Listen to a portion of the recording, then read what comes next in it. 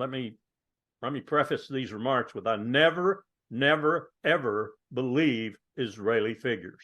I've been in the government too long to know that the Israelis are patent liars in their intelligence community, in their propaganda community, certainly, and in their leadership. They are inveterate liars. Let me say that again. They are liars. It starts with a simple question and ends in objective reality. Through our journey from there to here, we find one another and ourselves. And as the next 24 hours breaks free from our last, we gaze onward in reflection of the day. Come to your own conclusions. Stay vigilant. Welcome to the Daily Wrap-Up.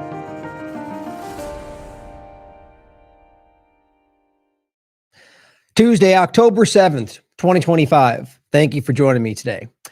Obviously a date that is now forever remembered because of obvious events that took place on that day, from, the nuance we'll get into, but also because of the incredible, unprecedented amount of propaganda, lies, and words that I don't even think describe the reality of what took place after October 7th. Some of the most nefarious things I think I've ever had to cover. We're going to start today with an obvious point because of the day to make sure that we just sort of reiterate. And I actually thought about not even making it the starting point because the reality is the information, which is what's important to me, the truth of the topic, is something that I think has been nailed to the wall. It's one of the most obvious things we'll even talk about, probably ever talk about in my career of doing this. It is so provably obvious that they've been caught lying about damn near everything about it. We'll talk about the Hannibal Directive. We'll talk about what took place on that day. Briefly, to be honest, because you guys are very well versed on this. Most people that are honest about this conversation are. But I thought it's important to start with to make sure that we, in case you're new to this platform, or maybe you haven't heard of this conversation and you want to know the truth in an objective, nonpartisan way, we'll break this down for you. And I think it's really important to understand what an important event this was for many, many other reasons than what Israel says about it. Because of what this changed in the world, because of the way Israel responded afterward. Whatever you think actually happened, what they did afterward changed the world. And in ways that I think are very, very, very bad for them, and in ways that I think are beginning to be seen as ways very, very good for humanity, not because of their actions that are good, obviously, because genocide is not something I'd ever say, basically the byproduct of what they've done has caused the world to pay attention. That's nothing if not a positive thing. Even Palestinians are the ones saying, because of what we've had to endure, the one thing that's good out of it is that people are starting to see what's actually happening. And, it's unfortunate. Again, words that just don't do justice for this conversation. It is horribly, the reality that it took that it took a genocide that is still being denied and supported by all the powerful governments to truly shake people free from just what was going on in the world. In ways that we won't even get into today, but we've talked about quite a lot. Well, we're going to start with this topic today. I think it's very important to get into. We're going to cover the potential pardon, which we've been saying from the very beginning was the likely outcome for Maxwell. We're going to talk about the overlap of that conversation with what Bondi was saying. And I could be wrong, but I think she's still currently in front of Congress, but today she was. And some of the incredible statements and lack of statements from Bondi. And being called out even from very prominent people in the, prominent, not in the sense that should be respected, but prominent because of lots of, I think, artificial followers, even what they're saying about her right now, which says quite a bit. But the overlap of that with just many other things that she said while she was there and how that is an important conversation to see with kind of where this is all going.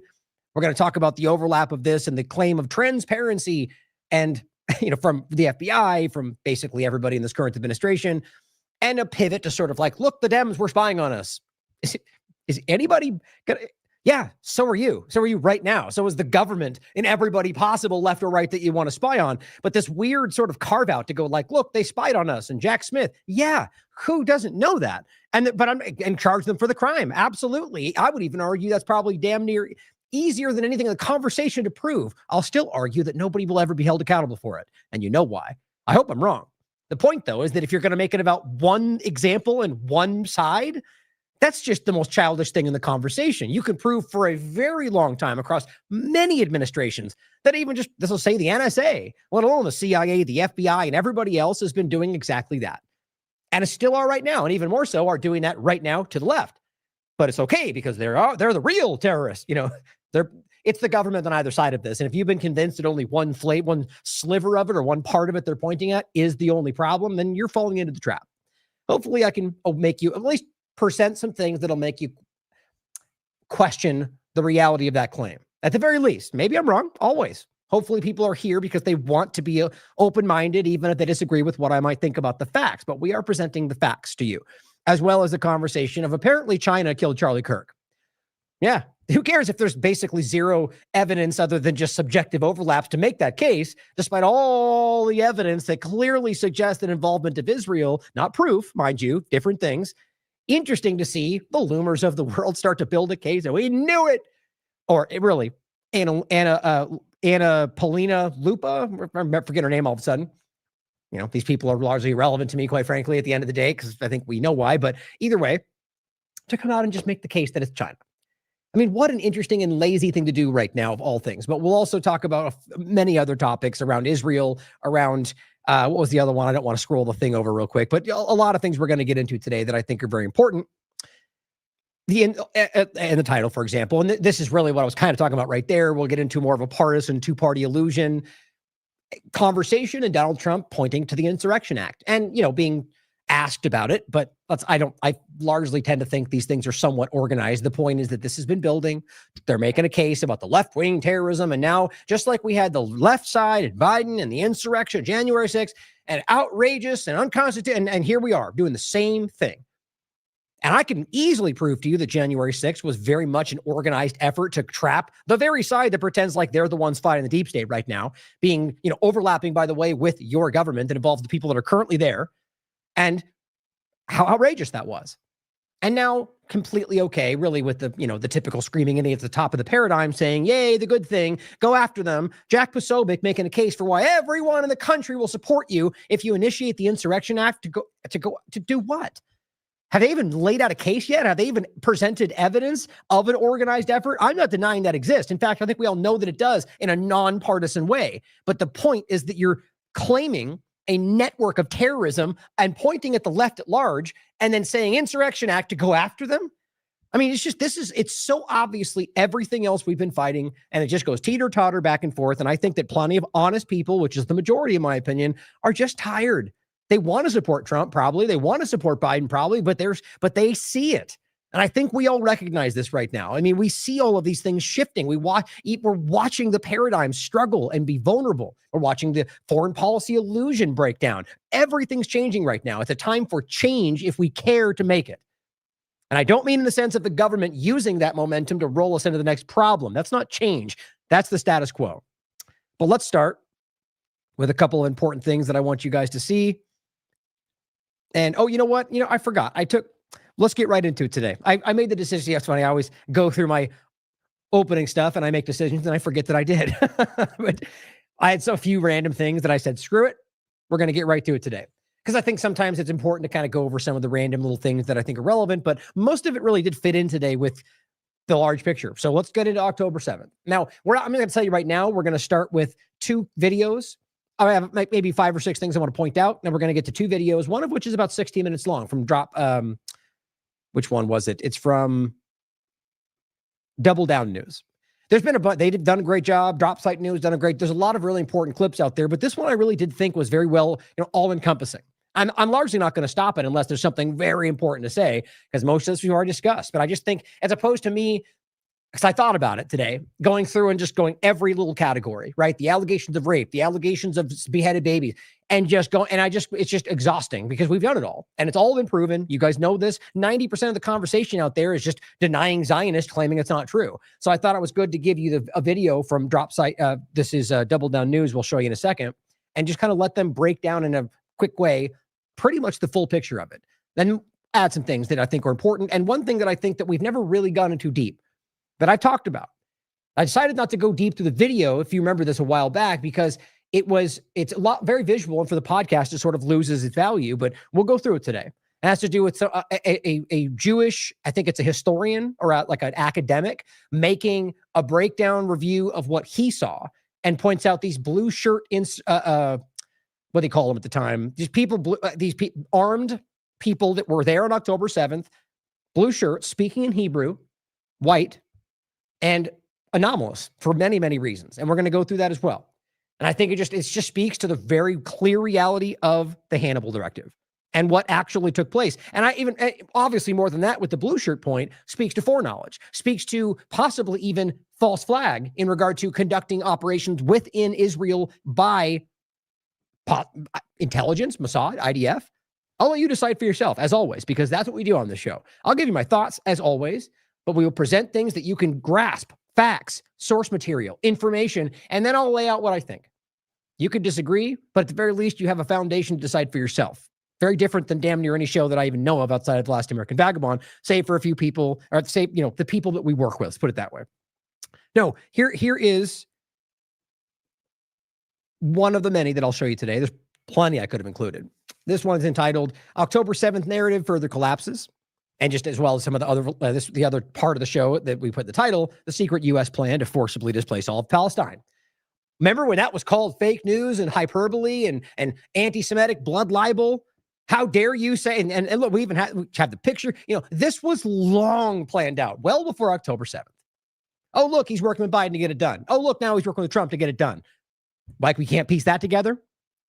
Well, these are just shows I'll include. You can watch them when you have the time. This is from 2024. Haaretz reveals, quote, IDF ordered Hannibal directive on October 7th, right? This is a Haaretz article, by the way. For those that don't know, the leading Israeli news platform, despite what the Zionists call it today, documents and testimonies obtained by Haaretz. Oops. Here's the article too. Revealed that the Hannibal operational order. Now, here's the difference. Not that it was what it looks like, or that, yes, that happened so luckily. No, this was them proving that it was an delivered order that was given and handed down and carried out, and I argue never stopped. It says, Hannibal Directive Order, which directs the use of force to prevent soldiers being taken captive. And this is very simple. That's why they bombed the cars and they're leaving, and they lied about that. And that's the image we use for this one, because that's what it looked like before they scooped them off to the side and pretended like it was a parking lot. They bombed them as they were fleeing when they knew they had hostages. That is like the most exact version of what that is. We can't let them get taken because you remember it comes from I think it was a general, I forget. It was a high-ranking member in the military for Israel. I believe the name was even Hannibal. I think that's where it comes from, if I remember correctly, but it's off the top of my head. The point was that after it happened, he got killed and it was embarrassing for them.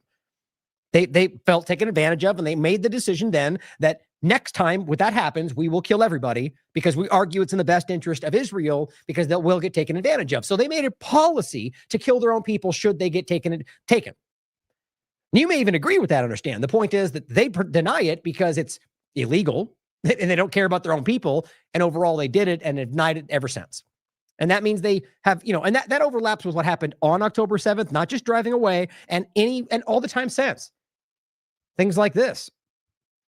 I mean, it's funny. I thought about this the whole time. And even as I'm going through it, I'm like, oh yeah, there's so many points we've covered in this conversation. Even afterward, when they were two hostages, or rather detainees, who were holding a sheet written in food that says SOS. And they're speaking in Hebrew. They're white. They're going, look, we are hostages. And they killed them. Two of them got away. They ran behind the corner. This is all written to the BBC. It's covered by Haaretz. It's very real. Then they coaxed them out. Come out. It's safe. It's safe. And when the last two walked out, the whole time speaking in Hebrew, going, look, we are hostages. They killed them both right there. I've said this every time. I literally don't understand how anybody cannot understand what that shows you. You don't think that, and this is what the article reads. I think it says 15 minutes they were around the corner. They were saying they were trying to get him to come out. I say the corner, but they were hiding. And they killed him anyway. They knew what they were. These are IDF Israeli soldiers who decided to kill Israeli people because they were ordered to. This is all it came out is the point, a long time ago. So back to this. IDF orders Hannibal Directive on October 7th to prevent Hamas taking soldiers captive. I just don't know how you deny something like that, especially when it's being cited from Haaretz and citing Israeli military. But see, this is the point to start with, the disconnect between what we can prove and what your government is saying, what the media is saying, what the mainstream alternative media is saying. You just can't miss that. Now, I can't speak to intent, but that's not debatable. They're lying to you or they're misled and they don't care. They won't look. That is a problem. And it is the majority of the conversation today that sees that. And they still do it anyway. And they know you see them and they do it anyway.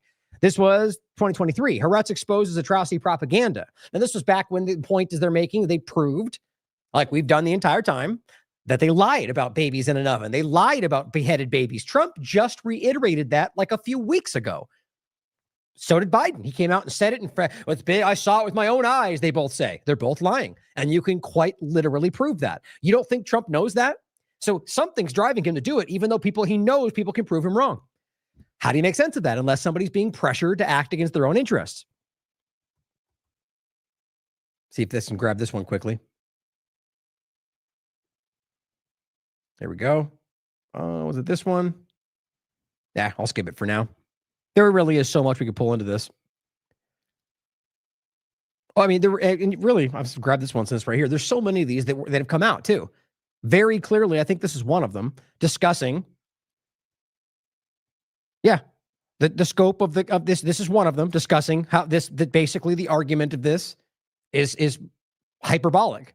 And that was the one, I think, the one person that was the one claiming some abstract view, but nothing could be verified. And that was a person who, in many cases, a chain testimony. Oh, here we go. I think this is the one.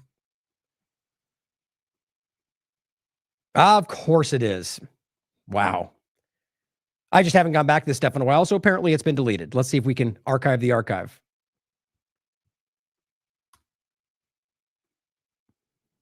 Nope. I just find that crazy how often this stuff happens. Sorry, I'm wasting time. That's just so crazy. Here, let's grab this one. See what he says. I think this is Mohammed Jihad's post about it.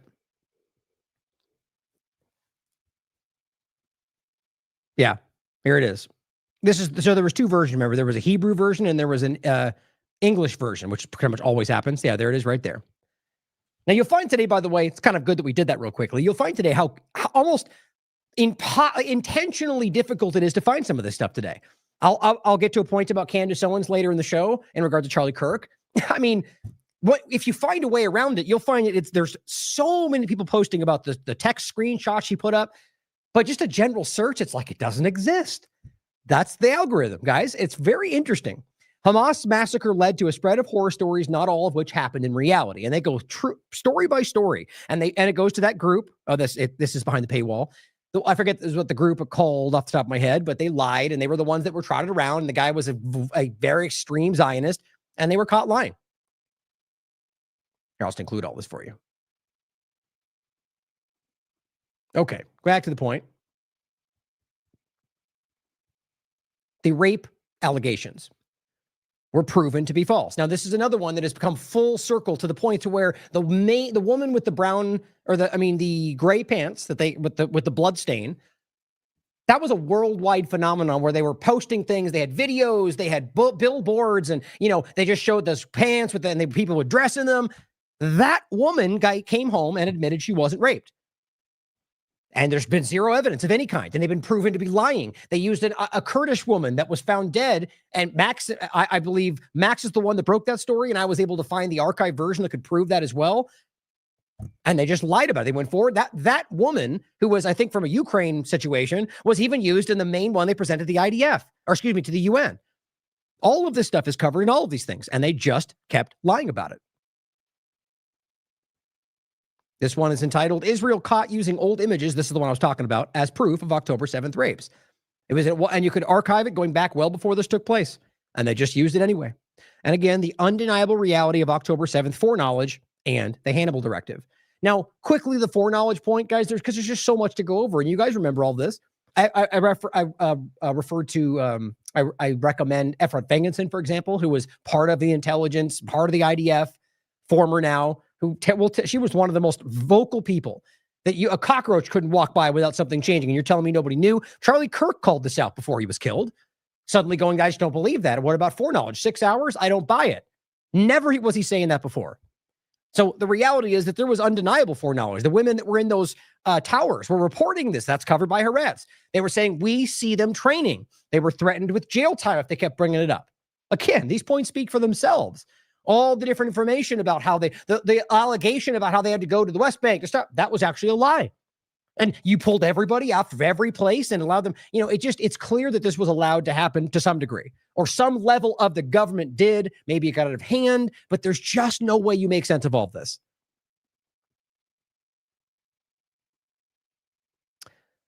This was a clip in regard to, it's a montage, actually, like a compilation from Censored Man. It says, just a reminder that we have multiple testimonies, and they're all on here, from Israeli soldiers and civilians that the IDF killed their own citizens on October 7th. What we saw was a mass Hannibal. That was this guy saying it looked like it, by the way.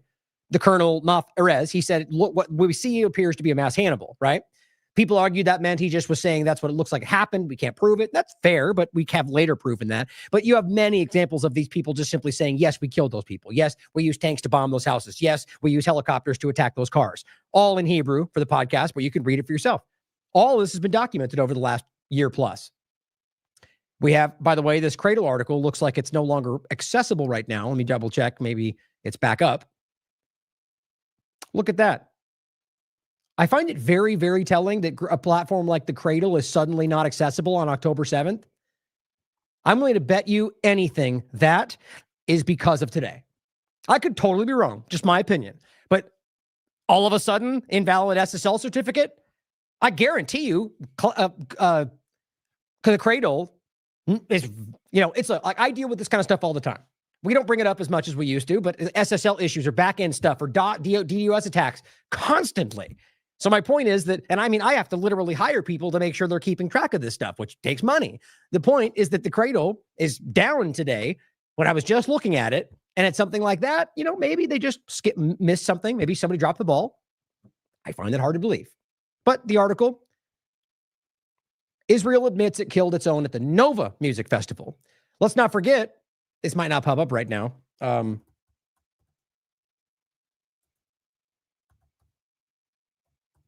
It was involuntarily.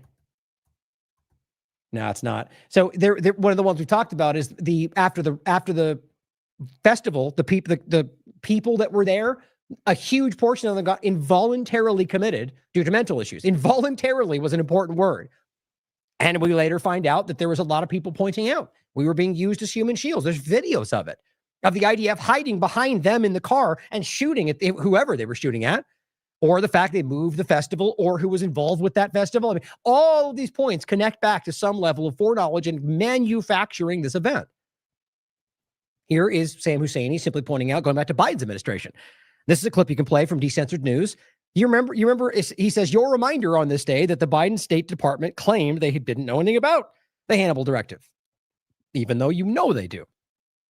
It's a very public, this is something that they're very well aware of, guys. And we'll get into these points as well. For example, like Trump going like, Ghislaine Maxwell, who, what?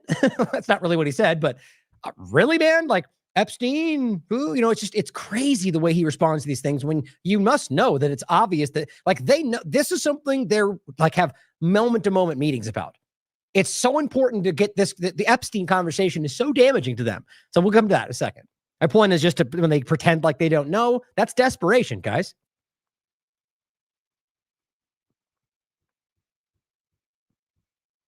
Here is an Israeli woman and its testimony of what happened. The Squirrel's account you should follow for this. He's been breaking this stuff down since the very beginning.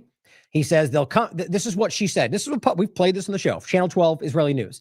They come in, the Hamas or Islamic Jihad or whoever it was, because you don't know at this point, but or anybody else for that matter, dressed like that, because that's what Mossad does quite often.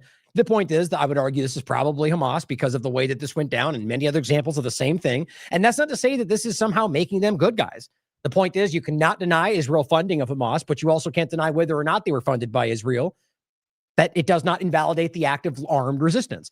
An illegally occupied territory, which is what Palestine is. You can't deny that despite all the narratives. And that means they had the right to armed resistance because they're illegally occupied, whether or not they're funded by Israel. And I think over the last however many decades that the funding and, it's not as simple as it once was. The point though, is that you can see that they've made a conscious choice. Like there was evidence now showing that they had mandates out between their group. Don't hurt anybody. Don't, abuse anyone. That doesn't mean everybody followed those orders, but there's plenty of evidence that shows that there were other random people that broke through, and that might've been the case. But overall, this is what it seemed Hamas was directing their people to do. It says they came in and he told them I have 2 children. They said, don't worry, we're Muslim. We're not going to hurt you. This is what the Israeli said. He says, one of them sees bananas and asks if he can have one. I say, yes. They stayed about 2 hours, then left. Now, maybe that's the anomaly, but that's a real story. You can listen to it. It's in Hebrew. Just, when you start to stand back and look at all the testimony of the people that came back, all except one now, who is now suddenly changing her story after she said originally that she wasn't abused or raped or touched, is now suddenly giving a different story after a year and a half. Who knows? Maybe she's now telling the truth. That's possible. But everything else backs up the original story that she had. It speaks more to coercion than anything else. Here is the clip from Double N News. So this is about a lot of different points. But let's make sure, I think this is a really important clip to play, and I think we should, this is something that should be shared, I argue. It's a kind of a one-stop shop for basic understanding, and there's a lot more to get into of pretty much what happened that day and how much they were aware of things and what they let happen. Zera's investigative unit, we've conducted a forensic, meticulous examination of the events of October the 7th.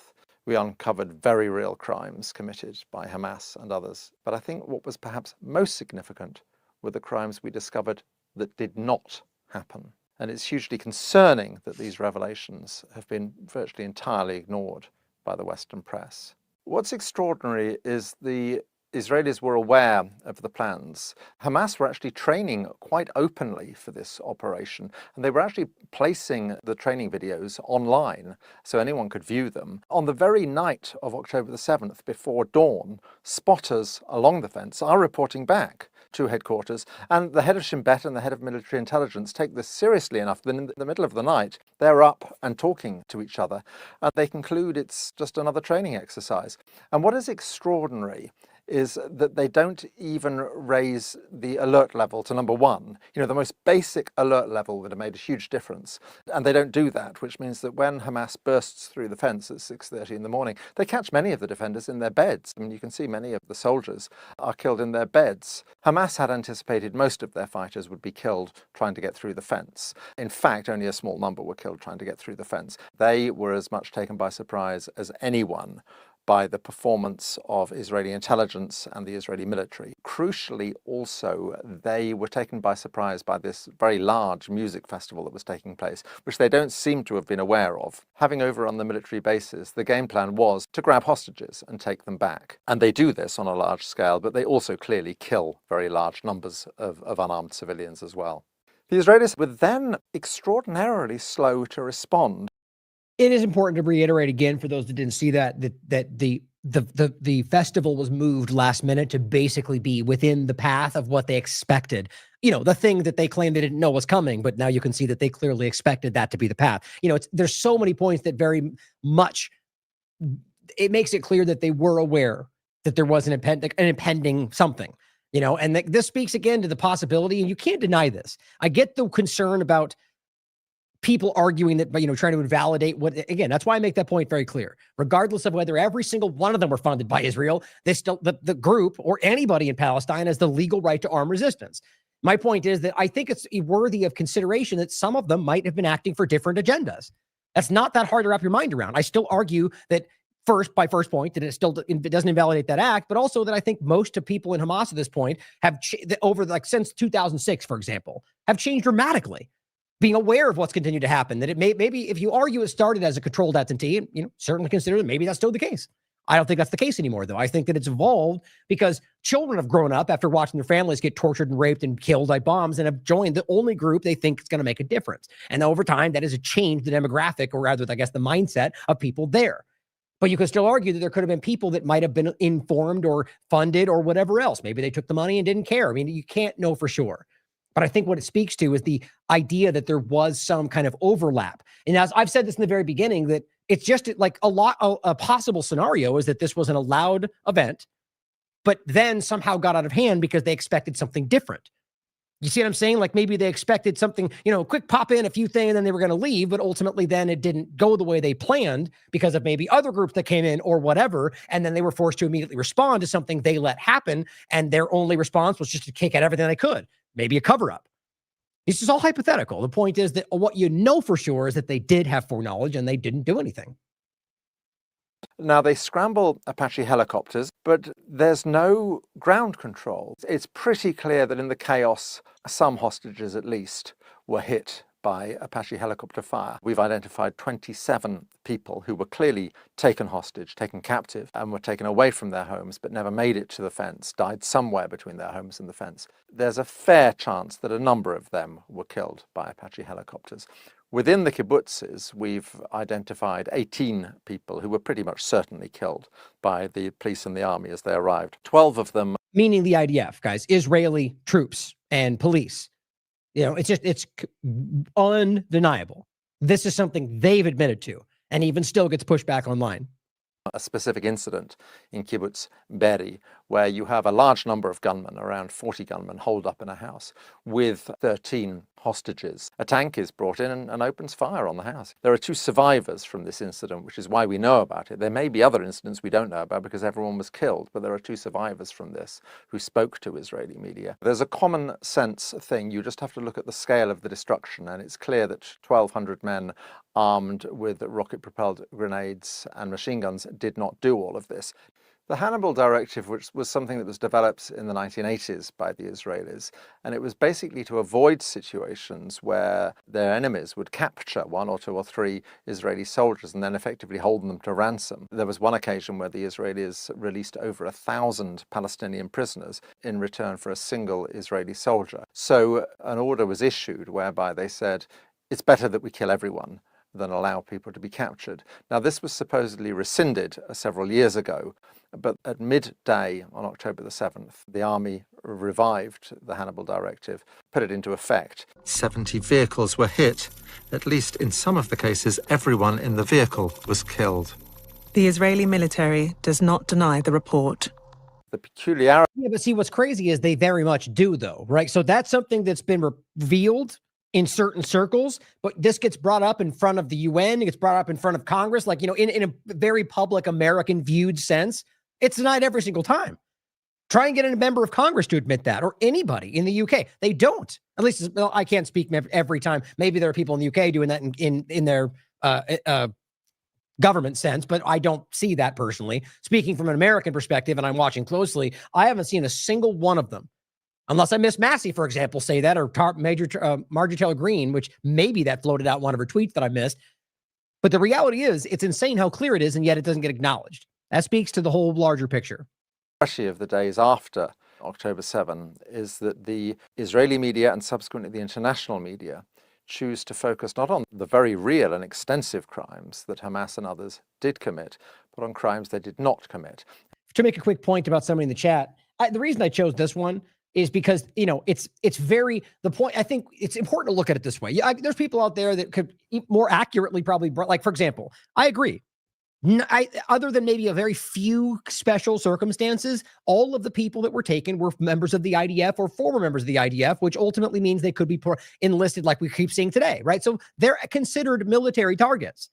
That's not, it's just the way, it's the reality of it. So when they say hostages, I agree. I think that shouldn't be called that because that's provably not the case. But I think the video is doing it in a way that's trying to reach people who need to hear this.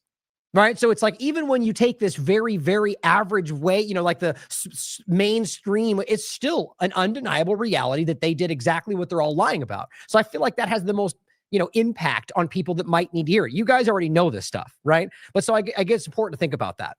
So I think there's a lot of different ways you could frame this. And this had 2 focuses. In the days immediately after, it's to do with babies. The most dramatic one is we see an allegation that there were 40 babies killed, many of them beheaded. This is very simple to deal with because we have a comprehensive list of the dead. We know that 2 babies are killed on October the 7th. One is a 10-month-old child who is hit by a bullet fired through a safe room door. The other is a child who dies after an emergency cesarean, a Bedouin child, in fact. Now, any story about babies that does not relate to those 2, and there are a lot of stories about babies, is not true. We know it's not true. This has enormous implications for the other wave of atrocity stories that began very quickly, which is to do with sexual violence, and particularly the Israeli assertion that it was widespread and systematic. To be clear, in the film, we are not saying that there were no rapes on October the 7th. I am. I don't. I'm saying. Well, let me finish the sentence. I'm saying there's zero evidence to back that up. Even at this point, let's put it this way, even the evidence points of what has now been shifted comes from somebody who originally said they were not touched. So you can call that a data point. It'd be evidence. I argue it's now being falsified. Either way, the reality of the picture is a shockingly obvious case of constant lies around things you can prove they lied about and then unverifiable claims. I don't know how else you would look at that. We simply don't know. What we are saying is that... So one more thing. I do think this was a little bit ago. This wasn't like yesterday. I think it's undeniable at this point. Let's put it that way. I think from the UN reports, from the investigations, from Haaretz and everybody else, every claim they made, including that core case of the woman with the gray pants, has been shown to be a lie. It's been proven. That was her ankle bleeding behind her, which is exactly what we already said. So let's be very clear about that. There is zero evidence. Well, it has not been proven to be as objective as possible. And with everything they've claimed and then all the lies that they put out that have been shown to be lies, again, it really does put this to bed. And I'm glad he said in the beginning that Hamas did commit crimes. You can't deny that either. And you got to be honest about this, right? There were some cases where you can see that there were people, at the very least, that were people that were killed who were innocent, right? 'Cause I don't think you can verify that it was necessarily a Hamas member who did it, because there was Islamic Jihad, there was random Palestinians, but let's just say it was for sake of conversation. You can't deny that that happened. So, or here's a better case: the Bibas children were taken. Right? That was a real thing that were taken by, it turns out, in fact, they weren't taken by Hamas. That was later verified, but they were handed over to Hamas from Palestinian Islamic Jihad. That was reported by Israel. So yet again, you find the example that Hamas did not do the things they keep claiming. I think for a very clear political reason, but ultimately took them because I think that they argued they wanted to try to keep them safe. You could disagree with that. They were ultimately killed by Israel bombing them, which was testified to by the father himself. So, it's very important to see all this bigger picture, and I'll bring up that clip as well. There simply is not the evidence. There's not the forensic evidence, there's not the visual evidence, there's not the photographic evidence, and there is not the witness evidence to support the allegation of widespread and systematic rape. The Israelis have this strange system where they farm out the collection of bodies after disasters and terrorist attacks and so on to an organization called Zaka, who are ultra-Orthodox religious. That was the group I was talking about. They were behind the vast majority of the very serious lies because I think that was their job. Volunteers. At least the leader, who was shown to be a very radical person. They collect the bodies, prepare them for religious burial and so on. A character that many people will have seen in the days afterwards is Yossi Landau, who was the southern commander of Zaka, who was on television a great deal. He said the two piles of 10 children each were tied to the back, burned to death. You then see a phone call which Netanyahu makes to President Biden, where he repeats this story. In fact, he embellishes it. They took dozens of children, bound them up, burned them, and executed them. Terribly important. He knew that was a lie when he did that. That's important to understand. These people... Hold on, that's weird. Did it really jump that fast? I was just trying to get a shot of Netanyahu's face. There it is.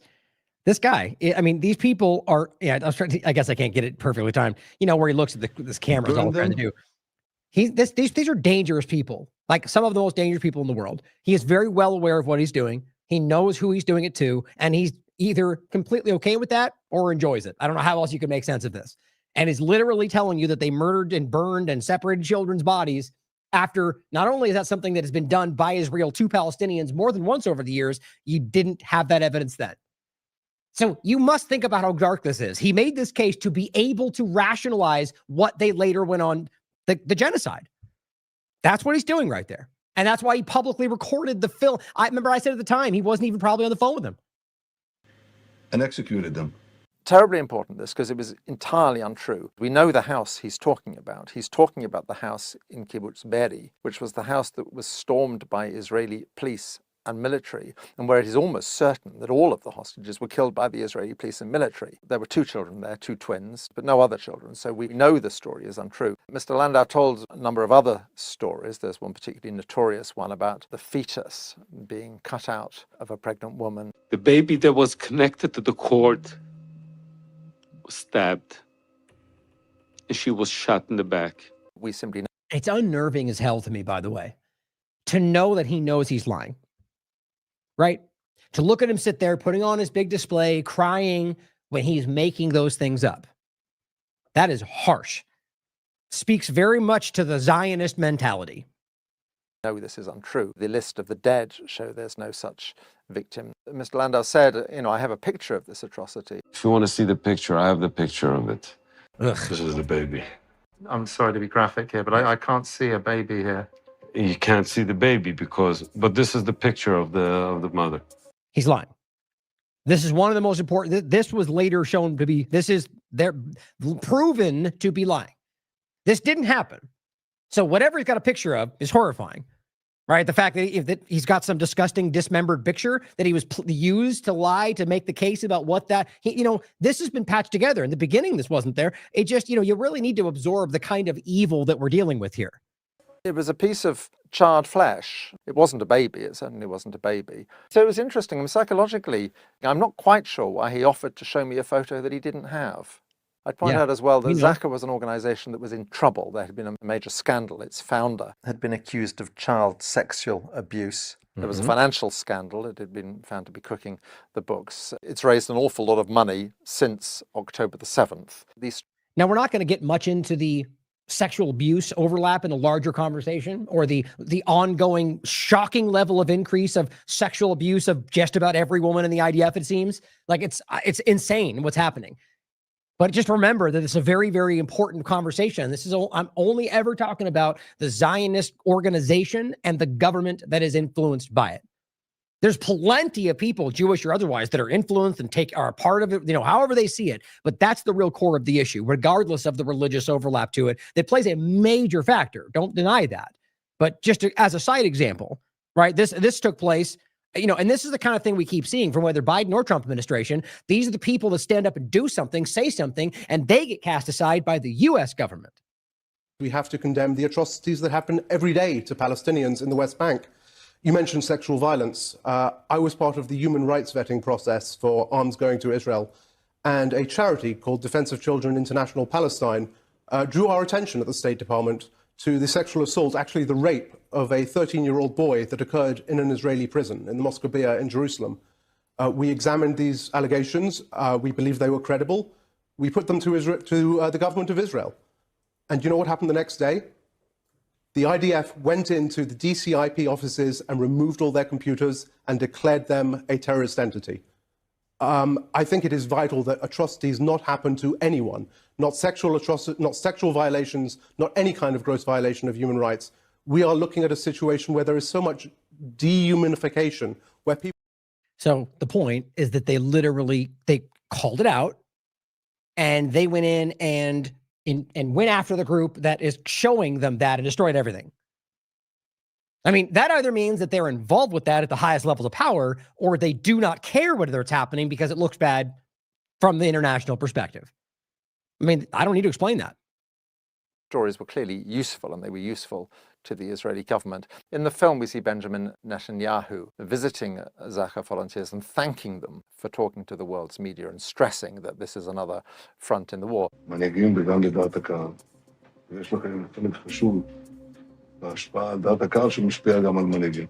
Why does this matter? Why does it matter whether this type of atrocity was committed, but not that type? People were killed in this way, not that way. It matters because the murder of babies and widespread rape has a particular resonance. It's particularly triggering. The Israeli government and its supporters, when they justify the brutality of the subsequent bombardment and invasion of the Gaza Strip, again and again and again, what they always reference is babies and rape. Young girls who were raped and then murdered. Women brutally raped and murdered. Little kids who are beheaded. Pictures of terrorists beheading children. These bastards put these babies in an oven and put on their oven. We found the kid a few hours later. He's lying. Like, that's just what kills me every time. That guy is lying. So is he doing it because it's some kind of like jingoistic, like pro-Israel, we need to protect a lie to protect Israel's interest? I don't know. But it's just so dark to me. Yeah, it's so crazy. Or, look what's happening in this country right now. I believe even maybe people like Trump and Bondi themselves are, it's hard to know. I think a lot of times they're part of it, like maybe not Bondi, but Trump, aware of the way he's playing everybody, but maybe not. The point I'm making is that at the end of the day, they may genuinely think they're fighting some left-wing problem, because and it's really the string pullers are the ones that know that that's not true on either side, or really it's true about the government either way you look. But they're so worked up about the idea that they're fighting the evil threat that they're willing to lie because they know that the evil threat controls the UN. So we have to lie to be able to get the right thing to happen, or whatever you can do. I think that's a huge problem today, that people are willing to break everything and lie all the ways they need to because they believe that they're fighting for the right thing. It's insane. So that's where principles no longer exist. That, I can lie because they would lie first. Well, then you're a liar too, right? This is the thing. This is what all the partisans are trapped in right now. So all I'm saying is this guy very well may believe that him making up this disgusting story is somehow the right thing. Regardless of how he thinks, it doesn't make him a good person. It's disgusting. But think about that for a second, and think about how much that is ruling the day when it comes to our conversation in this country. Either way, that's evil, in my opinion. This is something you see in previous conflicts as well. If you want to dehumanize an enemy, if you want to desensitize people to the suffering that is inflicted on that enemy, then you portray them as barbarians, basically as savages, right, as people who are not deserving of humane treatment. And that's why it's relevant. That's why it's important to pick apart. A lot of the world's leading media outlets have done in-depth investigations where they have concluded there was widespread, systematic, instrumentalized, weaponized rape. The New York Times makes a particular feature of the story of a young woman. She was killed early in the morning. And remember how much that's been broken down. Like, this was a while ago, right? The New York Times thing, it completely imploded and also, I guess, blew up in their face. Contradictory. But at the end of the day, it was insane how much even corporate media was forced to acknowledge that they just basically went with unverified claims that stem back to Israel. And it wild. And the amount of rape that you can prove, not even talking about Sid Tiemann and the prison, but rapes that have taken place against Palestinians just since October 7th. You could I'm talking provable from the UN level and anybody else. And yet they still, up until very recently, were constantly screaming about things they couldn't prove against the other side. I mean, that is the control over that conversation was so tight for so long. Now it's suddenly not the case anymore. Think about how unnerving that must be for them, knowing how vulnerable they are for how their entire history has been covered like this. And I'm talking about Zionism. 9 miles north of the music festival site, as she and her husband were fleeing. The New York Times, in its big December investigation into sexual violence, leads with this, and about a third of the article consists of her story. And it's immediately undermined because the woman's sister then posts on Instagram immediately afterwards, this isn't true. We know she wasn't raped. She was texting us until minutes before her death. It's also the case that her husband had a lengthy phone conversation immediately after her death with his brother, and again, made no mention of rape. So it's very important that, because it's the central, most compelling piece of information in one of the biggest investigations done by one of the world's most prestigious media outlets, the New York Times, and it turns out not to be true. It's done by 3 journalists. One of them turns out to be somebody who worked in some capacity for Israeli intelligence previously, who has virtually no journalistic experience, and who had liked genocidal media posts. It's very interesting with Anna Schwartz. She gives an interview in Hebrew to an Israeli channel. She actually lays out how difficult they were finding it to find evidence that they were talking to all the hospitals and all the psychiatric clinics and so on, and that there was simply no evidence at all. There were no witnesses had come forward, no victims had come forward at all. I think she's telling this as if to show what digging they had to do. Say one more point again, and I want to be clear, in no way am I saying this or even, implying that they deserve to give the benefit of the doubt or, whatever else, and like trying to remove accountability. Just to kind of highlight whether this is the case for these people or not, that this is something that is happening. That you could argue that someone like that may genuinely believe that they're doing the right thing. They might think that because they're fighting this evil, terrorist, raping, look at what they're doing to the people in the left-right conversation right now. Like, the dehumanization is so crazy that she may believe so thoroughly that it happened that they're willing to patch together whatever they can to make you see it because they know it happened, whether or not they can prove it. See what I'm saying? And it's not like that's in no way, it almost makes it worse, quite frankly. So don't think of it like a lack of accountability, but just recognize that there's so many people out there that are so warped by these political games that they actually think that completely patching together a entirely false story to sell you on a narrative that they believe is true is still the right thing. because it still ends up where you get the sense that the thing happened because they know it did. Same thing in the partisan conversation today. I'm telling you, it's so immersed right now. But at this point, it doesn't make a difference. The truth is all we care about. And if you lied, you lied, right? Or I mean, if you didn't even know you did, you still did. So that's what the point. I'm just trying to show demonstrate the psychological manipulation that is just everywhere in this conversation. But it's actually very revealing. In the end, it's quite clear they fall back on the same sources as everyone else. Israeli government officials, IDF officers, and first responders. All sources which were discredited by the baby stories. So no babies were beheaded, no babies were thrown into ovens, and there is no real evidence for widespread and systematic rape. Now, it's very clear why the Israelis might want these stories to circulate. What's less clear is why very reputable Western news and media outlets should swallow them so uncritically, particularly given the track record of the Israeli government and the IDF, which has been shown again and again and again in the past to have been less than truthful in the accounts it gives. Because our war is against Hamas, not against the people of Gaza. While this mission is urgent, we will continue to fulfill it with care and with a commitment to the sanctity of life, both Israeli and Palestinian. The response to our film, October the 7th, has been interesting. The response is not to criticize and to pick apart and say we've got it wrong. They don't do that at all. What they do is they simply ignore you, which on one level I take as a compliment, because I think there are all sorts of people out there who would very much like to pick apart what we're doing and to destroy it and discredit it. And I think they take one look at it and decide they can't really do it. So what they do, which in a way is even more damaging, is just to entirely ignore us. This is significant because so often what we are doing is critiquing the way the mainstream media has covered the story, which may well be, of course, precisely why the media doesn't want to look at what we've done. So in a way, the treatment of this in many ways echoes the treatment of our earlier series, The Labour Files, which offered a critique of the dominant media narrative about Corbyn and the Corbyn years on the anti-Semitism crisis. Remember how that happened? Like, you know, I know many Americans, I mean, even myself, I'm much more immersed in American politics, but, you know, remember the Corbyn point about anti-Semitism, which was just insane, or Roger Waters for that matter. Like, just this effort very clumsily to make that case. Why? Because they were very prominent people who were very much on, in their eyes, the wrong side of that issue. And so they just manufactured attacks against them.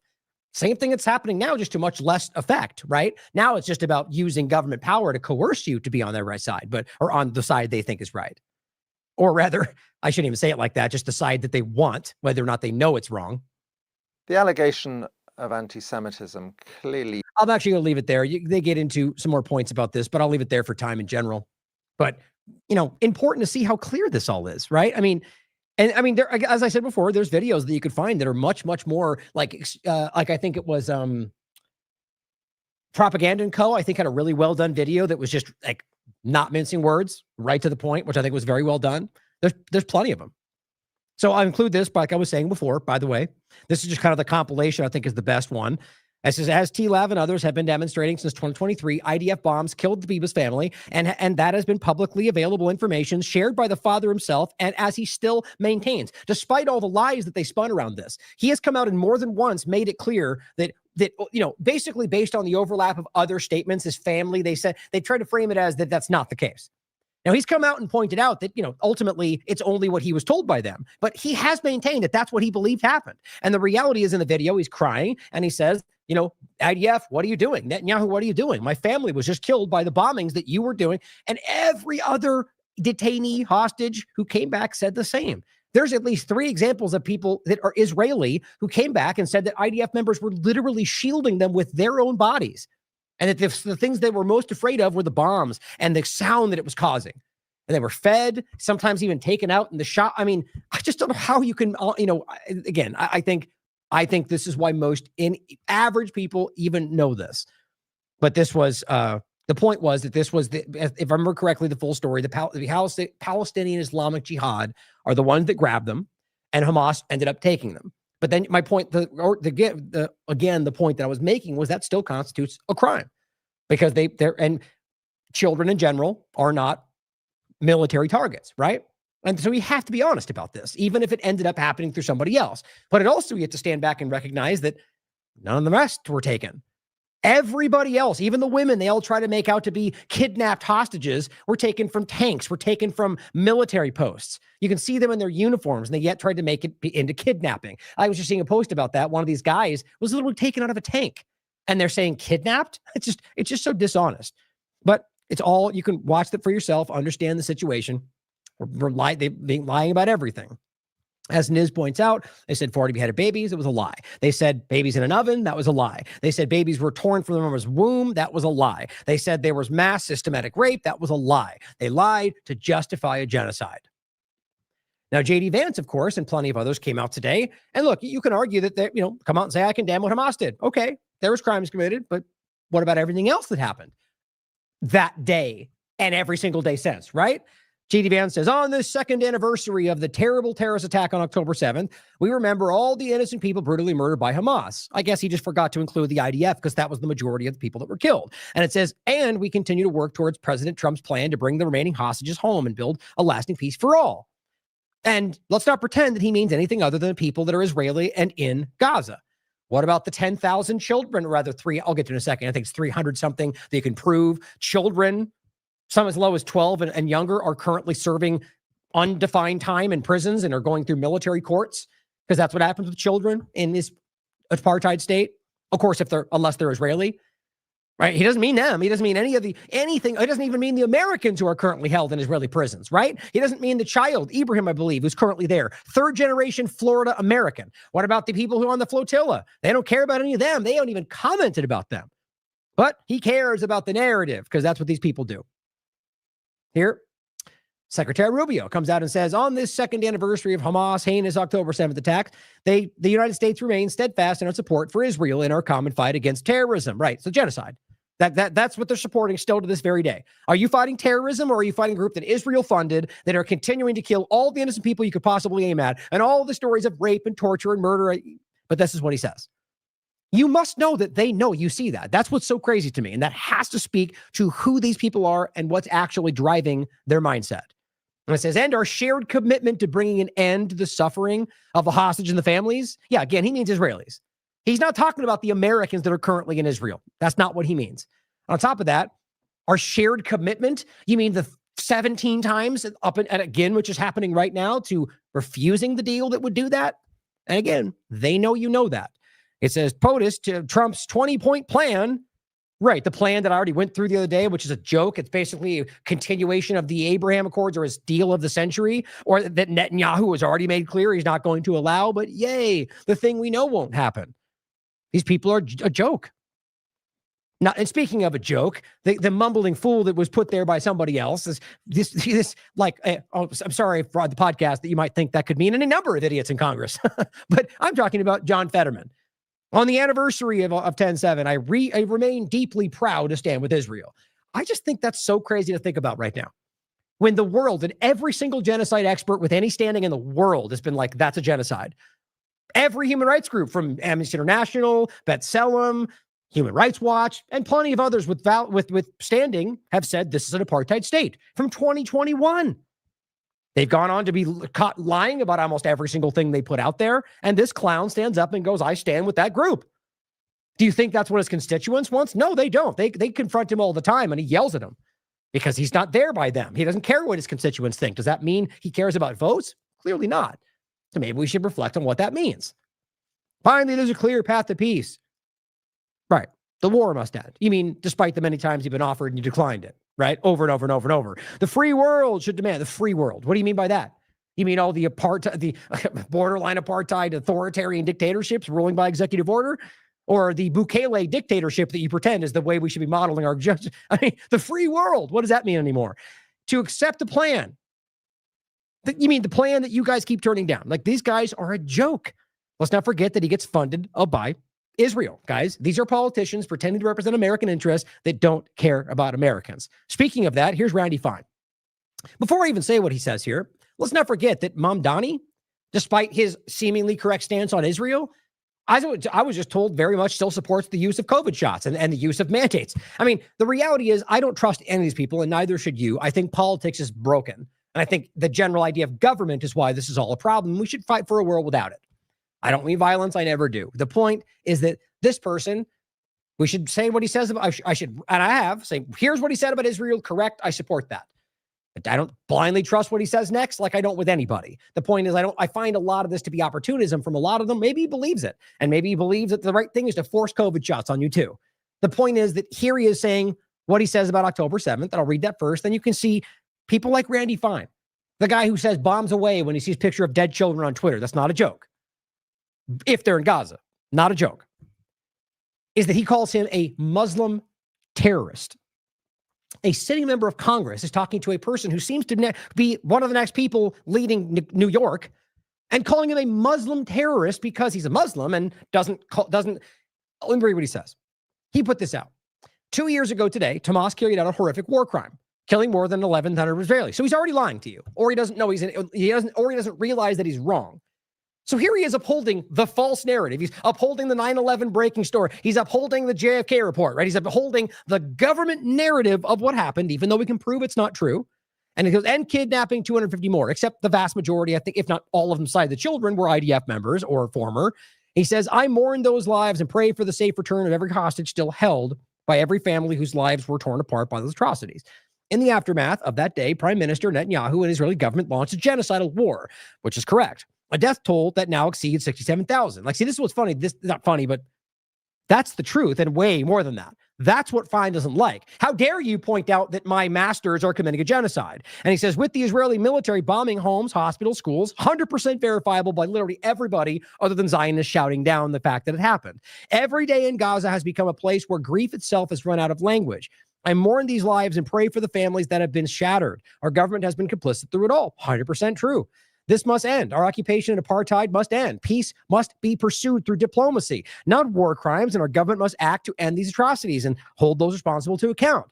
I guess, war crimes and, again, you could argue that unless it's being forced to take a COVID shot, which would consist of something problematic, these last 2 years have demonstrated the worst of humanity. It must be answered by modeling the very best, a relentless pursuit of our, commitment to human rights. Okay. Walk me through how in any way that can be framed as Muslim terrorist. See, this is how completely out of touch and lost these people are. Or just forced to say things that make them look like complete clowns because that's who's paying them. Muslim terrorist. Okay, so the idea that he's Muslim first is the only reason he's a terrorist. Otherwise, he wouldn't have said it like that. So the point is, terrorist, okay, for saying that, first of all, enshrining the original lie about what happened, okay. Secondarily, pointing out that they've killed people. So maybe you could take issue with genocide, but are you now claiming they aren't killing people? Or even then, you could dispute about what happened and say, I disagree. Does that make you a terrorist now? Randy Fine is literally being clumsy about this and showing that if you disagree with their narrative, you're a terrorist. Did he do these things? No. Did he pay for anything? Did he support? No. But simply saying, I actually think Israel's killing people makes him a terrorist? You must realize where the world is going in this country. Israel, the many moving parts of this, Trump's current administration, the U.S. government, is creating a narrative where you are a terrorist if you have the wrong ideas. Isn't that exactly what we were pointing out about the left in a broader way? Yes. This is what keeps happening.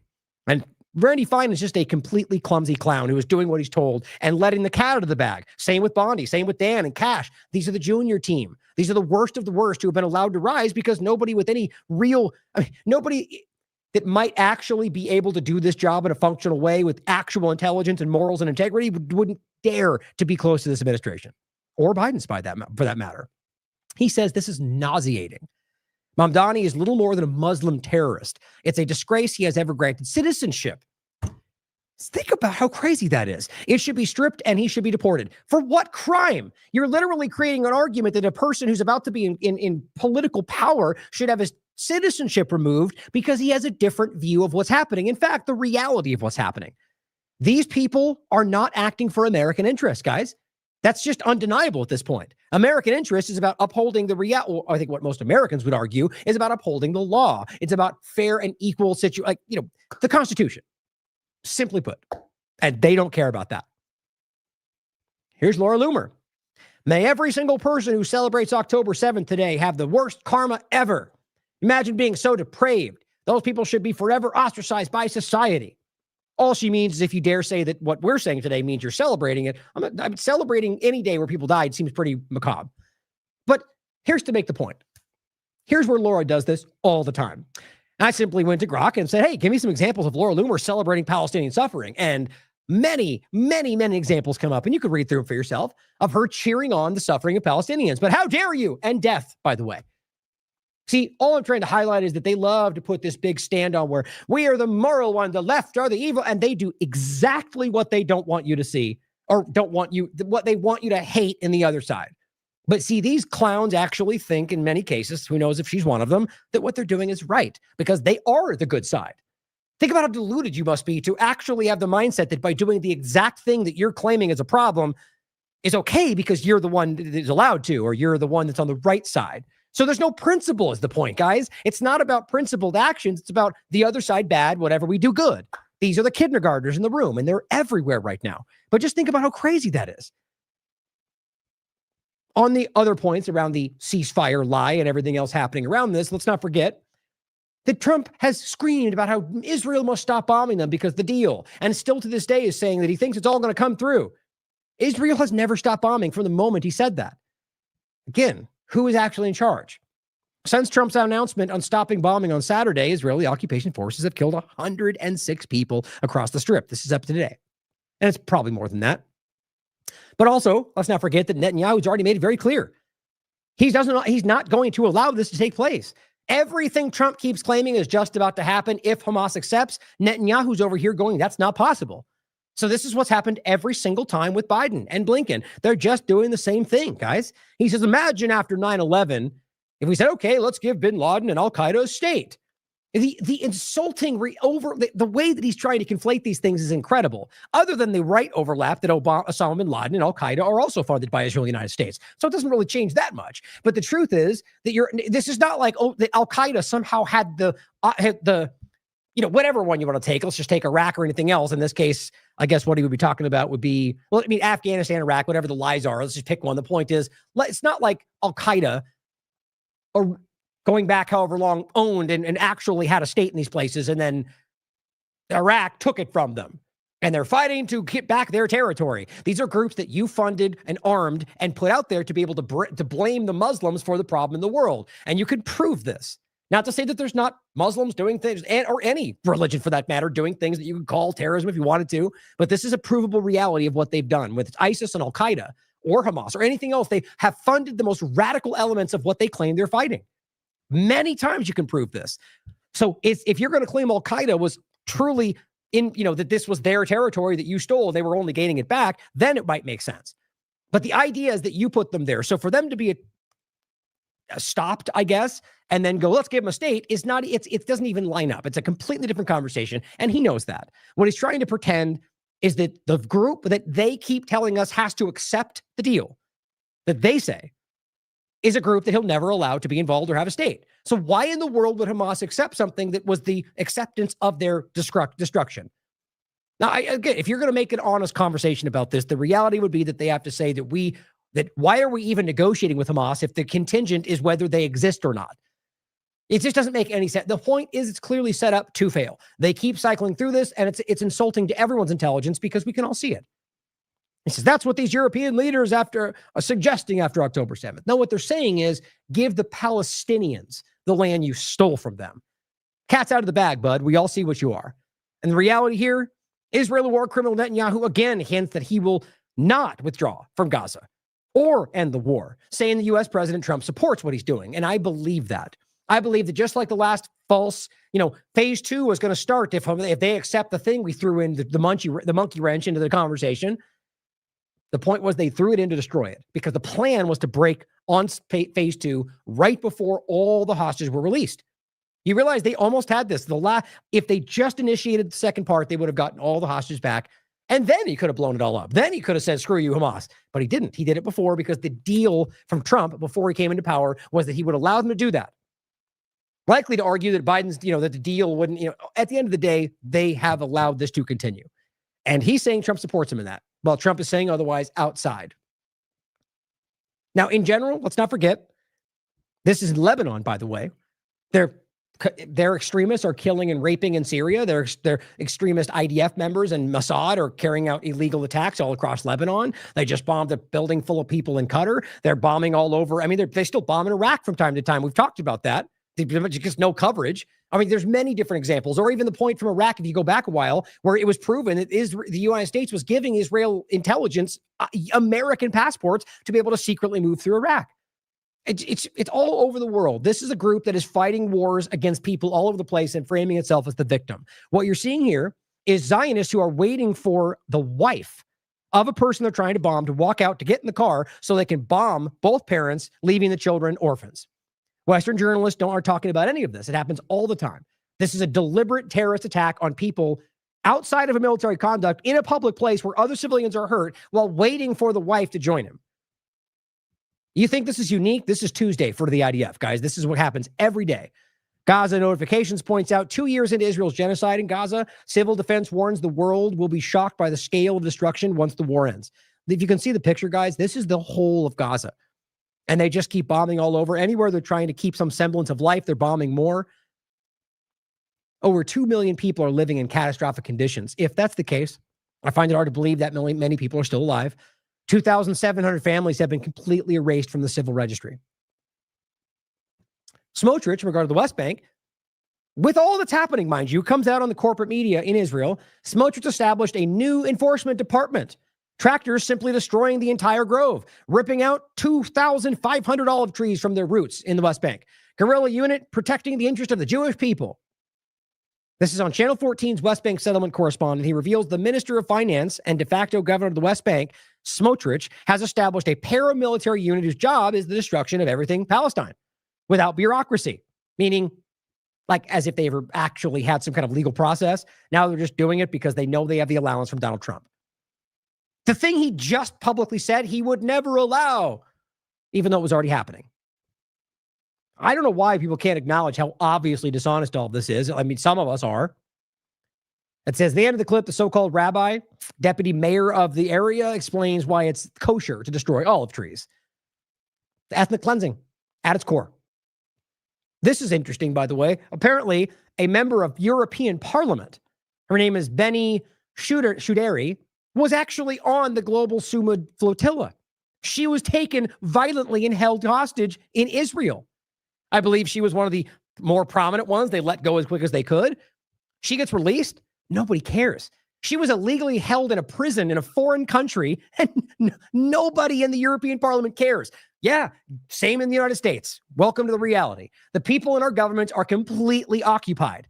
I mean, think about how crazy this is. Imagine if Lindsey Graham was taken by Iran and held in a prison for a week. Can you imagine where we'd be right now? Nobody cares. They literally ignored it. And they were people that were abused, starved. There are still people. I'll show you next. I mean, she's just simply going, are we not going to do anything about this? And on top of that, just the simple action in international waters, like the United States bombing innocent people in the middle of the ocean. Probably there's an overlap there, trying to make a normal precedence here. It's all illegal from top to bottom. And nobody cares. In positions of power. American veteran Greg Stroker, who was taken, by the way, actually, I don't think I grabbed this one, has been released from Israeli prison after being illegally detained aboard the flotilla. This is last week. In a video update he shared after landing in Slovakia, he says that many of the detainees still imprisoned have begun a hunger strike to protest the holding of them. And because they're withholding insulin from people who need it, or they might die. They don't care. I think this is really, really telling, obviously. So what they're doing is simply letting go of the people who might have a little more reach, right? The people who might be a problem if they die unexpectedly, and torturing the rest. Here's what Greg had to say about it. And the point to make before we watch it, there's Americans there, guys. There's Americans trapped still in Israel. Not a word, not a single mention of this from anybody in the America First, most transparent administration in history.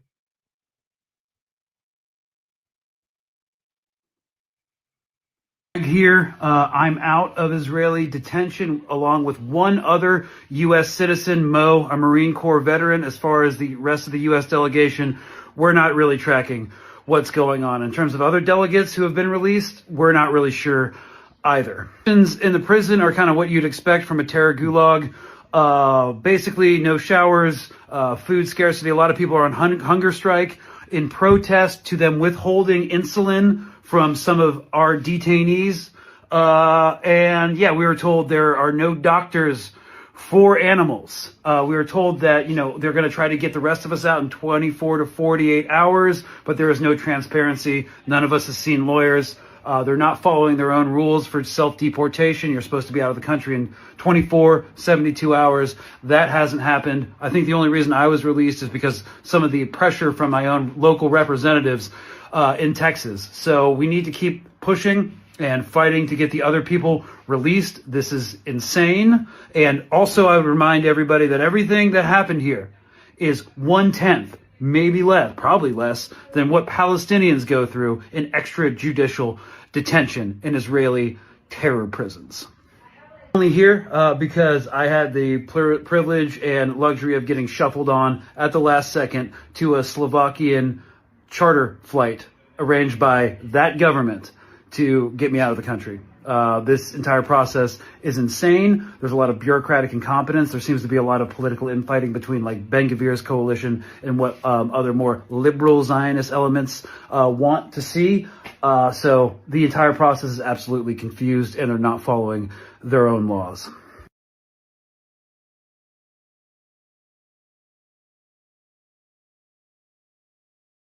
And what I find most, I think, but one of the parts that I don't think is, well, just to add my own thought on this, that I think what's important to consider is that Netanyahu, despite the deviation of what, I think more liberal Zionists are worried about the way it will look, not that they care, whereas Ben-Gvir is screaming, you're all terrorists and I'm going to torture you. It's like, that's the divide. But just recognize that I think what Netanyahu considers is that they know that Trump and them see them a bunch of radical leftists, even though that's not the case. The political spectrum on these flotillas is not only left, guys. That's what's so crazy, but they just radical leftists. Stephen Miller, they're all leftists because these are people fighting to destroy this country. So as well as I that Trump and the rest of them are going to ignore it because that's how they probably view this. These are American citizens and they don't seem to care. Now, I just realized, by the way, let me bring this back, that I forgot. I guess I must have closed that screenshot I had very quickly to go over some of these points that I post. And I want to play through a video about the blue shirt thing that I mentioned, going back to the Hannibal Directive. It's a little disjointed now. Sorry about that. I just had forgot I had that one. But he goes through and says that, look, there are still Americans in prison right now. And that those that have been released as of October 6th, and he lists off the names. I don't understand. Again, I'm just so baffled. Like, if you had asked me before, I never would have said that they'd be silent. Like maybe they'd make up an argument about why, but they are not saying a word about Americans being taken in this point. In the past, they haven't as well. But now, with everything that's happening, with people like us screaming about it, let's not forget that Mohammed Ibrahim is still in an Israeli prison. He's a teenager. He's 60 years old. He's born in Florida, third generation. And he is still currently in an Israeli prison with none of these people saying a word about it. Not Randy Fine, not Ted Cruz, not Marco Rubio, Pam Bondi, Kash Patel, Dan Bongino, Donald Trump, none of them. I just continue to be absolutely floored by that. Now, this is just asking Grok, simply asking this is saying, what's the current status? Now, he's been accused, apparently, of throwing a rock. Let's not forget, Trump said the same thing about the border wall, right? Kill him. I guess if you're American too, okay, Israel take care of that evil rock-throwing American. Who cares that they were West Bay, these, IDF or settlers were out there raping and burning houses down. How dare he throw a rock? But get him, right? He remains pre-trial, which means that there is no trial, guys. He remains in administrative detention without charges or any trial. Guys, you have to realize this is an American citizen who's not even getting process in Israel when they know that I'll read what this says right here. This violates U.S. citizen protections and international law, including the Fort Geneva Convention ban on transferring minors from occupied territories. You must realize, guys, that this is something that Israel knows not only legally is a problem, but that in most cases that this is something that the U.S. should have a problem with. But they didn't even blink. Doesn't that speak to the fact that they're not really the one, that the U.S. government is not a problem here? He's lost 26 pounds. He's been there. He's developed scabies due to unsanitary conditions, including a lack of clean bedding, clothing, soap, and showers. As an American citizen, not some, what just makes me gross that we even have to make a distinction here. But this is a kid that was born in the United States. His family before him was born in the United States. It says no family visits or phone contact allowed for 7 months. 7 months. The U.S. Embassy welfare checks are restricted. That's not legal, guys. This is completely broken. His lawyers requested medical care in August. Nothing. Next court hearing he has scheduled for October 29th. He is one of 323 Palestinian children aged 12 to 17 currently detained in military prisons. Now, when they say trial, what they mean is, and you can see some horrifying videos of this, a room full of grizzled, mostly masked IDF members and a kid, and they scream and they yell, and ultimately, I think it's like 99.9% of the cases go the direction of what they want. Robert's covered this. Children. Over 100 U.S. organizations have demanded his release. Not your own government, though, mind you, urging the Trump administration to intervene via a single diplomatic call. Given annual U.S. aid to Israel exceeds far more than $3 billion. His case gained attention after his cousin, by the way, 20 years old, was allegedly beaten to death by Israeli settlers in July. No big deal, though, right, guys? Small story. And I asked if Trump's administration has said a word in any way. Right? Now, have they said a word, let alone even mentioned or condemned it? Nope. Neither President Trump or any of his high-level officials in administration, any of them, have publicly mentioned this case at all. Critics, including many family members, argue this contradicts Trump's America First stance, especially given leverage the U.S. has, which is everything. It's like, I want that alone to be the one thing you take away from the show. It's so absolutely wild to me. Now, let's play this. Going back to the Hannibal directive, maybe just, at least some of it. I'm a little longer than I wanted to go over this case, but I wanted to see, this isn't interesting going back to the beginning of this. So like we said with Efrat Fangenson or plenty of others, this is an Israeli, Hebrew speaking Israeli, I believe it was in Israel, talking about what he saw early in this conversation. Now for the podcast, again, it's in Hebrew, so I'm sorry for this part. You might just want to skip forward or find the video part of it, but ultimately I'll say some things, but I think it's important that we go over this. So what he says is mercenaries in blue shirts. You'll see them, like, some of them closer to the face, but ultimately this is in, I think it's the overlap of breaking through and in Israel, occupied Palestine. And what he'll point out, and I'll read for you, is that these people are speaking Hebrew with an Ashkenazi accent and with rings that demonstrate where they're from. Very, very interesting. This is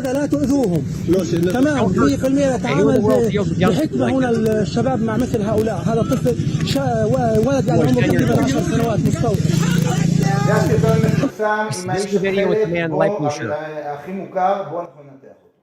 Let's analyze it. He says, first of all, you can clearly hear him speaking with Hebrew. And he says, where was it? Oh, too far. Yeah, so you can clearly hear someone speaking Hebrew with a Jewish accent. No question, he says. Let's hear. And he plays it.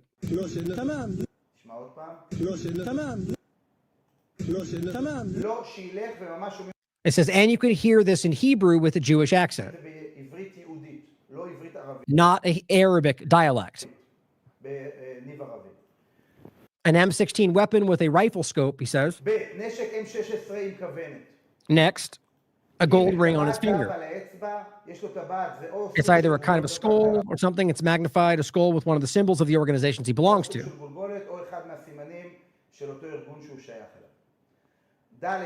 This is a white Ashkenazi appearance.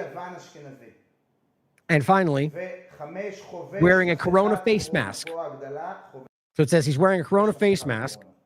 So you're telling me a terrorist who came to kill children is protecting himself against corona?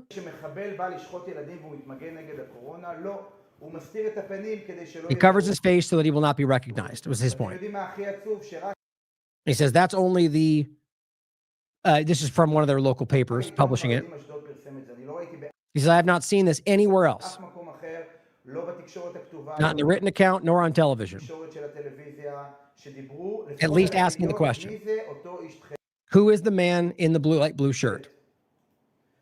He sounds Jewish. He says, who does he answer to? A blurred image of a man on the light blue shirt, number 2. First of all, his credit to Shannon Green. Michael published an article in which you can see another man wearing a light blue shirt. Someone blurred his face. It says, but someone only blurred his face and not the other terrorists. So this is a case where you can see the Bibas children. And so this is something put out by Israel, and they blurred that guy's face only. I think that's pretty clear. Because I do not know who originally blurred the image, but again, the point is released. This was something released by the Israeli government. This angle, which you can see here completely, does not appear in the 4-minute video, which I have.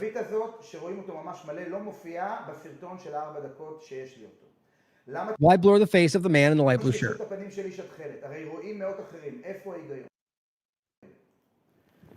This image also appears in various other places online, but a different blur, red and Arabic. My friend and I managed to extract some of the face in the 4-minute video. There's a 4-minute video, as I told you. 4 minutes and 8 seconds. I see a lot of scenes put together.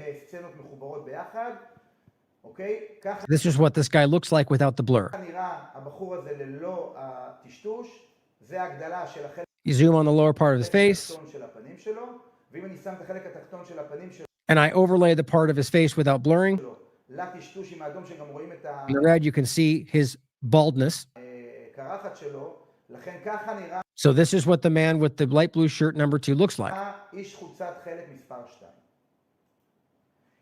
Man with light blue shirt number 3.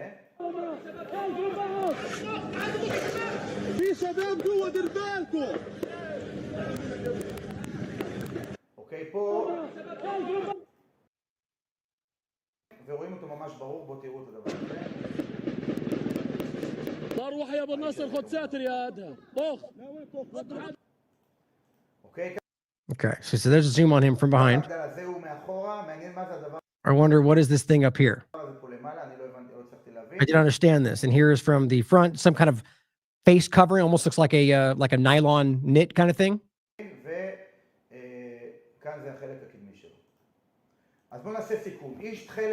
So he's just reviewing. Man, blue shirt 1, Jewish according to his voice, saying Hebrew, no, let him go. So, and also directing the other, what they claim are Hamas, in what to do.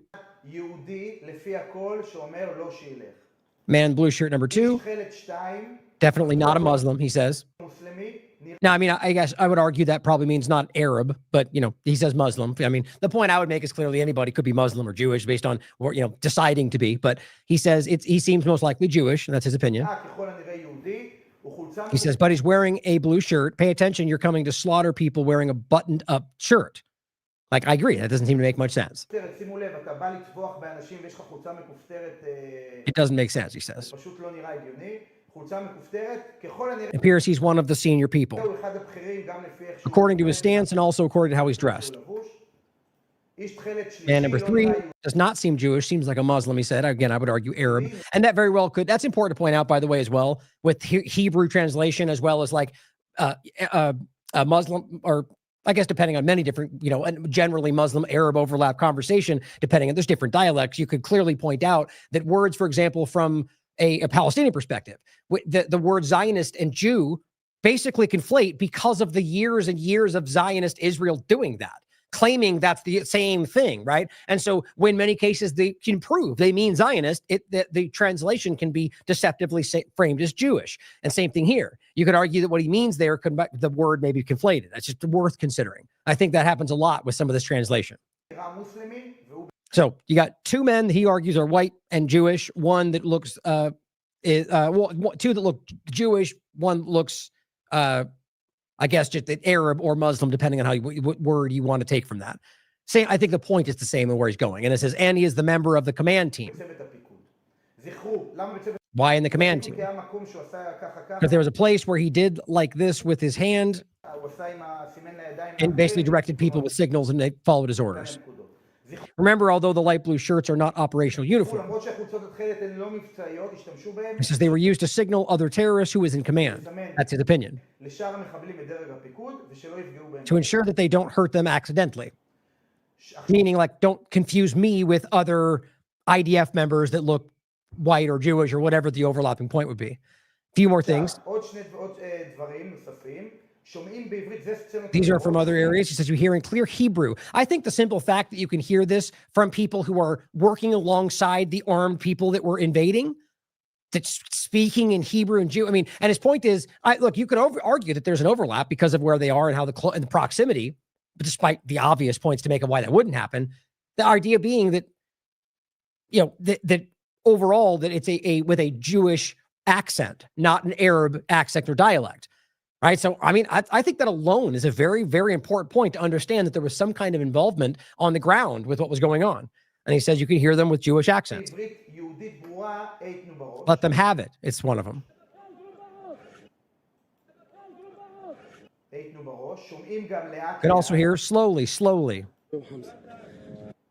these are people directing the other alleged Hamas members and keeping them, that's, I think that's very important. Another scene. He's just playing all the different Hebrew, Jewish accent Hebrew he's catching. He says, wait, hey, in Hebrew. Another scene you hear, you have people here.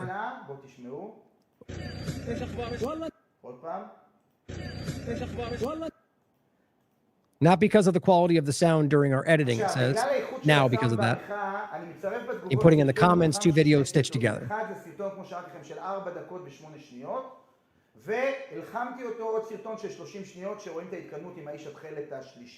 A stitched together 30-second video where you'll be able to see the advance of the man in the light blue shirt. 3 visible. There you can hear very clearly. He says, no, let him go.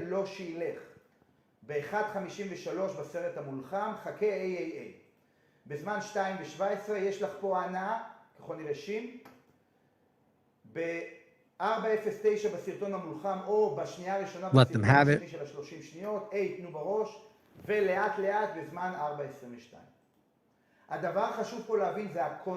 He says, most important thing in this context, it's the connection. The words in Hebrew are in line with what is happening in reality, right? So ultimately showing that they're the ones directing, and then you can watch that that is what's ultimately happening. They're following the orders. He says, now on the Gaza side, it appears there are other mercenaries helping them. So that was in Israel. This one looks American, he says. Credit to Michael Haddad. He says, let's see this thing. Look at a marked here with an arrow. Now it's smaller, but you go zoom in, we pause it, zoom in. He says, and he's also putting on a black face mask. I mean, the point of potential involvement from U.S. intelligence is probably the most obvious thing you could think of.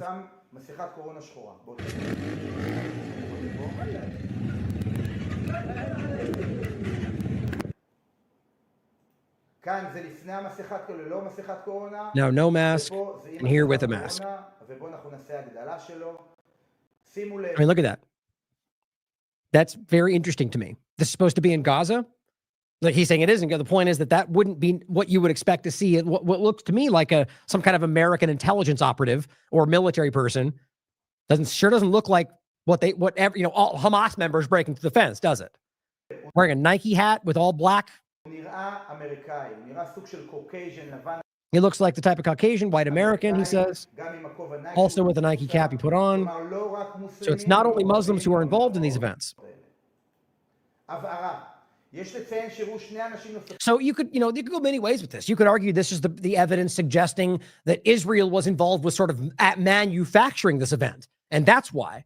There's any number of ways. The point is with all the evidence we have, and I'll probably just leave it there since for time, it's just overwhelmingly obvious.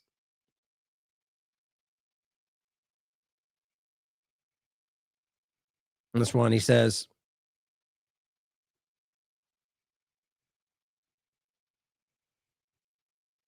you could say it's a misunderstanding.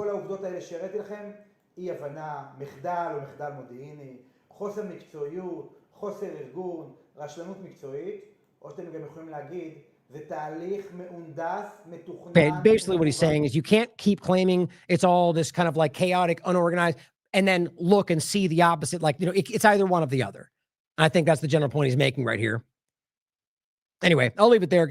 I'll include this. It's all, as always, everything down there for you guys. I think it's important just to see how much of that, all the information we have is completely broken down.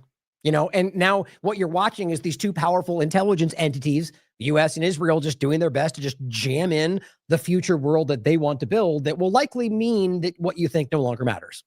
Kind of seems to make sense to me.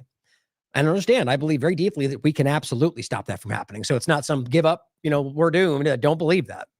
Now, on the case of Maxwell, which clearly connects to the larger conversation, let's realize that the Epstein blackmail network is, I argue, one of the largest examples that we can prove of how Israel gained the control over these governments. Supreme Court rejects Epstein associate Maxwell's appeal for criminal conviction. Now, I wasn't sure what I thought, whether that would happen or not, but they denied it, right? And so now, quick, her argument is, I think it's right here briefly. Well, first, in that article, you could read it from Guardian. The basic point is that they were denied, but there's plenty more they have to do. All these different ways they're going to try to get her out. But now it went to people asked Trump, like, hey, what will you consider pardoning her? And he definitely says he'll have to, he'll consider that. Not an absolute no. So here it is. Trump says he'll consider Maxwell's pardon. And the way that he does this, again, it's just kind of like, you could have just been like, I don't even understand why you couldn't make this simple, right? It's very easy to sort of be like, well, I most likely not, or just say no, whether or not you end up doing it. Like, it just seems like a very weird way to try to walk this, and ultimately does it in a way like, that's what I was saying before. Like, who's Maxwell? Like, it's just so ridiculous. He's insulting all of you more than anybody, the people who support him, who thought this was going to change. And he's lying to your face, acting like he has no idea. You know as well as I that anybody paying attention even barely to this, that this is one of the most important things to them right now. The way that this is destroying his own base, there's even been leaked information showing that they're desperate, having meetings about this all the time. And this is the way he responds. Asked about the pardon.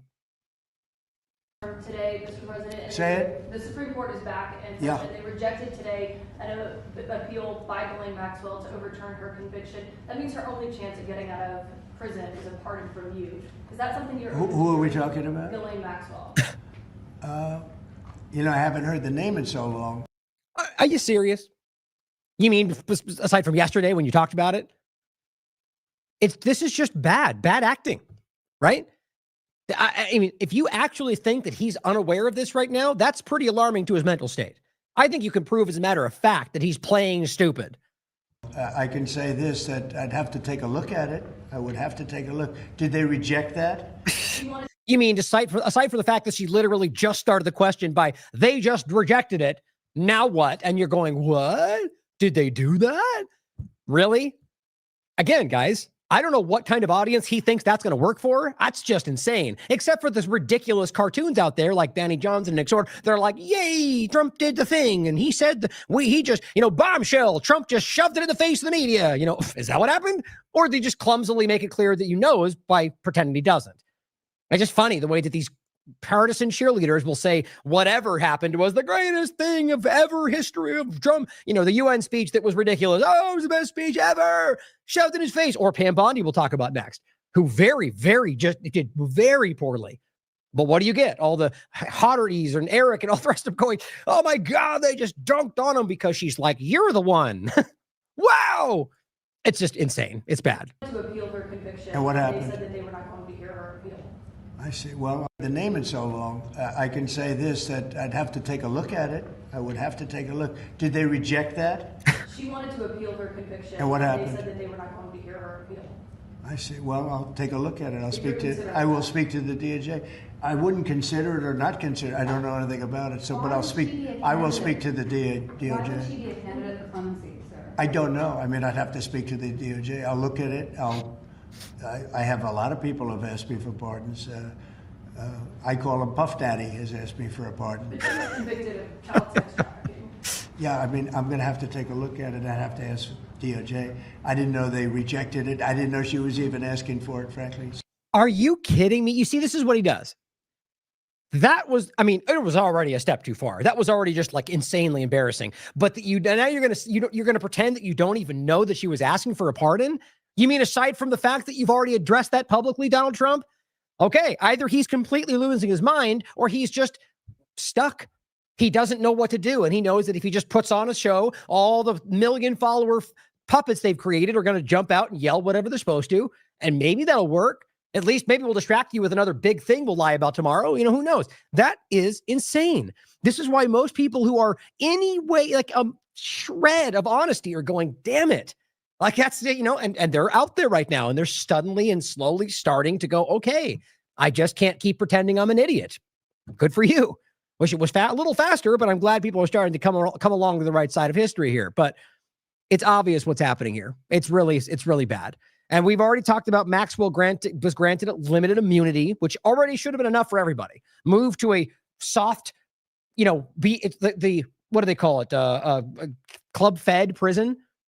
That very, very provably she would, and she is potentially capable of getting work release, which they all tried to down when it didn't happen yet, but she already tried and they turned her down because of the job. She still has the ability to get work release right now. And all the mainstream alternative media people lied about that and pretended it was a fake story. No, it's very real. The point is that this is already happening. And she was already given the proffer agreement with whatever she gave them. And now I think this is going to very, very clearly end up where she is going to get out one way or another because of what they did. And that was the plan.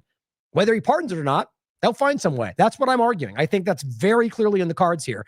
Either way, let's put it this way. I think the pardon is what's likely going to happen, but I can't know for sure. This is somebody posting this beneath this statement of him going, Maxwell, what? Right? I don't even know. Island? What's an island? Nice guy. Got a lot of problems coming up, in my opinion, with the famous island with Jeffrey Epstein. You raised the question of Jeffrey Epstein in your remarks about in the Q&A. Well, I think he's got a problem. I mean, what do you think the problem will be? I don't know, but that island was really a cesspool. There's no question about it. Just ask Prince so he does Andrew. know about it. He'll tell you about it. The island was an absolute cesspool. Great. So he does know about it, obviously, right? So he tries to play dumb. But yeah, I'm not saying I can prove that he's committed crimes there. I can't. But the idea that you are pretending he's not covering up for everyone that did right now is insane. So obviously, that's pretty embarrassing, right? It reminds me of what we just saw from the joke of what James Lee posted it of Tim Dillon, right? What is ice cream? It's like it's making fun of Barry Weiss, going like, "What is Mossad?" They say I'm part of you. What is it? It's pretty. What's happening right now is hard to watch. Like if it wasn't so real, like if it was it would probably be almost unbearably funny if it was a show. Because you'd laugh at how dumb, but this is real life. These are people who are actually out there doing that. It's pretty wild, guys. I mean, it's entertaining in a way. That's why it's kind of scary how it's used to kind of reality TV today. But the patriotic blonde says, I barely know her, but I may give her a pardon. Kind of joking, right? All these many, many, many, many times where they're together. You have Epstein on record saying he was his closest friend for 10 years. You've got on the Daily Beast podcast. You got all these different overlaps you just can't deny, right? And they just lied to you guys. And this was, why does that keep happening right there? Oh, come on. There it is. Just a shout out to the person who posted this AI image, by the way. I'm not sure if they made it or not, but the image was on if you haven't seen it, it's on the main cover today. It is kind of a mock of the Trump pump, fight meme where it shows Maxwell holding the pardon with Bondi and Trump trying to usher her away. Well done.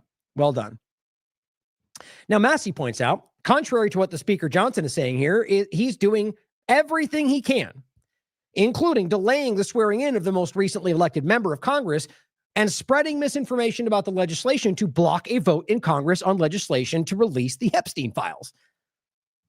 Very simple. And of course, I wasn't actually aware. I thought that person had already been sworn in, and ultimately that was the vote. But apparently, it is their way that they're potentially delaying that. And I argue, like I said, still going after one of the Republican votes. All they need is one less, right? So if they can get one of the Republicans, Mace, I don't know if she's already changed, to change. As this says, I'm for maximum disclosure. I want every page of this out. Really? Donald Trump is not implicated in this. I think he doth protest too much. He wants to protect the innocent victims. Right. Well, that's not off the table, guys. The victims are the ones calling for you guys to release the information. You guys are caught. He's very passionate about that. No, he's not. He's for maximum disclosure. No, he's not. And the DOJ has shown that. No, they haven't. Just keep lying. I mean, nobody's buying this. Not even Republicans are buying this right now. But overall, I think it's also about like the larger lies around just the legislation in general, like the actual closure, like funding of immigrants and so on. It's just the point to make about that quickly. I am in no way arguing that there's not ridiculous Democrats out there who make the argument that we should ignore the law where it comes to certain things they care about. The point is that most people left and right are, look, if you're breaking the law, if you're an illegal immigrant, you get deported. It's not the point about whether that should happen. That's how they're trying to kind of couch the conversation. It's about whether you go through the legal processes to do it the right way. Charge with a crime, present the evidence, due process. That's the only way it can legally happen. They just lie about that and go, they don't want deportation. Not true in most cases. So on top of that, the idea of like the giving them healthcare. Yeah, there's my same point. There are many people that actually stupidly make the argument, even if it's illegal. Most people recognize that this is not the real picture. They're not arguing for doing that. They're arguing for things that do not even arguably do that, but simply making the broad case that's what they want and acting like you're lying if you don't think that. All they're doing is convincing people of lies to keep this going, I think. That's what he's generally saying. Whether he means that point about the legislation or not, the point is the same.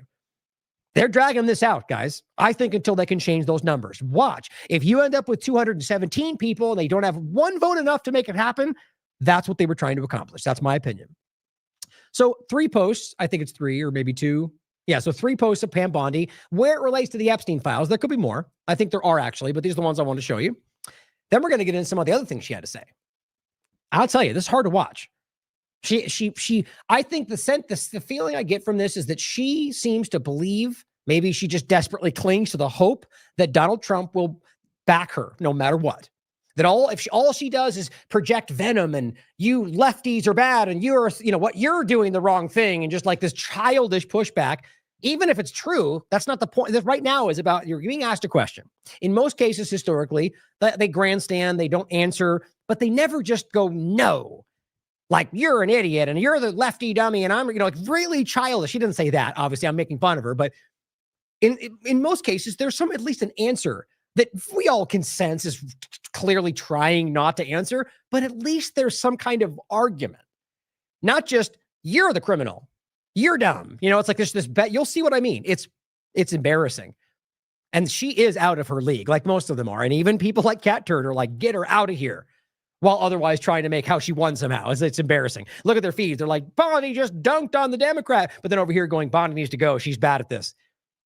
That's they're doing both things at the same time. But the point here is that she is clumsy and falling in front of them about a lot of this stuff. Here's the Epstein points. Pam Bondi now says that she never had the Epstein list. Now, we know this one already.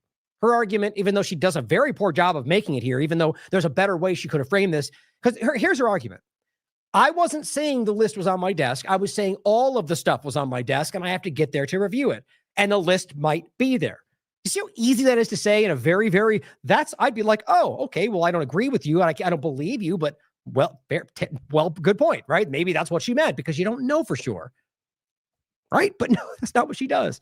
And the truth is that whether or not it was a list 1, 2, 3, 4, 5, the reality, and they know this, is we're not asking for we're asking for you guys to compile a list of people who were responsible, which you have.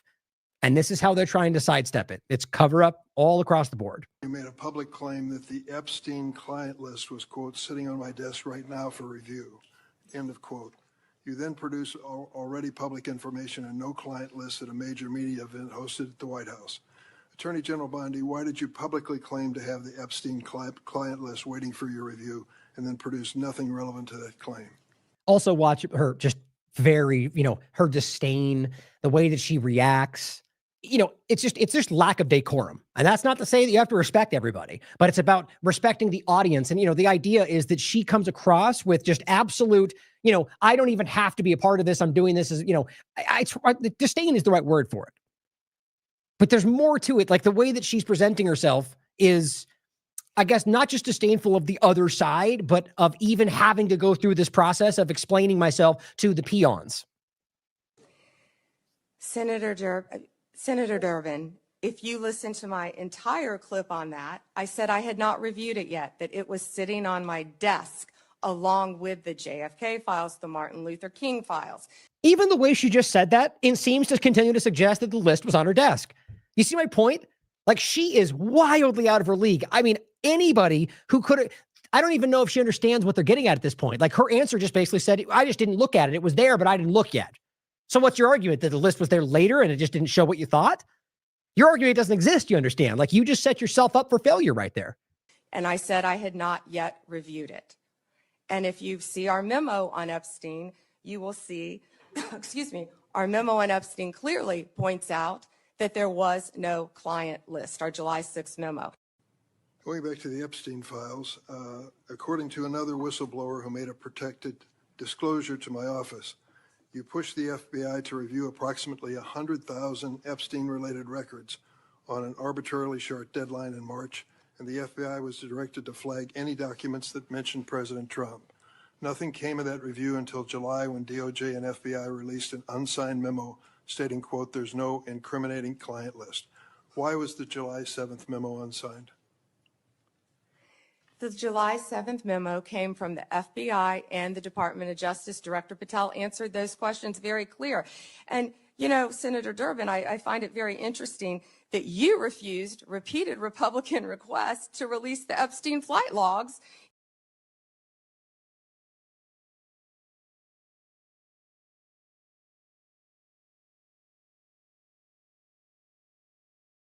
Sorry, I was muted. So right there, I think it's important to highlight the fact that, you know, look, I think they're all criminals. I think most of these people in some way or another are compromised by a lot of this. But what is the, and I'm not even denying that that point may be valid. Let's just even say it is. Fine. So you did that. You have, you know, the point is deflect to his criminal activity. I guess, therefore, that means that mine doesn't matter. You see what I'm saying? Like, it's not a well-crafted effort right there. Yes, you're a criminal. Yes, you're the one that did something wrong. You're just simply going, you did something. As if that somehow changes the question. Like, in a well-crafted way would be to make a retort that was involved with this. Like somehow he or somebody else did the same thing, or is, you know, it's just, so yes, he covered it up. So what's your point? That you didn't? Then say that. In 2023 and 2024, you fought that. Did you take money from Reid Hoffman, campaign donations, who was a huge Epstein friend? Why did you fight for years? Why did you fight to not disclose God, she is so bad the at flight this. logs, Senator Durbin? I can tell you I did not refuse. One of the senators here wished to produce those logs, and I asked her to put it in writing, and she never did. Yeah, I think Senator Blackburn would quarrel with you on that. And I will quarrel with you as to Reid, somebody that you mentioned I never heard of. Reid Hoffman. So who gave the order to flag records related to President Trump? You know what's crazy to me? Look at her face. And this is because she thinks by mentioning Reid Hoffman, she's going to get some callback to all the people that there's valid points to be made around all of that conversation. She thinks she somehow just got the one up on that because she threw out a buzz conversation to make the thing. How does that have any bearing on whether or not you did what you were supposed to do?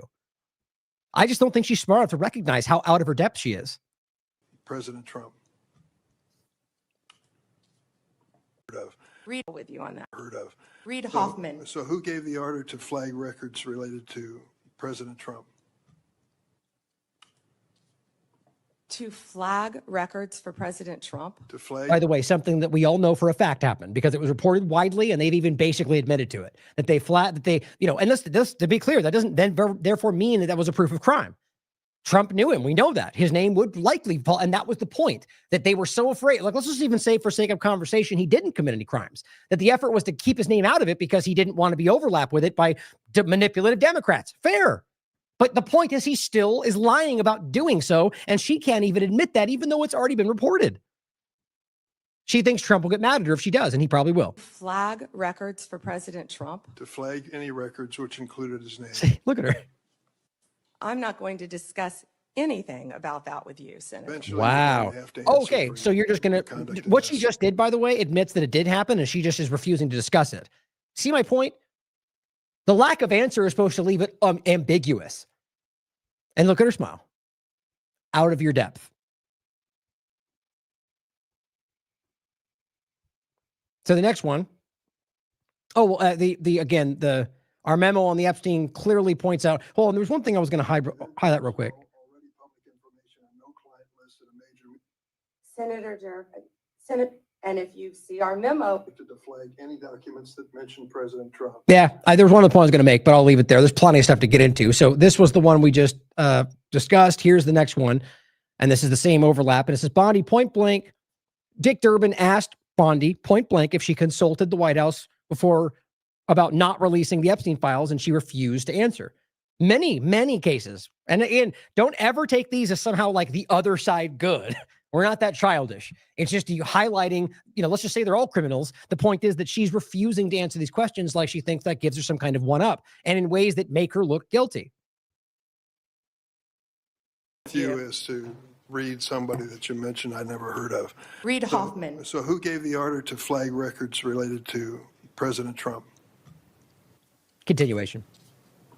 To flag records for President Trump? To flag any records which included his name. I'm not going to discuss anything about that with you, Senator. Eventually, you're going to have to answer for your conduct in this. You won't do it today, but eventually you will. I yield, Mr. Chairman. Oh, I'm sorry. So it's just basically the last extra part of that you didn't hear the first one. That, the idea that you're going to have to answer for this in some way or another. Because legally speaking, that is the case.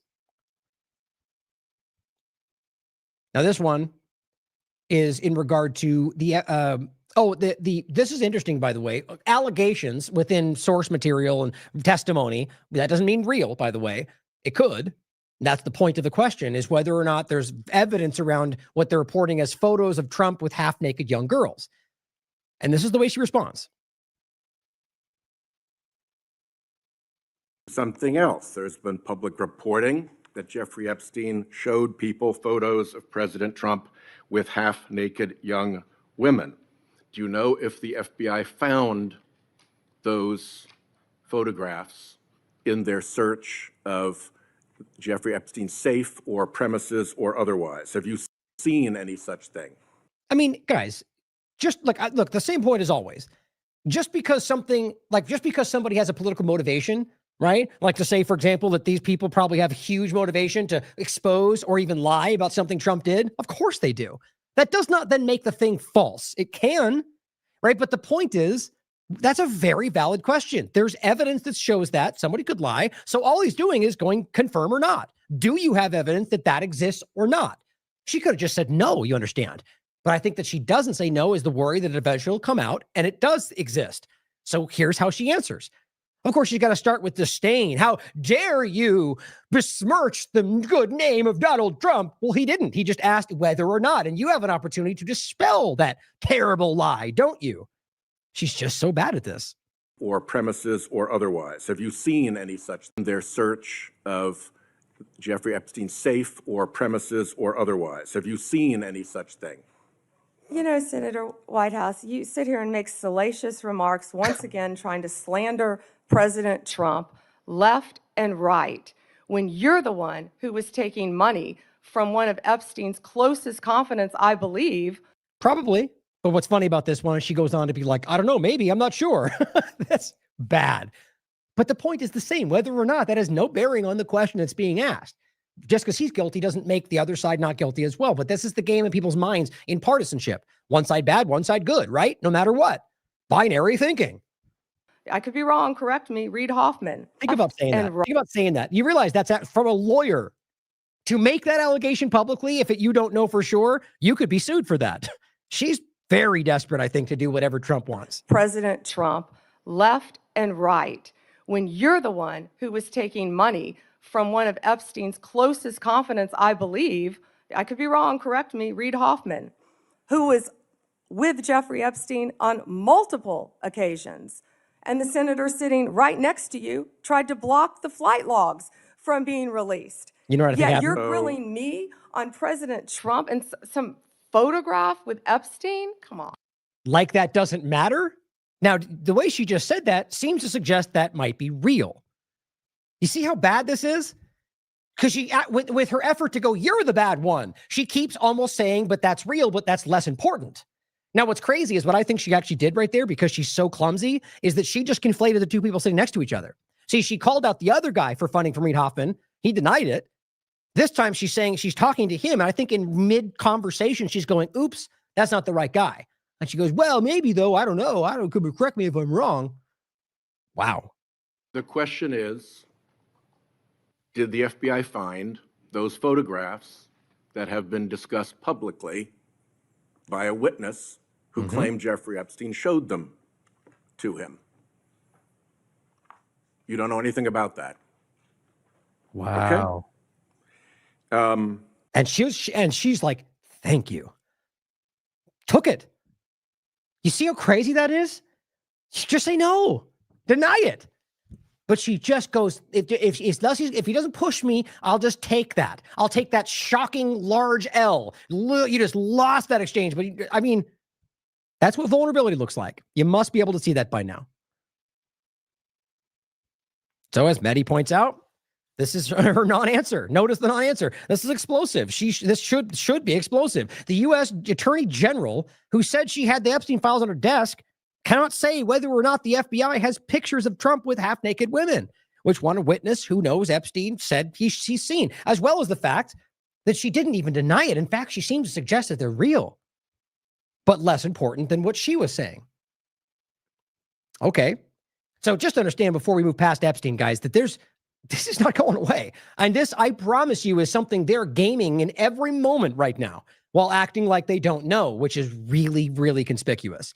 So let's talk about some of the other things that she said in this conversation, which speak to much of the other conversation we're going to have. First was just a point about Tom Homan. Think about the lack of the no one above the law. They've all said, even though they don't believe, or what they mean is no Democrat above the law, or the corruption that they pretend they're going after, or all the Democrats they say we're robbing and Social Security and nanny. Oh yeah, but no one's been arrested though. But Tom Homan though, which again is the same point either way. I think nobody's ever held accountable. This is something you can prove happened, guys. The evidence is very clear. All they're really trying to claim is that there was political motivation. Okay, maybe there was. Then charge them for, I guess what, using political motivation to trap someone in a crime they just committed. But overall, he took the money. And they almost are, and she doesn't even try to deny that. And the evidence is there. The reports, rather, are that there's video and audio recording of this breakdown, and that they chose before the election to not do anything because they wanted to basically, he needs to carry out the action that he said he would for the money. Then they can get him and say, that was the completion of the whole thing. So you're telling me that you're claiming it's political motivation for them to not expose that before the election, but instead allow the other side to gain control of it? That's political motivation? That's insane to me. And the reality is you took control and then dropped the case, even though there was evidence. I think that speaks for itself, but here's how she responded. You mentioned that you can't discuss pending litigation, and I think the committee by and large accepted that answer. But I did notice that you spoke at great length about pending litigation, specifically with respect to the questions Senator Cruz asked you about the sentencing of the Kavanaugh defendant. They all do this, by the way. I make this point all the time, very frequently. Like even Kash Patel, right? Here's a picture of the bullets we just found in 30 seconds ago. Ongoing investigation. Oh, okay. So you clearly can comment on an ongoing investigation when you want to sway it into your direction that later was, that you claim he was a lefty. Nobody's still proven, even though they all claim as absolute fact. Same case here. She's going to, try to work her way out of it. The truth is, you've talked about plenty of ongoing investigations. You use that excuse when you don't want to. That's pending, right? He was sentenced to 8 years. I understand the Kavanaugh overlap. That, but that's on appeal, right? Yes. We will be appealing. Right. So that makes it pending litigation. So you made an exception with respect to the Cruz questions. Hold on. No, but you didn't answer any of the questions that you said were pending in litigation from any of my colleagues. Those were now again, regardless of whether his motivation is to do whatever, it probably is dishonest. It's still a very, very valid fact. Yes, that is the case. If it is ongoing, if you are pending, that means it's an ongoing. That's the truth. Legally speaking, absolutely the case. Here's her argument for why it's not. Facts that came out at the sentencing hearing. You're welcome to see the transcript of the sentencing hearing. I understand that. Reality that she's speaking about an ongoing pending. I mean, it's very clear. You get it. Details of what they threatened to do to Justice Kavanaugh and other justices. I condemn what that person did. That was the sentencing. But the point here is that that's pending litigation. You indicated you're going to be appealing. It's your right to do that. And you would not, you use that justification to not answer many other questions. Justification? You're an attorney, Senator. Okay. You realize that. I think she literally just took issue with the word justification. Do you realize, lawyer Pam Bondi, that doesn't mean false? It is a justification. You're using that to justify why you did not do it. In other cases, you did. It's just, I actually think these people are too stupid to even be in these positions.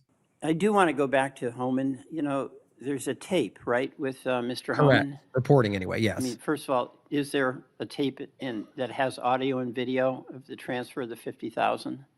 You would have to talk to Director Patel about that. Wow. No, I'm talking to you. I don't know the answer, Senator. Yet you do know the answer. Don't call me. Okay. This is crazy. So this is, again, same point. You don't know the answer? Well, either that's a shocking lack of due diligence. You're embarrassing yourself. That's absolutely your responsibility, especially since she's commented on it. But just claiming you don't know, why wouldn't she do that in every other circumstance? Not true. I don't know. I don't get it. I don't know why. And this would be the one time and then she screeched, "Oh, don't call me a liar." It's like, well, we can quite literally prove that you do know. Like, because of the ongoing, because you've talked about it, because you've denied those claims in other conversations. I don't think it was a podcast. I think it was on either an interview or in front of a briefing. But she has. But watch the way she responds to this. It's very telling. Video of the transfer of the 50,000.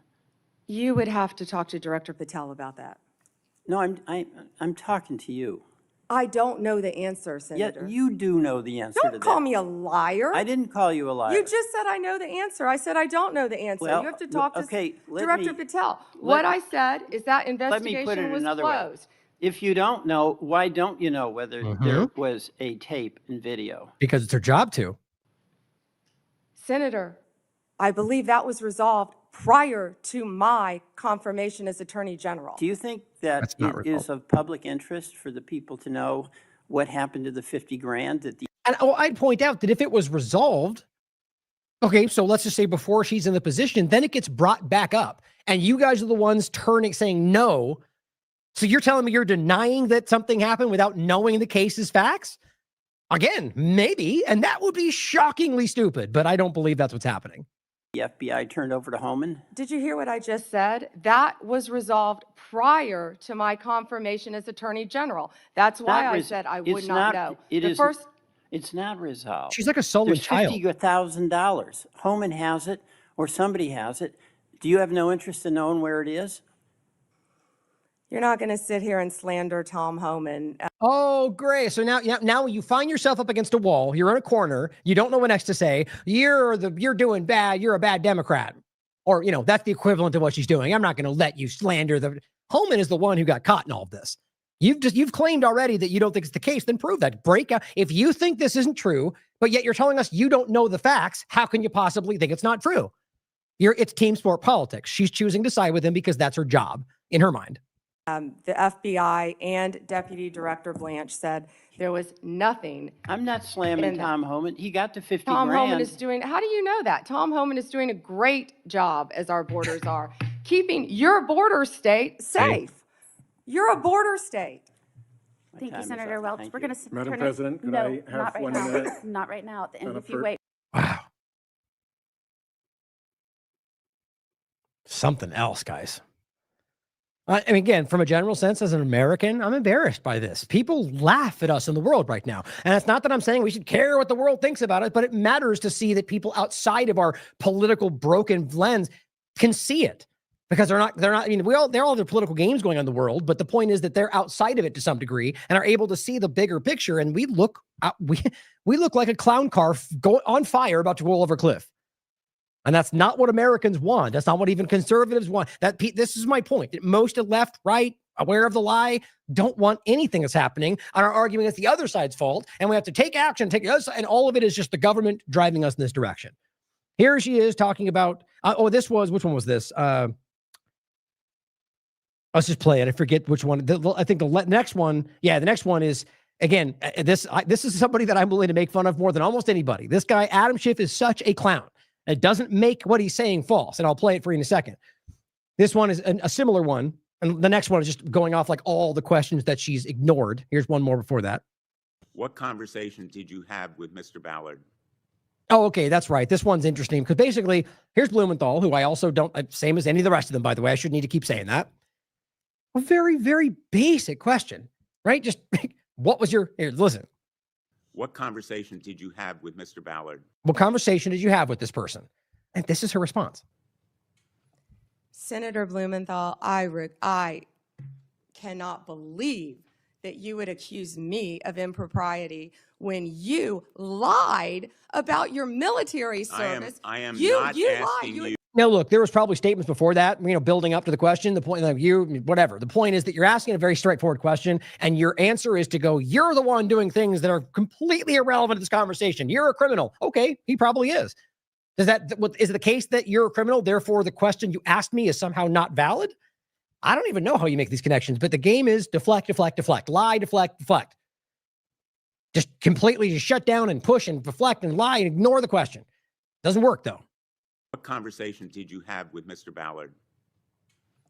Senator Blumenthal, I cannot believe Outraged. that you would accuse me of impropriety when you lied about your military service. I am you not lied. asking You you. admitted you I am lied not to be accusing you elected of a U.S. senator. impropriety. You I'm asking lied. you How about dare you? I'm a career prosecutor. Mr. Don't you Ballard. ever challenge my How dare you?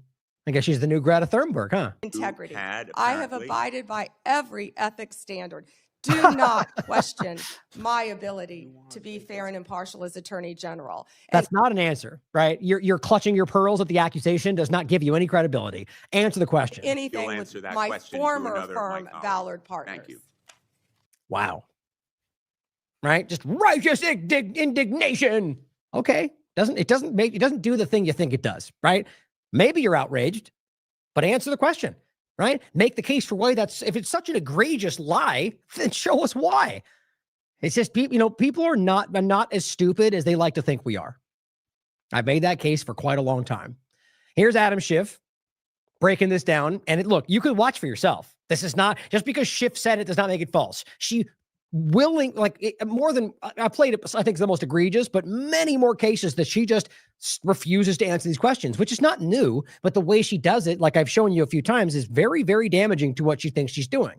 Before it's ways that are more about grandstanding or there's some kind of an argument for why, but this is just her trying to parrot what she thinks they've done. And I think she's been given direction that it's to protect Trump. That's it. And so here's what he has to say about this. And again, what he's saying is true.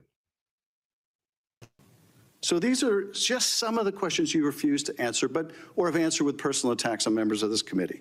You were asked whether you consulted with career ethics lawyers, as you promised you would do during your nomination hearing, when you approved the president receiving a $400 million gift from the Qataris. Oh, the ethics, did we forget about that? Remember how many times I brought that up and the whole ethics pledges, and that just never happened, an unprecedented shift and yeah, I guess we'll just ignore the fact that allowed them to basically work with foreign governments within our government, which we now see. But, too bad we didn't call attention to that back when I was screaming about it, when everyone was calling us black-pilled and purity test. All those people are currently supporting this. You refused to answer that question. You were asked who or what role you may have played, or who played the role in asking that Trump's name be flagged in any of the Epstein documents gathered by the FBI. You refused to answer that question. You were asked whether Holman kept the $50,000 bribe money. You refused to answer that question. You were asked whether Holman paid taxes on the $50,000 bribe money. You refused to answer that question. You were asked, did career prosecutors find insufficient evidence to charge James Comey? You refused to answer that question. Isn't that interesting? That's what's happening, guys. Why would she not? She's refusing to answer. Why? Because they don't have a case. It's clearly been, they're just like with Garcia right now, they're scrambling to patch together whatever they can, at the very least, to sell MAGA people on how clear it is. No, and even though when it breaks down, you'll probably find holes throughout it, and they'll turn down, but all they'll say is Democrats did it.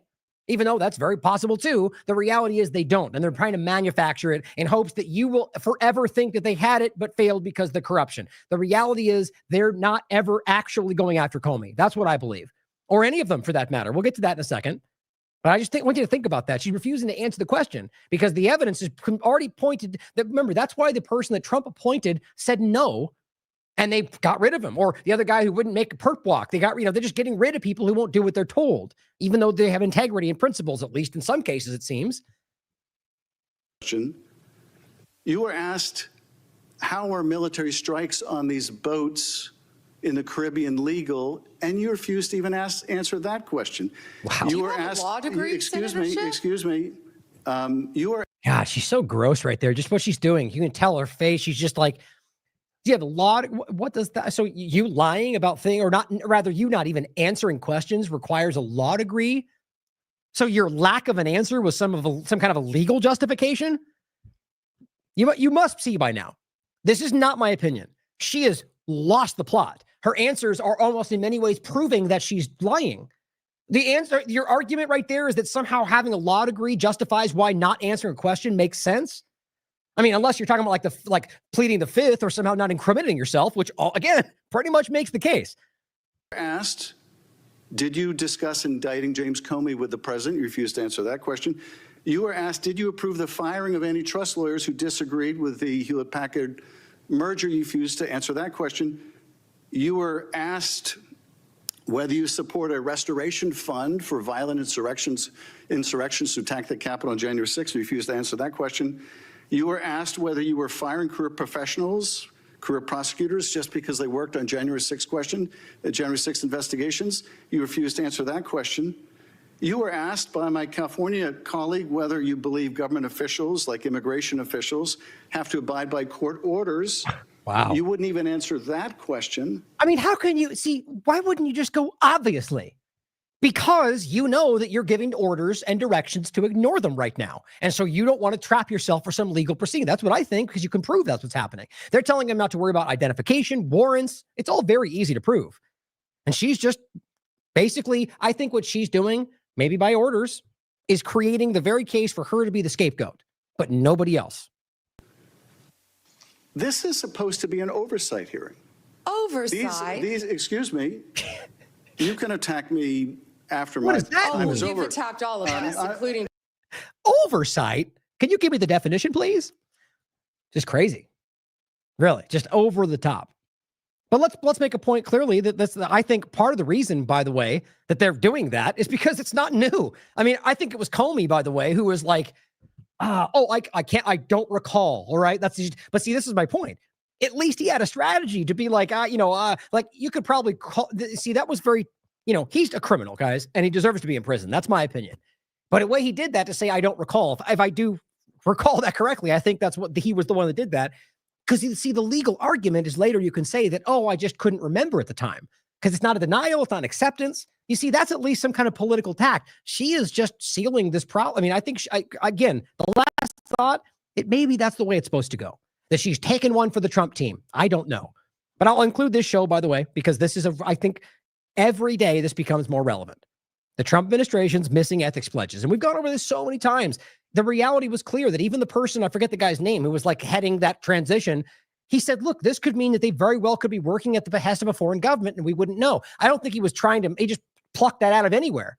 Or maybe he knew something. Either way, it's not that he made the case that we could prove that, but that it could be one of the many things that we don't see because they failed to do what every president before has done. I think we know why this is happening. They don't, the conflicts of interest don't matter. They're breaking the law everywhere. I think that there's very obvious Zionist infiltration at the highest levels of power, whether it's Walls using a telemessage archive app that sends back the White House's inner circle conversation right back to Israel. I always do this, and I'm like, I'll grab it just because somebody out there's going, that's not true. But then again, not what maybe my show doesn't prove it to them when you look at it, but look, all the source material. The show, State Department revealed to be using an Israeli intelligence-linked chat app involved in Trump admin hack. All very clear what's going on. So many points that you can see. So going forward, of course, here's Laura Loomer. I have to say, Pam Bondi is doing a very good job during this Senate Judiciary hearing. Maybe because Laura's about as dumb as Pam Bondi is, but she says she brought the receipts. Does she? The Democrats can't handle having their dirty laundry exposed. Oh, you mean by just going, but you lied about your thing. You took money from Reid Hoffman. Yeah, let's just even say they're all true. Good, call them out. Now, maybe don't do it in a clumsy way that proves that you're lying. See, these are just people. Here's 5 times August. I didn't see that. Let me know when someone goes to jail. See, he sees it, guys. See, the problem is that so many of these partisans are just there for the team. Then 5 times August has shown himself to be somebody who has a principle. He cares. He wants this to happen. And now that they keep doing it, or everything but, he's going, I see that you're lying to me. Nobody's gone to jail. So Laura Loomer is just the, blind follower in that case, but here's TMK saying Pam Bondi has been handed overwhelming evidence. The Russia hoax exposed by Tulsi Gabbard. Now, I argue that was just a reiteration of things we all actually knew, but what I say when that happened, remember? Nothing's going to happen. I hoped it did. Here we are. Jack Smith's illegal spying, we'll talk about in a second. That's, again, not new. It's been going on anywhere, everywhere, as far as you want to look back, and it's not left and right, but good. They did break the law. Get them. Nothing's going to happen, I argue. Mortgage fraud committed by Letita James? I argue nothing will happen. Nothing has happened so far, and they've all used her name. Mortgage fraud by Adam Schiff. Nothing's going to happen, I argue. Mayor Brandon Johnson and Governor Pritzker openly defying federal law and calling for violence against ICE agents, which, whatever your stance on the statement, the point is no one's going to jail. He says, after all that, the only thing Pam Bondi, she's the only one, right, managed to do is indict James Comey for lying in Congress. No perp walk, no arrest, no mugshot, because that's all they really wanted, right? Make them look like the bad guy, even though they are the bad guy. They're all part of the problem. But again, like it's just for the love of God, get off the Fox News and arrest somebody. But you see, all they're doing here is going Bondi. Not that we know Trump put her there or that we know that she's basically a blind repeater of what Trump tells her to do, which we can prove every day, but Bondi, because they're completely unwilling to reflect on the fact that Trump is involved just like everyone else in this situation. That's a childish action, guys. That's the same thing Jones and the rest are doing. Cat Turd, though, says it's time to just say Pam Bondi's the weak link.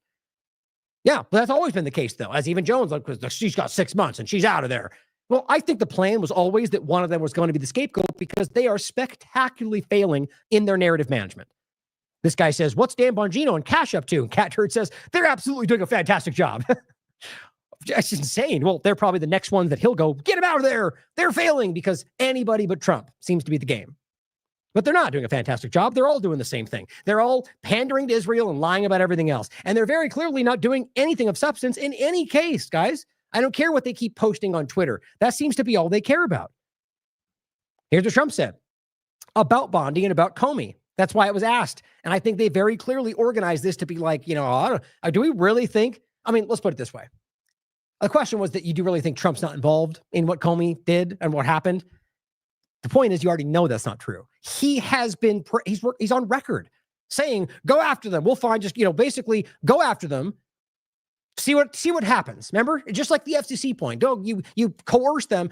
And this is even much different because this is them and then a private entity acting. This is Trump saying, go after them, get Comey, make your case, whether or not we have anything, let the courts decide. Remember, he said that publicly.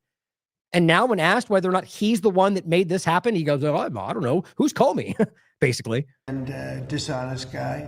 So all I have to do is, I have nothing to do with the case. I just say, but you called Pam Bondi to prosecute him and oppose him. No, I don't call anybody. You know what? I'm allowed to do that if I wanted to do that.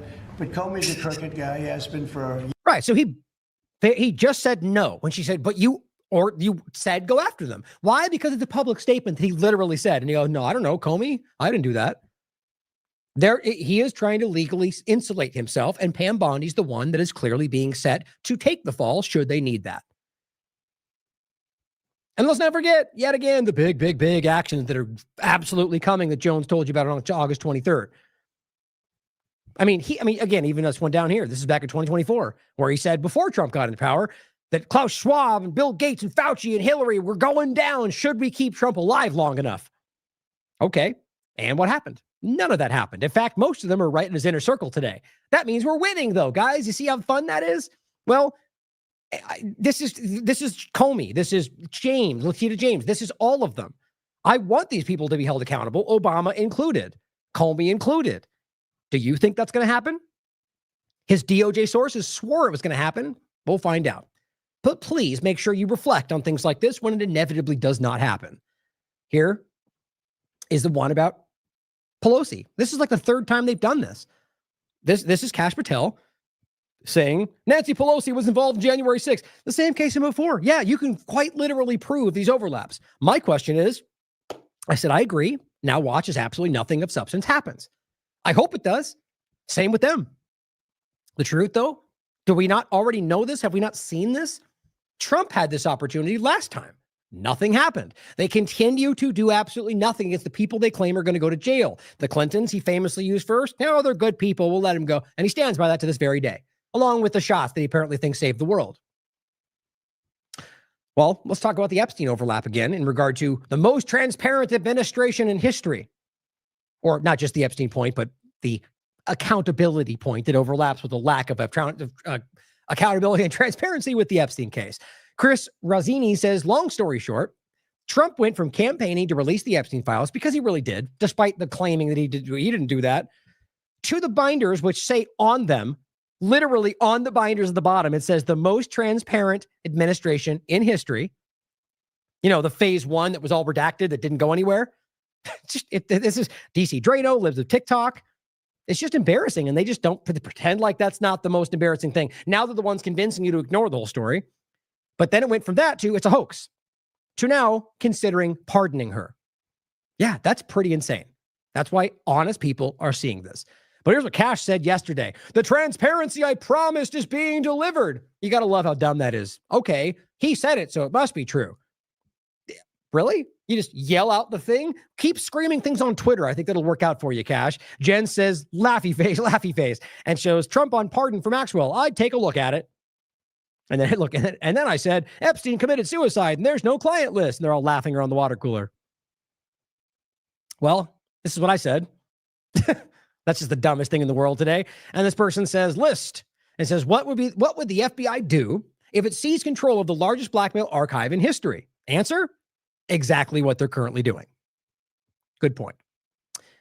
Well, here's the CIA director, John Ratcliffe, saying, today I declassified the CIA intelligence regarding Ukraine after determining it is in the public interest. And feel free to read the almost entirely redacted point.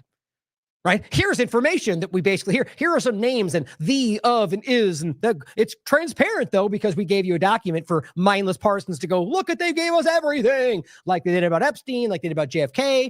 What do they say every time? What do they say about the Epstein phase 1 files? This changes everything, because that's their job. Nick Johnson, Nick Sorter, Benny Johnson, all these people, there's plenty of them that I don't mention. There's the ones that just seem most prolific, who come out and go, whatever they said is the best thing ever. With a red siren, breaking news, even though it's 2 days old, you know, typical stuff. But yet again, transparency, which looks like redaction to me. Here is Kash Patel. This is today. Transparency again, right? So this just keeps screaming the thing online. That's propaganda. Transparency is most important and accountability is critical. Well, we all agree with you. Where are you on that? He says, we promised both, and this is what promises kept looks like. What, writing that on Twitter? He says this FBI is delivering, period. I guess lies and cover-ups, yes. As a result of our latest disclosure about the baseless monitoring of members of Congress. Oh, okay. So by pointing out a fraction of a larger story and going, Democrats spied at this one time against us at this one time. Breaking news. Did anybody not know that? On top of that, is anybody going to go to jail for that? I promise you that won't happen. The reality is this is not only one side, it happens on all sides, and it's absolutely being done against Democrats by them right now. That's how stupid this is. And he goes, as a result of the transparency, we're showing you this case.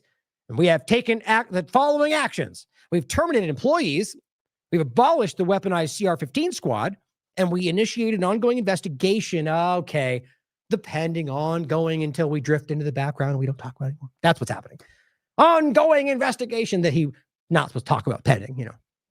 Hey, I hope I'm wrong, guys, as always, because I want all of them to be held accountable, not one side or the other, the government, for their crimes, including the people he's pointing to. Do you think something will happen? Does history show you that something will happen on either side? Ask the Clintons, ask Pelosi, ask any of them, ask Trump. You can paint your pace about how he squeaked by. No, all I see is narrative, process, no outcome, nothing. They walk away. And he says, and still, August says, 5 times August, and still nobody of relevance has been arrested. Larkin Rose says, so where are the Epstein files? This is not unique. Well, I guess Robert Barnes says, good. Okay, well, yeah, I think most of us can recognize this is not what it appears to be. Dan Bongino goes, we promised you transparency and accountability. We will continue to deliver those promises. You deserve better. Well, maybe you meant that differently, but I think at the end, yeah, we definitely do deserve better than right now. But you can make it better by actually giving us something and not just stating online that you're doing that when you're not. Again, 5 times August. Accountability means you cut the head off the snake. You haven't. You are transparently working on behalf of pedophiles and delivering nothing but lip service to Americans. There's a lot of people underneath this, and all of them calling them out. Now, here's Gunther Eagleman, a diehard MAGA blind Trump supporter, which you can easily verify for yourself. He's got 1.5 million followers. He came out and said, it's been 10 months, not one deep state arrest yet. I'm trying to be patient. Look at that. Now, on my gut opinion, it's him just going, be patient, stop talking about it, while framing it as, I'm with you, I'm upset about this. But then 95 other posts about how Trump's the best and Ponti's winning and we're all the best and nothing can stop us. Democrats are the only problem. Right. So then you don't mean that then. You want to feign that you want to see, but you're not going to ever actually do anything about it because no matter what, you're going to support Trump. That's what I argue is going to happen. My point, though, overall, what I was going to say on top of that, my point was the same as that, will you care and do you actually, or are you just trying to give people direction on why not to take action? But what does a deep state arrest look like? If Comey went to jail, would he call it a deep state arrest? Probably. Do you know if he's part of the deep state or just the government? No. I argue there's a much more abstract point of what unelected power structures looks like. And Comey was, well, yeah, you could argue unelected in a very real sense. My point overall is that anybody they don't like going to jail, they would label a deep state arrest. And yet there still haven't even been one of them. 5 times August says they want you patient and complacent and sitting idle. That's the whole point. Gunther knows this, in my opinion. He also says here, still waiting on the July 18th of this year.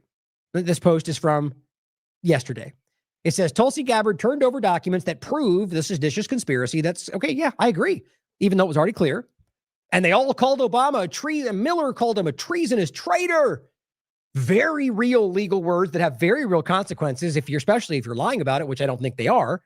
The point is never that these people aren't what they say. I mean, that often is, but the point now is about the fact that they say those things, which have, like, Obama could sue the hell out of them right now if he wanted to, libel. Or the idea that you accuse someone of treason and there's not even a moment of action. I don't know how anybody honest pretends this isn't the most obvious thing in the world. But even Gunther Eagleman, there's been no arrests. Holding people accountable. Get it done. Bondi. Only Bondi. And I get it from an AG position. My point, though, is that you must be able to see that that's not, she's following orders. Here's Nancy Mace. When are people going to jail for this? Right. Aren't you the government, Nancy? Aren't you? Shouldn't we be asking you that? Don't you love how it's how Trump tries to paint himself as sort of like this independent thing that just, I don't know, I'm just trying to stand by and help everybody. You're the one doing it all.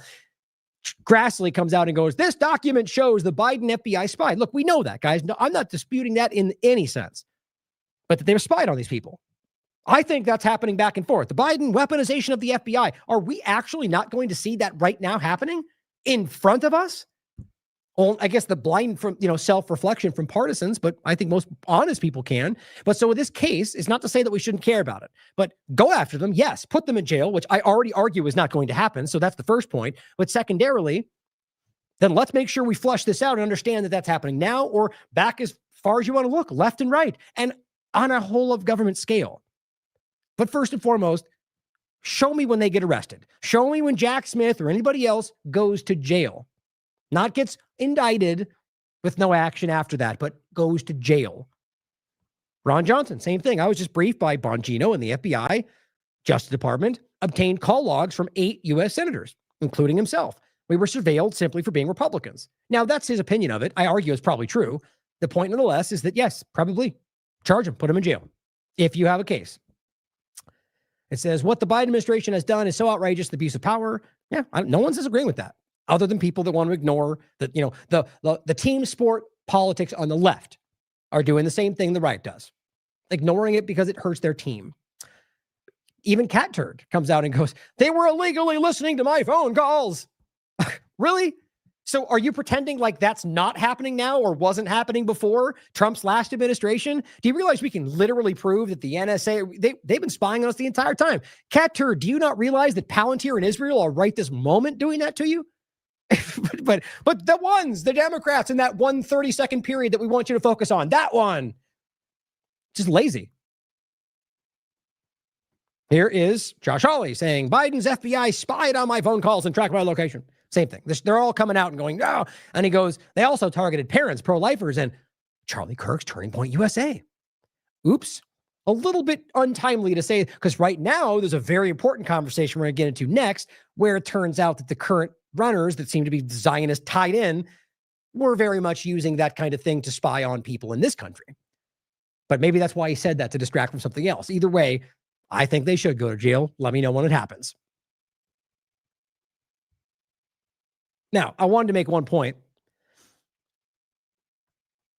Now, I mean, I think I basically already did. I said a note for myself, is that ultimately, I think it's really important to recognize that how far back you want to look, if they've had that capability, they've been doing it to anybody they could. But really, that right now, as they're pointing out the weaponization, already we can prove in a lot of other cases they're doing that to the left. They're left lunatic terrorists, right? But also that they're doing, this case is being used to rationalize and justify more of that. And not even hiding that, right? They're the terrorists, so we have to go after them. See, it's okay when they do it because they're actually the problem, just like a left would say in the same situation. It's just people getting played against themselves by a government that wants you to fight yourselves. Here is the point I was making about Turning Point USA. Brian Ferencz came out and says, breaking with Turning Point USA and Dream City Church. We just talked about this, both the church and the, it's mentioned here somewhere. What is it called? It's some, I'm blanking on the name. It's in here somewhere. It's that church group we mentioned that was influenced by Israel and the whole overlap of the Zionist conversation. It says the Turning Point USA and Dream City Church, you can be tracked by Israel at funerals, church, political events, everywhere. It says, remember, and this is the FAR document. I'm glad they included this because these are the things that I seem to be, I think deliberately and really hard to find today. This is a FAR registration document. Oh, it's right there. That's what I was talking about. Show faith by works. Remember, we just talked about this.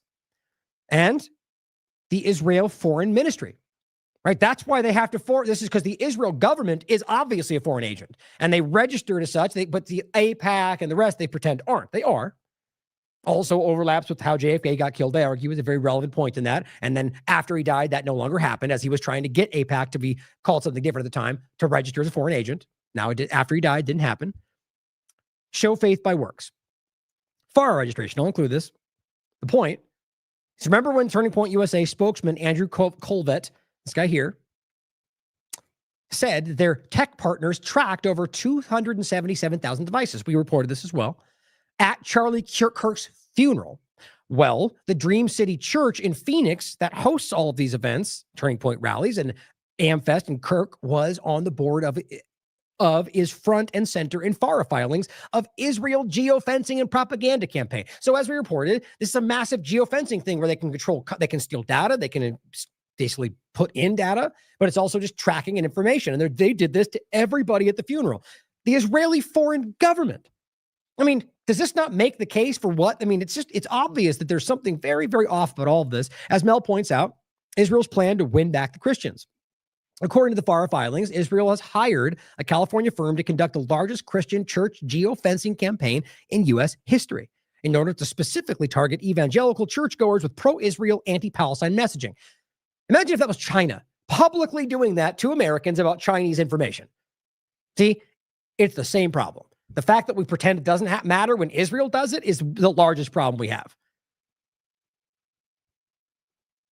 Now, Mel points out, isn't that convenient? Israel's contract with Show Faith by Works was formalized 3 days before Charlie's memorial. Just in the nick of time for Colvett and his partners to geolocate 277,000 mourning fans and sell their information to the state of Israel for propaganda purposes, because that was the date and the foreign principle. This was the post we just showed you. Lastly, first, this person's swim in response. Candace Owens will play this clip for you in a second, a longer one.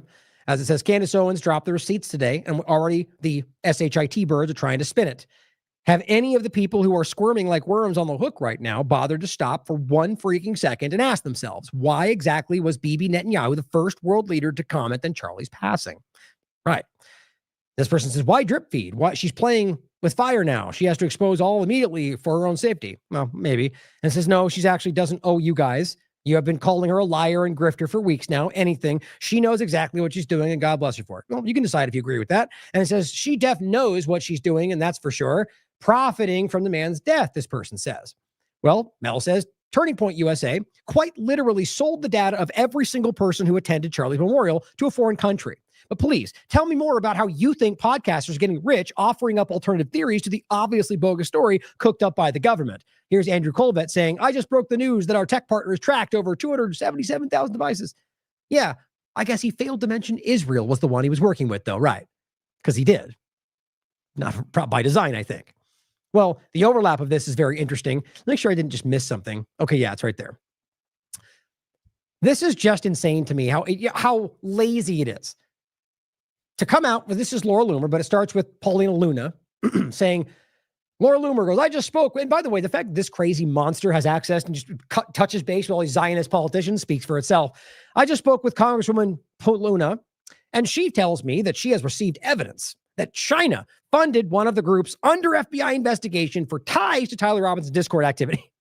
Okay, first of all, that's a shockingly flimsy connection to something that you don't even, let's walk it through real quick. That China funded one of the groups under investigation for ties to his Discord activity. So all that means is somebody on the Discord they claim has connection to a group, not necessarily tied to them, but just simply connected to a group that they're watching, and that China in some way funded them, which could very well mean a China adjacent anything. Because guess what? They're not really proving anything to you. And it says where he may have discussed his plans to assassinate Kirk. That's your story? And this person says, I'm now 100% sure it was Israel. Exactly. James Lee says Zios are now spinning a new narrative that China killed Charlie Kirk. I mean, anything's possible, but what's the possible, the argument clearly, we have so much motive and evidence around the point of Charlie Kirk and Israel. Doesn't prove it. I argue there's not proof, but the evidence is wild. And this is what they come out with. Guess what Alex Jones put out? I'll make sure I got that actually. Okay, good. I did miss that. I'm going to play this one. So Paulina Luna is making her case for why China did it. Now, of course, Jones jumps in with this, and it's perfect. An easy way for me to distract from the person that I'm always telling you I'm not actually pulling punches for. And that's Israel. Here's Paulina Luna first, trying to convince you that this was China. Consider it, though. Open-minded, consider it, look into it, ask questions. But it's very conspicuous timing. There's been a lot of questions as to whether there was foreign government involvement. In which one? In the assassination of Charlie Kirk, right? Okay. So we're going to address these theories right now. Well, there's been questions of Israel involvement, not foreign government like a broad case, but Israeli involvement. I don't see anybody really questioning other governments. I don't think there's evidence for that. Back during the ICE riots, do you remember all of that at the beginning of the year? Mm-hmm. A lot of people were like, where are all of a sudden these big violent riots coming from? Who's funding these organizations? We found out that there was a foreign funding tied to an individual by the name of Neville Singham, who's a... You realize they never verify these things? Like a larger group point, I'm not denying that's probably all over the place, but they never seem to bring the evidence. They just allude to it. That group was tied to this. That's Antifa, therefore terrorist, therefore we know it. But it works for people who want to already agree with her. Violent riots coming from who's funding these organizations. We found out that there was a foreign funding tied to an individual by the name of Neville Singham, who's a multi-billionaire.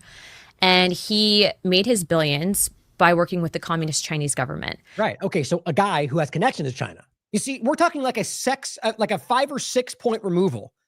A group who has ties to him, who he has ties to China, who has ties to the Discord, who might or might not have been connected to Charlie. I mean, my God, guys, talk about a stretch. You think they could have at least manufactured a better case than this? And he would take, and he's not a registered agent, a foreign agent, which is a FARA violation. So he's taking these millions, funneling it into organizations like the Party of Socialism and Liberation, who then in turn create these very radicalized movements, but they're not even American in theory or funded by American people. They're actually funded by foreign governments. Yeah, sort of like everything Israel does in this country, but she's okay with that because she's a #Team Zionist. The irony in all this is that Neville Singham, not just to Mamdani's election, so Jews from Mamdani, but he actually also has ties to funding the Party of Socialism, the Salt Lake City queer group, which is now being investigated with former knowledge on whether or not they knew Charlie would be assassinated. All right. So, okay, clearly you could argue that may be the case. Look into it. How much you want to bet nothing ever comes of it? The point is that could be, or it could just be a guy who has political opinions and funds people he agrees with. I don't know.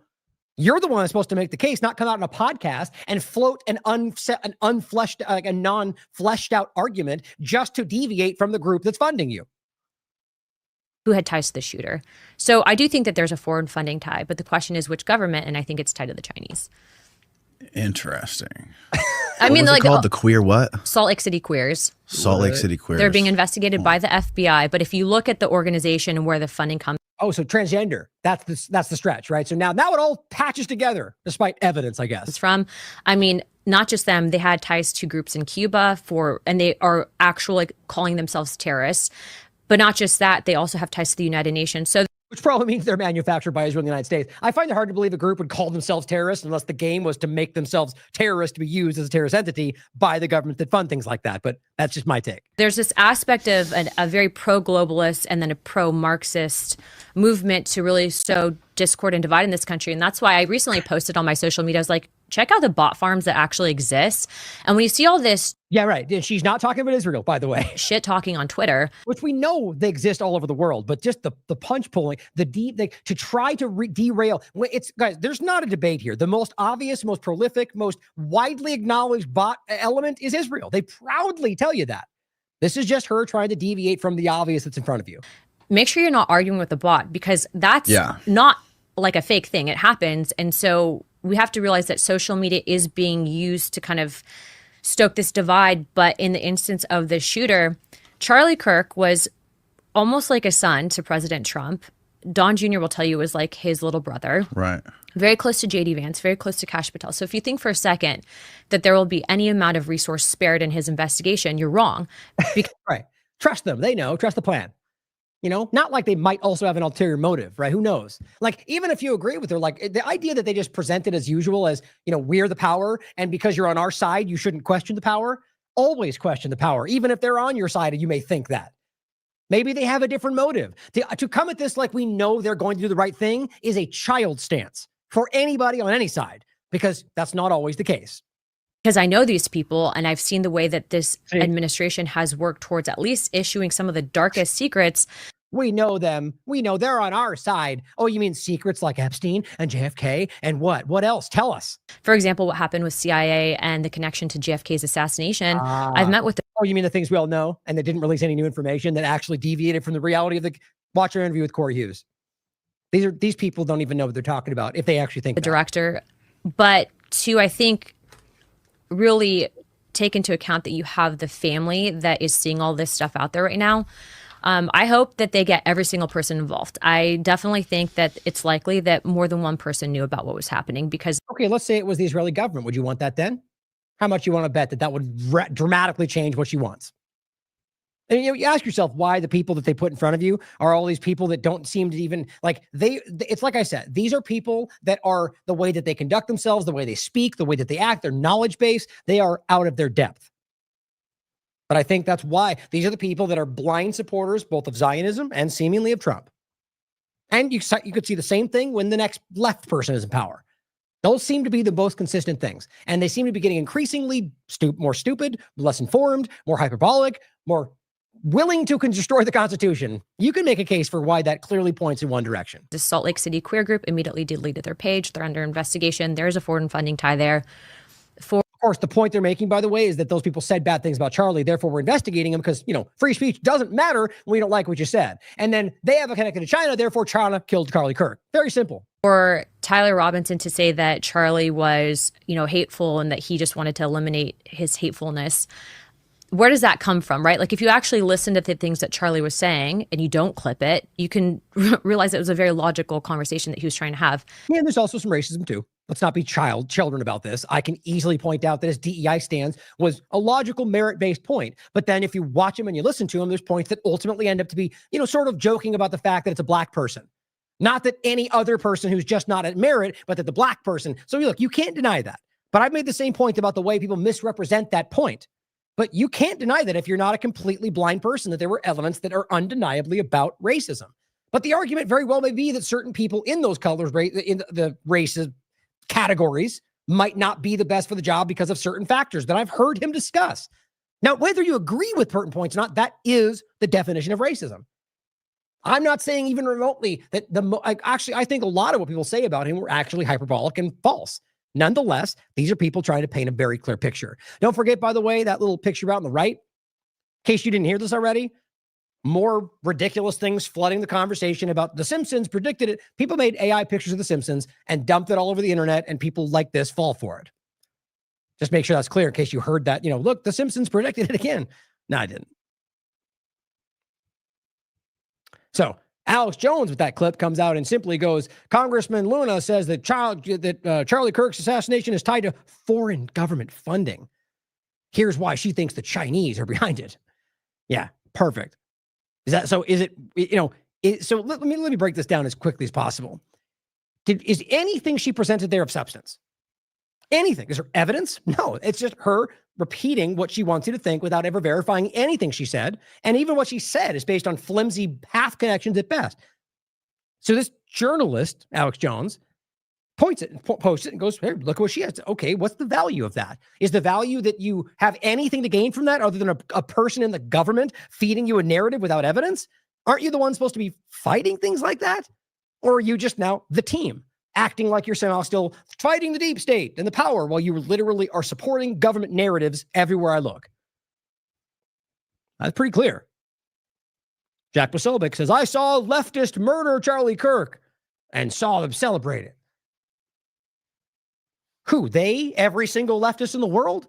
And let's not forget that the Charlie Kirk, if you believe Tyler Robinson's responsible, how in the world are we still, this is a fact now? There is no provable evidence to make a case that he's a left or right. You could argue that there's possible evidence proof, first of all. You could argue there's evidence points. Look, he wore a mask. That's one of them. Yeah, I've seen plenty of Republicans wear masks, so maybe. Or he's living with a transgender person, maybe in a relationship that I've never seen proven, but even so, does that mean? No. Again, you can make a joke about Alex Jones in that conversation, or Blair White overlaps. Okay, is it only bad when they do? Okay, the point is, could it be? Yes. How do we know for a fact we don't? Okay, his family was entirely MAGA. Does that prove he's right? No, but it could.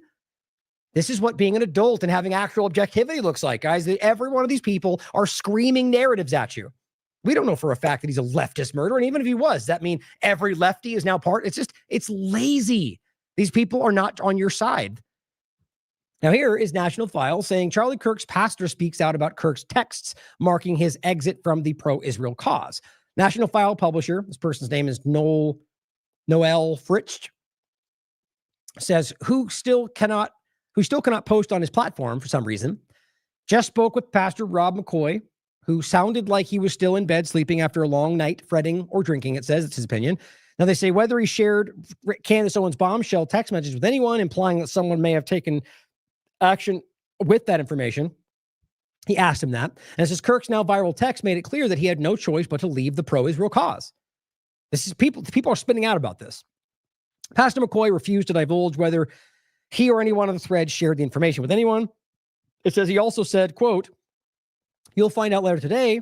You're a little slow to the game," indicating that someone on the thread would be making a statement. And this is when Candace, posted this stuff. When you asked who in the thread would be making a statement, he replied, "Unlike some people, I can keep a secret." When asked what that means, he refused to speak further. McCoy also refused to confirm which other individuals apart from Josh, looks like, Josh Hammer, was in the now infamous text thread. National File will continue to follow the story. Now, this is just a picture of it. I'm going to play I'll stop when we get there. This is the video.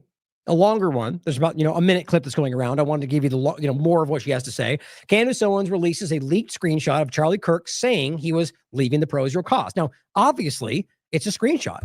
Not only could that be a fake image of something that doesn't exist, right? Or just a fake image, right? And pretending it's there and it's not. Or it could be a text message with somebody, or, that maybe she thought was Charlie and it's not. I mean, you have to be objective like this, right? But with what we're looking at, it's likely that she would have a text chain with Charlie Kirk, and it's also been backed up by a lot of other people now. So consider that as we go through it. She claims it came from a 9-person group chat. She then goes on to allude the Jewish donors have taken over, which we can prove that, right? The Zionist Jewish donors, 100% easy to prove, have taken over the funding and the organization of this platform.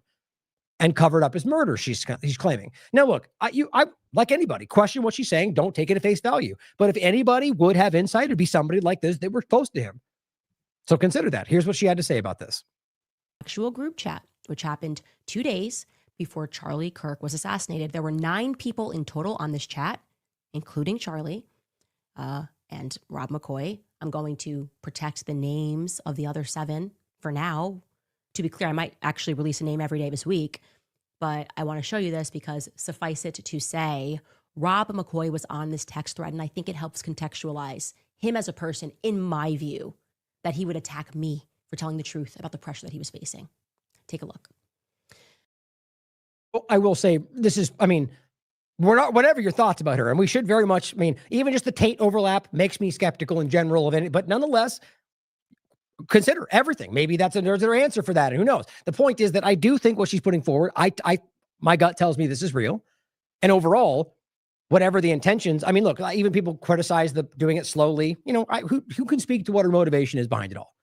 But the point is, she has been coming out and saying this and getting attacked incredibly by people who otherwise supported her before this. It's, to me, screams that it's the same conversation that what happened to Charlie Kirk. And she's almost proving that by how people respond to things that she's then proving. Hard to deny that. So Charlie writes in this group chat, just lost another huge Jewish donor. They deny that. $2 million a year because we won't cancel Tucker. I'm thinking of inviting Candace. Somebody writes, oh. Charlie writes, Jewish donors play into all of the stereotypes. I cannot and will not be bullied like this, leaving me no choice but to leave the pro-Israel cause. Then somebody writes, a donor writes, please do not invite Candace. That might feel good short term, but it's not good long term. In my opinion, like all groups, you're going to get a wide variety of opinions. That nasty free will thing that God bestowed on us makes life frustrating at times after the dust settles a bit, maybe. So again, this is 48 hours before Charlie Kirk was assassinated. He was very clear and he was very explicit, and he did not back down, not in that Hamptons meeting, which they're all lying about, nor in this text thread. I'm not going to reveal the names of the other 7. Actually, you know what? I disagree with myself 4 seconds ago. Let's just throw in Josh Hammer for funsies. He's on this chat, okay? So what are we to make of that? Okay, now that I'm showing you this and showing to you that the conversations were real, I want you to reflect, and it took me a lot of patience to allow the lies that were being woven and the misrepresentations of people that were pretending that I was just, high on lying about Charlie and the pressure he was under, the attacks that not just me, Tucker Carlson, Megyn Kelly faced for trying to stand up and tell the truth about what Charlie was actually going through. Why are you hearing it, though? From Really quickly, guys, for those that just are desperate to jump ahead, newer people to the show don't know how we tend to do things on this platform.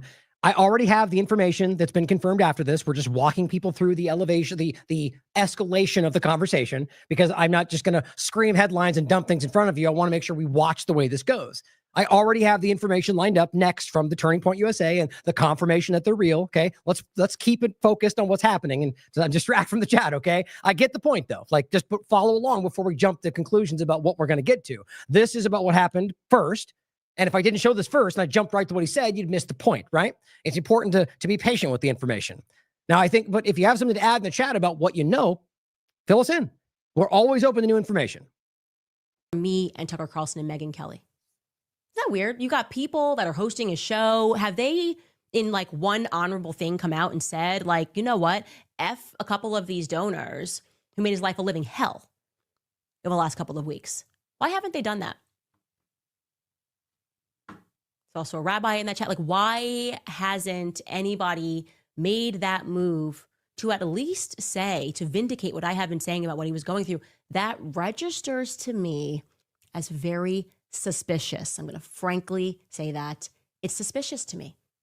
It makes me think that in the same way that Charlie was being pressured by money, that you might be now run by that same money, that those same donors might be running you to correct the ship and to focus yourselves on eulogizing Charlie as something and someone that never once flinched, never once for a single second doubted the Israeli cause. Now they want us to suddenly believe the best way to honor Charlie is to shut up. The exact opposite of what he quite literally laid down his life doing. Answering questions, turning point. Answering the questions is what. Now, let's be clear, and just I'll show this quickly when I'm talking for those that might be confused by what I just said. The point is that you know this, the funding, remember, we were very clear about this when we were waiting, right? One of the points we made is that we're waiting for the next couple of, next few days. Like, is there going to be new funding, right? Who's going to take over the show? Which we largely answered those questions now. We got immediate funding that came from Zionist donors. That's exactly what he was turning down. And now they accepted it through Erica, right? We also have the point of, what was it? Ben Shapiro and them, filling the seat and arguing they're going to continue the campus thing. It's just all of this the funding is the real point to this. But just too quickly, this is, we're going to get to this next. This is the statement confirming that are real, right? For those that maybe, like I was saying, for those maybe new, I tend to do that where I'm showing this and we're talking about it as if this is all we have in front of us to not, confuse the issue. That's all I'm saying. And so we talk about what was done there, and then we're going to get into the next day where he comes out and goes, yes, that's real. So just to confirm that these are already confirmed as real, right? That's very clear. And we'll talk about the, just a general summing it up right there. But continuing this, I just want to make that clear that the funding very clearly happened right afterward. There's no denying that. That's not some disputed point, despite that being all kinds of, what you're getting right now are people Zionist, I argue, online who are just shouting down anything that doesn't sound like it's helpful for Israel, and blind followers doing the same thing. Doing in the second that he died, okay? And we all are feeling spiritually the same way, so I'm just going to say it. They're not grieving right. It's not up to us to decide how people grieve, but I will say unequivocally that you shouldn't grieve by lying or by gaslighting. Is that fair? Can we all agree? You should not grieve by lying and gaslighting the public. They want us to believe that the only way that we can support and honor Charlie's legacy is by donating our money. But it would not be supportive for us to try to figure out who killed him and why the feds are lying. We should instead just trust the feds and excuse their little half-truths that they're telling along the way. Now, on that point, they keep trying to make it seem like it's completely normal that 4 minutes after Charlie was shot, someone on their team nervously raced to grab the SD cards, specifically from the camera that is behind Charlie's head. That we've never seen, by the way. No one has seen that angle so far that I can tell. And that was because during that time, I think it's like trying to make it normal that his instinct was to stand on Charlie's chair to actually violate a crime scene. That's exactly what I said, right? So that was very clearly his chair. That's insane to me that you pick up the chair that he was killed in and use that to stand on. That's wild. His argument, at least as I can tell from other, I can't verify that it came from his mouth, but the reporting has been that he was told by the police to take that down and hand it over. There's no way that ever makes sense, that they would go grab it and stand on his chair. Has anybody ever verified that there was any kind of controlled investigation in the area? I find it hard to believe there wasn't something. I haven't even seen any picture, any evidence of that, let alone any actual provable evidence that was like the autopsy, for example. They've said a lot of stuff. Now, look, I'm arguing. I made this case to somebody the other day. Think about it. If it wasn't somebody famous, if your neighbor was shot, would you demand the autopsy report? You would have no right to that. Same thing here. There's no legal reality why we have a right to see those things. But nonetheless, if they want to assuage our concerns, then that would be something they could do. But I think outside of that kind of thing, there's so many other elements of what happened right afterward, and still to this day, just like Butler, just like any number of examples that just don't make sense if you're being honest with yourself. But also to mysteriously just grab the SD card out of the camera, right? Not only are they pretending that that was completely normal, but they're also presenting it as though it was a heroic act. It was like a forthright, clarified act to do in that moment, and that anyone who uses their own eyes and sees it as maybe a little bit suspicious are just in the business of spinning conspiracies. Also, let's not forget that the people who were just to the side, who were already filming, and then the moment he was shot, they kind of spin around and are aiming right where he's later moved by. That does all you could explain these as coincidence, certainly. But there's something about this, guys, that as well as I, that there is just no way. All of it together, there's something missing. Now, as I said every time when this happens, don't use the absence of something to prove something to yourself.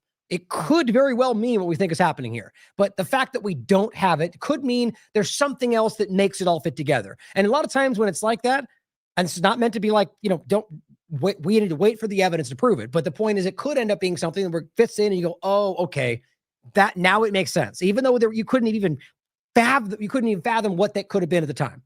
I've seen cases like that, so just the point is we need to wait for what we can prove. And my point is right now, what we can prove is that we're being misled. There's something about this that doesn't line up, but what we're being misled about, this is something we have to continue to investigate. But the evidence of Israel's connection, all the things she's proving, they're lying about far, far more than just what happened that day, guys. There's something obviously wrong about this. Now, to the next point, I think this is important for two reasons. One, that he has confirmed that they are real, but secondarily, the way that all these fake patriots acted. This guy, now look, they've even added the update now in here. It's perfect. The Misfit Patriot, will probably delete this soon, says, I will give Candace every single shekel Israel has paid me, pretending like, making the case that like somehow she's lying about him getting funded by Israel because he, every moment he can, defends Israel, even makes him look like a clown. He says, I'll give him everything if she can prove those messages are real. Oops. Right? That's crazy. And here it is. And Mel says, pay up, fat boy. Show to address some of the things that have been going around on public, namely about a group text chain that has been made known and released by Candace Owens. And I just want to address it head on because, that was a screen grab that I had shared with people. So it is authentic. And I want to go into it because I actually am really excited that the truth is out there.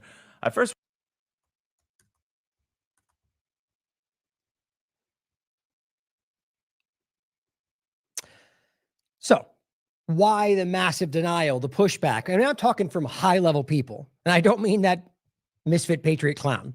He was the one on there laughing about, there's so many examples. These guys it's anybody who's not a complete clown or complete, like I should just like intelligence level. It's whether you agree with them on their side or not. It's the way that they go about themselves. It's all straw men and red herring. It's every logical fallacy you could possibly. It's just about trying to deviate from the reality everywhere you look. And in many cases, don't even realize it. They're just so ramped up on the belief that they're part of the winning side. They don't even realize it in themselves. But the point is that there's so many people out there who are doing that. That's not true. You're a liar. You're an anti-Semite. And then he comes out and does that. Now, who knows why? The truth is that they do this every single time because that's what their job seems to be. Deflect and lie. Deflect and lie. And this is just the overall. MJ True Ultra, huge MAGA team Trump supporter. Something disturbing has come to light regarding Charlie Kirk's memorial service, it says. Now, this is about the show Faith by Works, literally tracking them, getting the allowance to do it before this happened, and tracking all of them. Very, very weird. It says the same company, Show Faith by Works, is behind what is described as the largest Christian geofencing campaign in history. We talked about all of this. Israel, $4 million contract with the company. After the memorial, Turning Point USA, Colvett confirmed on Jesse Waters they had tracked 277,000 people. So 2 days prior to Charlie being assassinated, he lost a major donor because he wanted, quote, anti-Semites, they claim, Tucker and Candace to speak at the events. Then after he died, Turning Point USA allegedly partnered with a company infused by Israeli government money to track everyone. He goes, the math isn't mathing. Guys, these are massive MAGA Trump supporters who are going, just doesn't. The point is, even these people who would pull every punch in the world are going, damn it, there is still a line for me. That is ridiculous. You need to see what's happening. I'm talking about the overlap of media because it's a very clear point there about, because, Charlie Kirk, that is what's happening after this is this massive push, in your face, to take control of every element that might be talking about things that show you what Israel's doing. From TikTok to Instagram, Twitter, Facebook, everything. And Twitter's been there for a while now. This whole, even like the FBI, like pushing back against the ADL. Look, the idea that first of all, whether or not they on the record use training materials from the ADL has no real bearing on whether or not the U.S. government is manipulated by the foreign government. If Trump tells Cash to do something, he'll do whatever he's told, and you damn well know it like anybody else does. Glenn Greenwald comes out and says the Jane Harmon case is part of a crucial event. It says in 2009, 2 AIPAC officials got caught passing classified Pentagon documents to Israel. You'd be floored if you don't know it, how often you can prove that. That's one of many examples of Israel getting caught spying on the White House, of Israel sending internal documents. I mean, here's actually one that I had on the starting one today.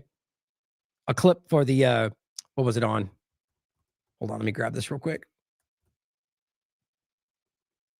The opening video for Rumble and so on, just showing you that this is the one I opened with, actually, from Wilkerson with Going Underground, telling you that Israel's infiltrated the Pentagon.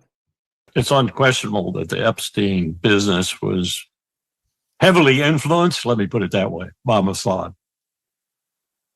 And so that's somehow emblematic on these huge geopolitical issues. Yes, I watched Mossad take over the Pentagon. In 2002, the Pentagon was infiltrated by Mossad. They did not need any identification to get through the river entrance of the building. And we've already heard similar statements from current. Like, you have to understand that from Trump to Biden to Trump, and well before that, it's only been getting worse. You can see it right now with the most pro-Israel president in history. He'll call himself that. Right. So if this is happening then, it's happening now, and you can prove this. The same point is that the cabinet itself is infiltrated. They went upstairs to Douglas Feith, the Undersecretary of Defense for Policy, the third most powerful man in the Defense Department. Occasionally, they went to the second most powerful man, Paul Wolfowitz, the Deputy Secretary of Defense, and they had run of the Pentagon. Donald Rumsfeld, the Secretary of Defense, said to my boss one time, "Hell, I don't run my building. Mossad does." Now, whether facetiously or not, guys, the point is that there's some level of truth to this, and everyone's beginning to call this out. People like Glenn, otherwise in historical cases, would have called everybody racist for saying it. Like, it's become undeniably reportable now. He says a Pentagon official pled guilty, by the way, in 2009 to AIPAC officials passing classified Pentagon documents to Israel. When FBI spied on Representative Harman, she was promising AIPAC to coerce DOJ to drop the case. Now, here's a fun overlap, even though I don't think this is the case, just for making a point. What if the FBI was spying on Republicans because they were working with Israel, illegally spending documents? See my point? I think that they're all compromised, but you can see how easily that you can make a case one way when there could be a very real something else going on, right? U.S. government to drop espionage charges against AIPAC officials. That's insane. Both Dianne Feinstein and former Representative Jane Harman, both California Democrats, did the same thing as Lindsay is doing here. They were the biggest cheerleaders for NSA FBI domestic spying, then became enraged when they were spied upon. See? He's talking about the same thing. CIA spied on the Senate. They may have violated the Constitution. Harman outraged over alleged wiretapping. They all do the same thing, guys. Here's Lindsey Graham when he was grandstanding with Bondi going, why did they have my phone calls? He's just so transparent. It's like all of them. Because, I think they're sensing that the walls are closing in, and I think they're getting increasingly irrational. Well, in regard to the news conversation, are you really pretending like we don't see this happening in this administration like it's happened everywhere else? Donald Trump flips out on Fox News with get on board or get off. Okay, so are we really pretending like this isn't happening? How in the world can he's making public statements about a news organization, if you want to call it that, left or right, CNN and Fox News, they're all the same thing, and saying, you better get on board with what I want to see or get off the train. That's a coercive statement if I've ever heard one. Get in line with what I want. Now watch him start talking about funding mechanisms or whatever else, or, something that will coerce them to do what they want. Trump has turned his fury on Fox News after they interviewed a Democrat senator. How dare they? The president, whose administration has in recent weeks ramped up its attacks on people and networks who cover him critically. Don't forget, he just said that when he becomes 97% bad coverage, that's not free speech anymore. Yeah, it literally is, by the way. I can lie about you all day long, and that's still free speech.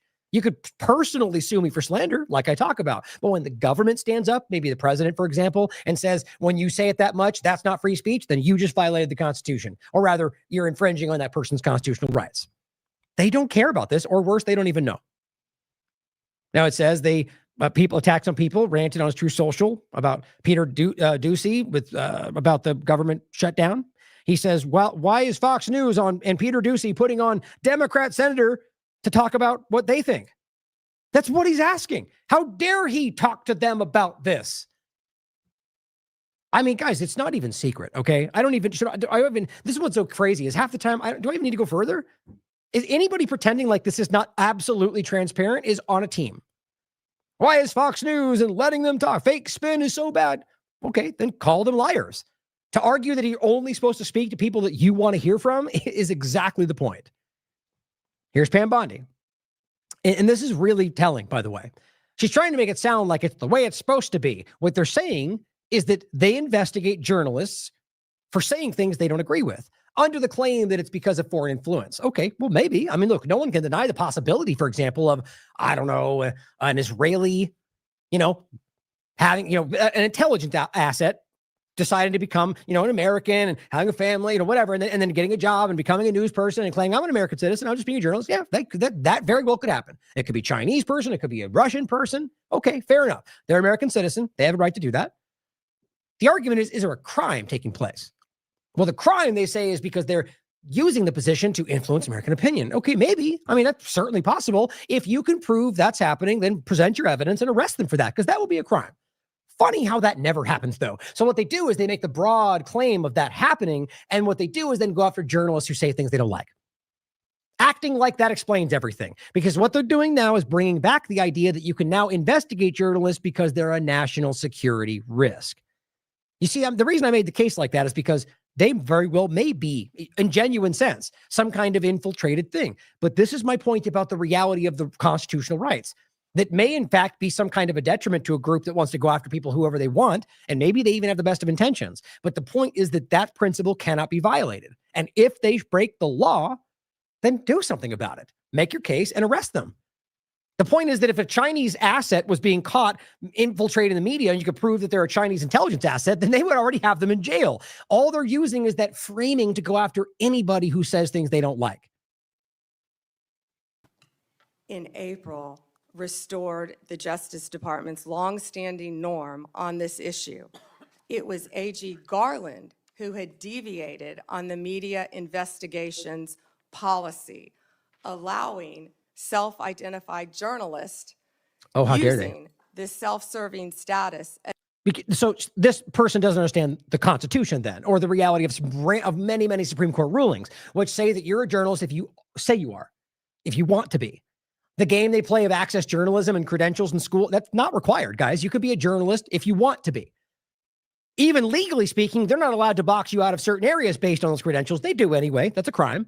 It's unconstitutional. It's illegal. They don't care. But all she's trying to do is now create a class. You're part of the media class if we decide you are. That's what dictatorial authoritarian governments do, because they can then control the way that you get reporting. So what they're doing, and I'm not saying this is the left or Garland or Biden doing the right thing. Who knows why they made that decision? The point is that the reality is very obvious that creating an idea where you can investigate journalists based on your threat, not because, charge them with a crime. You don't need this new thing to do that. Prove they committed crime, charge them with the crime. This is only, it's like political violence. You're creating a lens through which you could look to say we think that's the case, and then you go after them based on that flimsy idea. National security, we can't prove it, we can't talk about it. And they go after journalists, whoever they want, like they're already doing, by the way. Self-identified journalist using this self-serving status as a shield against being held accountable. Oh, accountable for what? Words. That's what she's talking about. Because if they were committing a crime, you would be accountable would mean going to jail for the crime. What they mean is saying words that we decide is Russia propaganda, is China propaganda. Definitely not Israel, because they don't care about that. But they say that that's what it is. Therefore, they can go after you. You see what I'm saying? It's not hard to see, guys. They wouldn't need any of that if they thought you were actually breaking the law. They need it because you're not breaking the law. And they argue that we have to do that. Just like we see it building and we don't know how to stop it. Every day, they're making rationalizations that are unconstitutional to be able to get around the rights that protect you from them. Because the Constitution was not about you. It was about controlling the government. And they've flipped that on its ear today. And too many mindless partisans actually don't even know that or don't care anymore. For endangering our nation's security. One more time. Allowing self-identified journalists using this self-serving status as a shield against being held accountable for endangering our nation's security. Yeah, with words. She means words are violence, just like the left. We have taken that policy back to the norm. And I can't comment on whether we have or have not, or do not have. Right. So yeah, so I agree. The norm is that your government doesn't care about your rights. Thanks for making that clear, Bondi. You're going back to going after journalists if they say the things you don't agree with. Look, they're already saying that everyone lefty is a terrorist. They're already saying that if you support Palestine, therefore you're potentially a national security risk, and we'll revoke your visa, even though it's shockingly illegal. It doesn't. So what? How do you not see what that means? Now you're going, I think they're committing a genocide. Now you're a national security risk, probably working for China. They just made the most flimsy case I've ever seen in my life with Luna. This is what they're doing, guys. And look, the argument with where we are today is they don't even need these arguments anymore. Apparently, they can just arrest you and throw you in El Salvador and then skip you between 3 countries, and no one can find you anymore. No crime, right? That's happening. Where are all the people from Alligator Alcatraz? There's a whole group of people that have vanished. They know they learned from their last mistakes. They're not going to let them they're not going to send them one place and let them sit there. They're going to shuffle them around so they get lost in the wind, and there's no crime anymore, at least from a court's perspective. They can't prove what happened. These people are monsters, guys, and it's not just one side of it. Michael Schellenberger says, it's wonderful for journalism and America that CBS News was made, Barry Weiss was given editor-in-chief position. You know, nepotism, basically. Nobody has done more to platform overlooked voices and create opportunities for young reporters.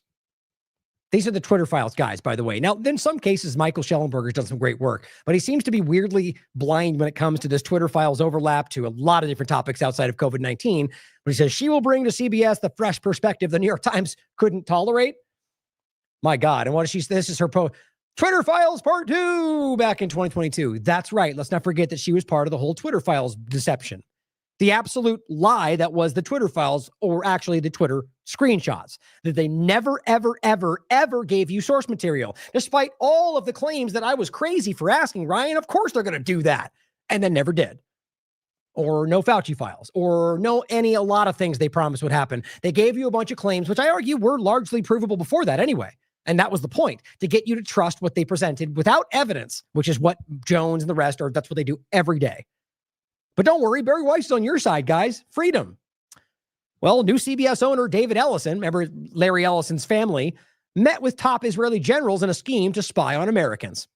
Yep, that's happening. But don't worry, Barry Weiss is on your side. The reality is, this is everywhere you look, whether it's the the Faith Works, Israel overlap with Turning Point USA, surveilling and geofencing Americans, whether it's CBS owner working with Barry Weiss to spy on Americans, whether it's Palantir spying on all of you, whether it's Israel accessing all of your data to train their AI models, or Paragon Solutions or NSO Group, or, any number of the 13 ways Israel's currently surveilling Americans. I guess we're all crazy for pointing it out, right? Adam points out Instagram's doing the same thing. Crackdown on Instagram. All of a sudden, after TikTok, Instagram is now undergoing mass censorship. Now, it's been there. I can testify to that, but now it's happening. I've heard this a lot. This is an increase over the last so many days around largely Israel conversation. Saying, Israel conspiracy, comment trend detected. Think about how Orwellian that is. Deleted. Comment trend detected. 9/11 comparisons. Pedophile criticism. That's what Instagram is saying. Doesn't that sound a bit like left woke kind of thing? Yeah, guess what? They're the same thing if you're paying attention. Well, Dropsite News points out the overall Israel's earmarked over $500 million shekels, $145 million, in its 2025 budget to weaponize social media and ChatGPT in its largest U.S. propaganda push since it began carrying out a genocide in Gaza, according to FARA documents. And that's okay? Literally a registered foreign agent acting in this country to propagandize Americans, and that's no big deal? Not to a Zionist-occupied government, apparently. Israel's foreign ministry hired the firm Clock Tower, run by Trump's ex-campaign manager, Brad Parscale. We already talked about that. To shape online discourse. That's crazy. That's publicly what they're doing, including attempts to engineer how AI systems like ChatGPT, Grok, Gemini, respond to queries about Israel. They've been doing that on Twitter the whole time. The campaign, called Project 454, aims for 50 million monthly impressions, with 80% of its content aimed at Gen Z on TikTok, Instagram, YouTube. A parallel program, Project Esther, is bankrolling U.S. influencers. Contracts allow payments of up to $900,000 with a monthly budget of $250,000. You heard about the whole $7,000 a post. It's not debatable. I'm not going to say I know everyone's doing it, but they've proudly put this out there. Later expanding into larger networks with American agencies and Israeli content creators. Influencers can earn anywhere from tens of thousands to hundreds of thousands of dollars. Yeah, you know who we talked about. Consider that at the very least. I think it's easy to point out who's most likely. Netanyahu, who personally met with the influencers in New York earlier this month, called social media Israel's 8th front and declared the most important weapon today is social media. Imagine if that was China. Well, here's a great clip, by the way. Now, I forgot I was going to grab his name. I've seen he's point in the chat who he is, by the way. He's got some good clips he's put out. I believe he's partisan. Either way, it doesn't change the fact that what he's saying is accurate. And Save Our Citizenships posted this, and it says, the oligarchs who have taken hold of the U.S. administration, both now and historically, people can see this in a broad way, and I think that's most people right now, have never been more blatant about their complete disregard and malignant intent towards the American people.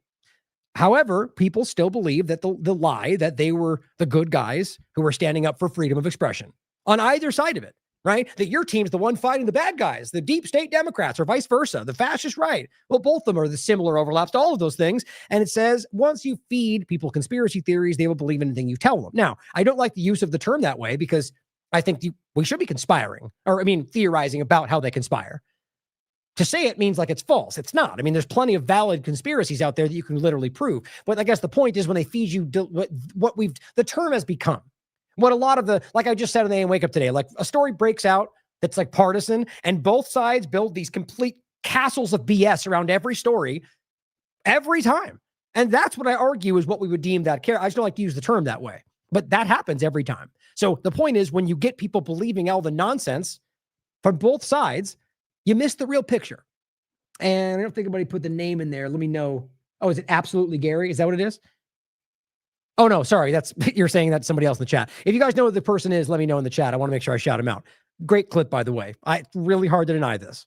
TikTok is still accessible. What this deal ensures is that the American entity and the American investors will actually control the algorithm. Am I the only one that thinks it might not be entirely a coincidence that the popular narrative has spent the last several decades sort of ushering conspiracy theorists over to the right, saying it's a right-wing conspiracy, it's a right-wing conspiracy, conspiracies belong on the right, only to then completely flip the script and usher in the most generic Big Brother-style, techno-feudalist, oligarchical, big government, authoritarian regime under the umbrella of a populist right-wing movement. This man is out here selling you the idea that a small collection of tech billionaires and media moguls having near total control of your access to expression and information is a good thing. Good for your freedom. I mean, aren't they doing all of the things you were afraid they were going to do? They're building. Yes. I mean, guys, think about how ridiculous it is. I mean, I'm not even sure where this guy's from, but it seems like somebody outside the United States, maybe with his accent. The point is, it's like, this is so shockingly obvious. And this is my point. He's going to make it right now in criticizing Alex Jones. Everybody like that was, a long time ago building this exact issue about camps, about everything. And now they're cheering it. Those of us that have been honest about this have been calling it out a long time and are now going, oh my God, it's happening. I just think it's really conspicuous how obvious that is. And it must make you question these people's intentions. Not that you prove it, but question it. Because they should be the ones more than ever going, like if Alex Jones is so hell-bent on convincing you that he's always right about everything, which is such an easy thing to disprove, why wouldn't he be doing that right now about all of this and going, I told you, everything I told you, but not. That's very compelling to me. Collection of tech billionaires and media moguls having near total control of your access to expression and information is a good thing. Good for your freedom. I mean, aren't they doing all of the things you were afraid they were going to do? They're building internment camps where people are disappearing by the thousands without a trial, without a trace. They're taking billions of dollars worth of bribes in broad daylight. They're cracking down on media critics. They're cracking down on speech. They're illegalizing wrongthink. They got men in boots on American streets clashing with American citizens. They're silencing victims, covering the trails trials of sex traffickers to protect the reputation of billionaire child predators? Isn't this like literally all of the things? Isn't this exactly, precisely, generically the terrifying future regime that Alex Jones was ranting about back in like 2011? And in many ways, which was very abstract and nothing of real substance, by the way, for that very reason, and kind of just trying to like parrot and emulate what Cooper was really doing before, the real truth teller, who eventually called out Jones before he died as the absolute manipulator in the conversation. And so too 7 other people that have left his circle, including Owen Schroyer, who just recently left. The point is that you can make those claims when it matters, when it truly matters. Who's actually fighting on the line right now is what, really look at when it comes to a head, who's actually fighting it.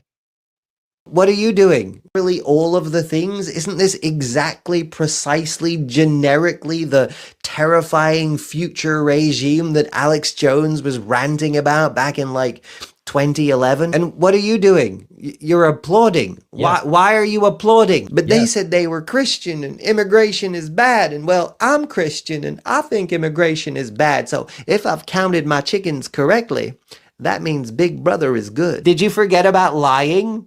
Maybe they're just lying. Maybe they're just feeding you the lies that you need to hear for you to feel like you're winning some kind of cultural war. So you sit there placidly with a smile on your face while the shackles clamp down and restrain you once and for all. Or, maybe you're right. Maybe these are the good guy, technocrat, billionaire oligarchs, right? The Big Brother for Jesus. It's really hard to deny that, right? I mean, it really is.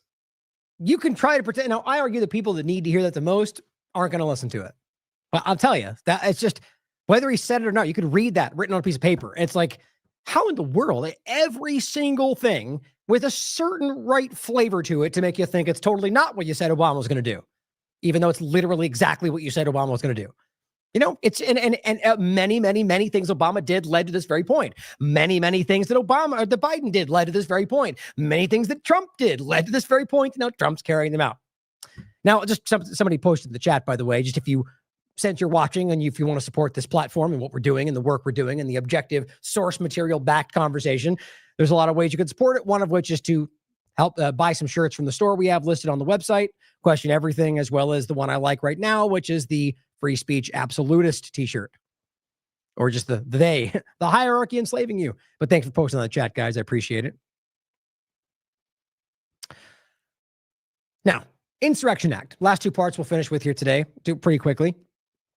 He came out and said he's ready, to considering. I don't want to misguide anybody. He didn't say absolutely, but he very much did when it was asked, which I argue is usually how it's kind of set up, that's something that's considering as we speak. He says Trump's ready to invoke the Insurrection Act. And here's Stephen Miller. Now, and this was on the 4th. Has now declared this Trump-appointed judge an insurrectionist. To emphasize, the judge painstakingly examined all the protests happening in Portland, and that's what he's arguing anyway, Melnick, before Trump activated the guard. She noted that there hadn't been any violence and protests since mid-July. Now, they claim she's lying, but I think the evidence shows that's largely the case. And they called it war-torn, really referencing one of the past protests. I'm not saying there's not issues to be dealt with, but National Guard, martial law, violations of posse comitatus, ignoring constitutional rights, yeah, pretty sure no matter what's happening, that's not the answer. But he says legal insurrection. See, he's already building this narrative. The president is the commander-in-chief of the armed forces, not an Oregon judge. You see, this is a guy who either shockingly does not understand states' rights or the Constitution, or deliberately pretends not to sell you on a false narrative just to, deliver authoritarian control? Because bad guy Democrats, there are a lot of good people who are falling for this monster. He says it sounds like he knows what he's talking about, but the reality is just because he's got a mandate or is commander-in-chief does not mean he can do whatever he wants, whenever he wants, at any time. It's just not the reality. The point is that when you come to many of these situations, the governor absolutely does have right. Like, this is where the Constitution supersedes everything, because national emergency, national security, those things do not supersede the Constitution. We just have accepted that today. It's like fire in a theater. Doesn't change the reality. We just kind of, they're wedging it forward more and more, little wedges, a little more, a little further. And then we look back and it doesn't even exist anymore. But he goes on, there's more local law enforcement officers in Oregon than there are guns and badges. This is an organized terror attack on federal government. So all I'm trying to highlight is the fact that you're calling it insurrection, that you're claiming that a judge acting in their capacity, whether you agree with them or not, is somehow insurrection or political violence, or that what you're doing here is organized terror attacks, all of which, as every other conversation, he has the right to say, even if he's lying. As an individual, you could sue him for libel if he's lying about you. And you could also say, look at what people did out there because of what he said. And I'm going to try to make a case that you're responsible as an individual. That's my right.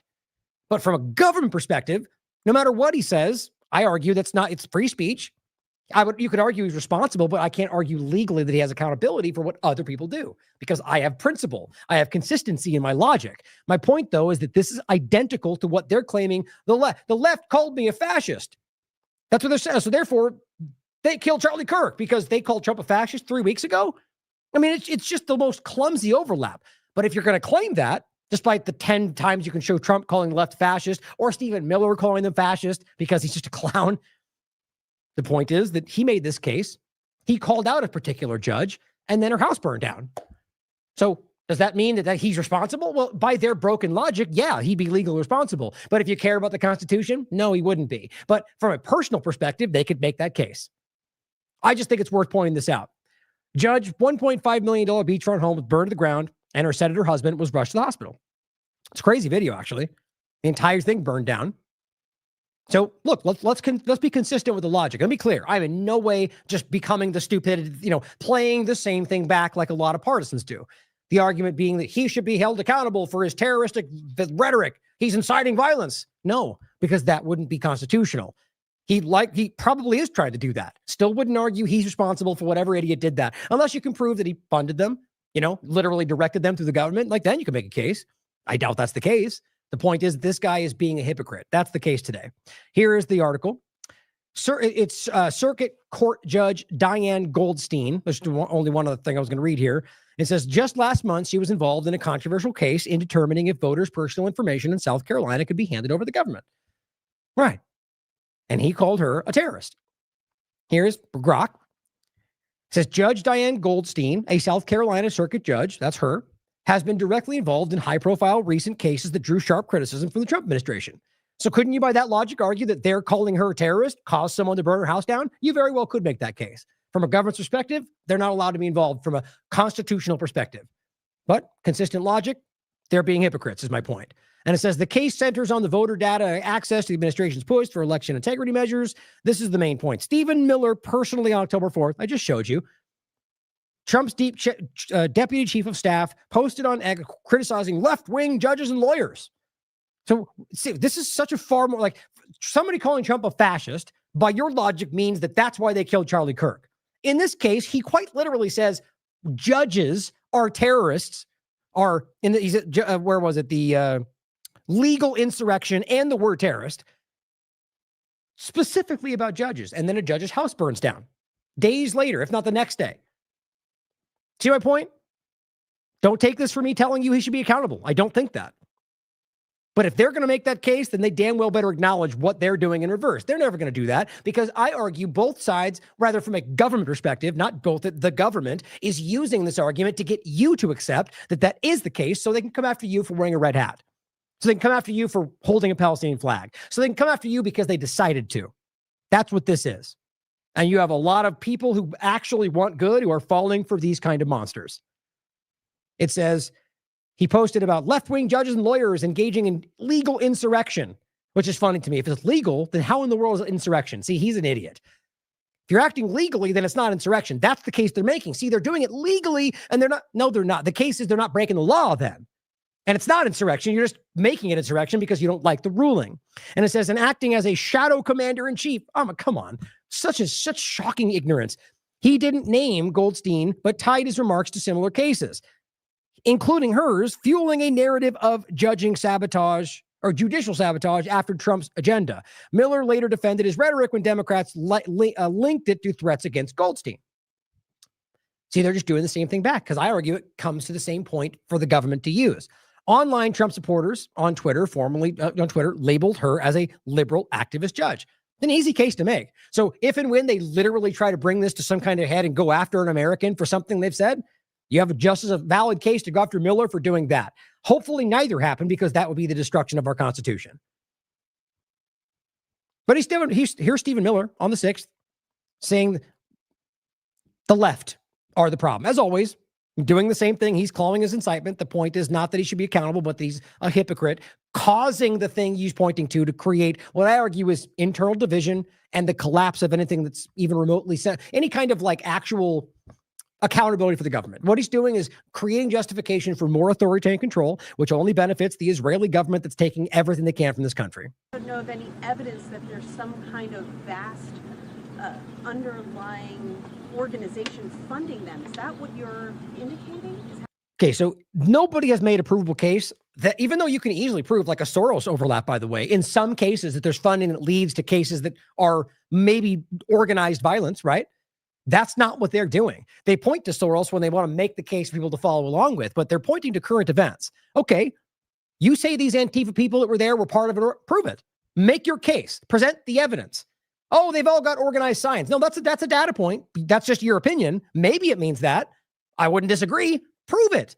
Show me the files that prove a financial payment from a certain group that's organized. They don't have that. They're hoping you assume that, and they're making the case against whoever they don't like. If you do something against them, you protest Trump's walking through the park, you're an Antifa terrorist and you're going to jail.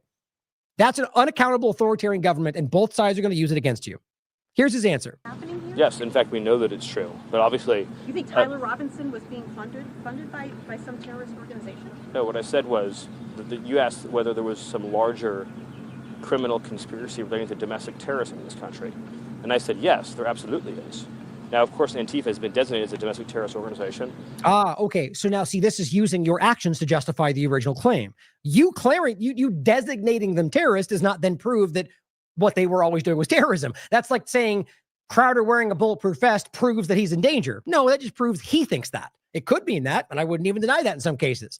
But you see the game of like Zionists going, this is so terrible, I have to have 17 security all the time because Jews are under attack. Well, no, that shows you think that. And largely you can prove it's not happening. But the fact that you have them does not prove that you're in danger. You see the game? He's trying to make this case. And all he's pointing to is the narrative of an organized effort. That doesn't prove anything. This is only one example of many in which we have... Now, of course, Antifa has been designated as a domestic terrorist organization. Right. This is only one example of many. Right. So he's literally pointing to their action of them designating them as that, as the example of the claim. That's circular logic. Like, I'm telling you, this guy's not that stupid. This is how dumb he thinks you are. He has disdain for you. You can see it in everything he does. In which we have... It's typically a continuum of violence. It involves both organized doxing. It involves violent threats. Okay, great. There's a claim. Prove it. Give me the evidence you have that will go to court of somebody organized. You know it exists. We can prove it does. My point is they're not even trying because they don't want to do that. They like the broad claim so they can level this against whoever they want. Intimidation. It involves explicit calls to commit violence against a targeted person. These are individual acts, by the way. None of this indicates anything of an organized network nature. It could. He's not making that case, though. He's making the case for an individual. Dang it. And then that tends to escalate into physically violent and obstructive acts. Great. Guess what he just made the case for? Your words are violence. That's what he just said, just like Bondi. Hate speech is not free speech. Yes, it is. You're both the left. And so it's this continuum that we see over and over again where they're trying to use illegal violence and intimidation to disturb the operations of the federal government. Yeah, so they meaning what? This nebulous idea of random people out there protesting your illegal actions? If somebody's taking action that you think is doing that, you arrested them. The game is anybody we don't like who's standing against our efforts are all part of an organized terrorist network. This is the same thing this government's been doing to anybody overseas. It's always, how long have we been telling you this was coming home? How long have we been warning that you were next on the docket, the U.S. government agenda? It's just in your face, guys. If you're being honest with yourself, and if you're not, then you are dangerously allowing this to happen. This says, I also don't know of any evidence. Oh, it's the same one. This one is Jack Posobiec talking about Trump possibly invoking the Insurrection Act. And Jack Posobiec says, invoke it, Mr. President. The people will back you. Hardly. From my perspective, most Americans are absolutely not okay with this. You can point to, the Joneses and Nick Sorters and Benny Johnson, all the ones that are being presented as what everyone thinks are screaming whatever Trump said today. Do you think most Americans are okay with them declaring an insurrection when you haven't even proven any fraction of that, and all you're doing is pointing at everybody left who you argue doesn't agree with your policies? Guys, that's terrifying. That is exactly, didn't Trump tell you they were going to go after Americans? How many times have we brought this up? He has floated the idea that you were next. Born here, naturalized. Yep. He said both those things. 5 or 6 times now? 5, I think it was 6 actually. He came out and said that Americans who bop old grandmas on the head or whatever thing he threw out can be deported. I mean, we're in unprecedented territory here. And if you're not a child, you can see how this is coming together. Maybe you think it's only aimed at the other side. I don't know why you think that's okay. Can't you recognize that the next person who's in power can use it the same way? And they know that because I think they're the power structures who seem to never go to jail, despite them always pointing at each other, they know that. Here he is again, same day. Breaking, Americans will back Trump if he invokes... Oh, breaking news that you claim something about what everyone in the country thinks? Guys, these are jokes. These people are ridiculous. This guy goes back to military intelligence, so I don't even know why we listen to this guy. I don't. I'm saying anybody. Call in the National Guard. Posse Comitatus, who cares? Breaking news, Americans will back him because you say so? Just crazy to me. Here's Jones. Breaking, America's officially entering the second Civil War, he says. Thank you, Tim Pool. And guess what? And Trump is the Abraham Lincoln trying to save the Union. Guys, these people are driving this into reality. You want this to happen? You're literally going sick. So what's the game? She's going to save us from the other bad. So what does that mean? All the leftists have to be arrested? I mean, what are you actually arguing here? So the Civil War means war, and that he's Lincoln, meaning he's on the side of the good side, even though that's historically inaccurate, by the way, if you understand the bigger picture. I'm not saying good, bad, anything. I'm saying both these sides are abusive and manipulative. The lie about him fighting for slavery, guys, it's not a reality. He said publicly that he could go either way with the issue, that it mattered how it could be used in the ultimate outcome, that it was about states' rights. And ultimately, you could argue that means the Union was trying to suppress whatever it was about, largely slavery, their option to decide for themselves. Now, you can make the argument from a moral perspective I get it. But the point still comes down to the idea that it was about the continual growth of the empire. And that's what he supports. Yay, he's the one. You're supporting a civil war against half the country because you realize this is not about left, right of the people who vote. This is about anybody out there who does not agree with what they're currently doing, and now they're the lefty terrorists. This guy has, I mean, I've been saying it for a long time, but I think we need to be really obvious, acknowledge what we're seeing. Here, where are we at? I think I'm going to make this about, let's just kind of wrap this real quickly. A few more points, just because I don't want, this is a 2-minute clip. I'm just ready to wrap up here, but the point on this, which we'll get into in the next show, this is on, you know what, here, let me just play very quickly the beginning, just to make the point. Being done out in the open, there's no shame in it. The getting right up into someone's face, spitting at them in this conjured up rage.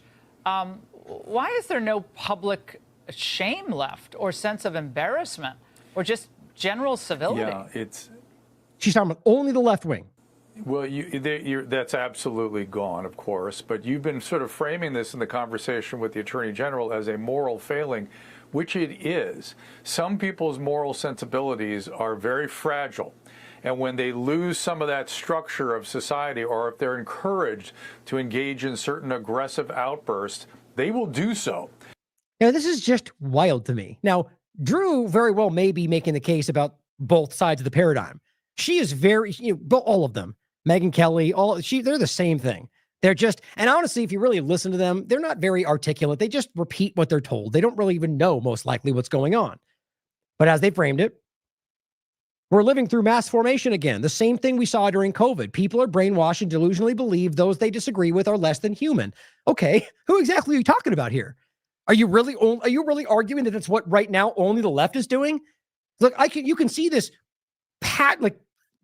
what's the right term? Like, it's an undeniable, obvious reality of the partisan sides about each other, right? The fascist Nazis are disgusting. The Democrat pedophile rapists, just what the hell is going on?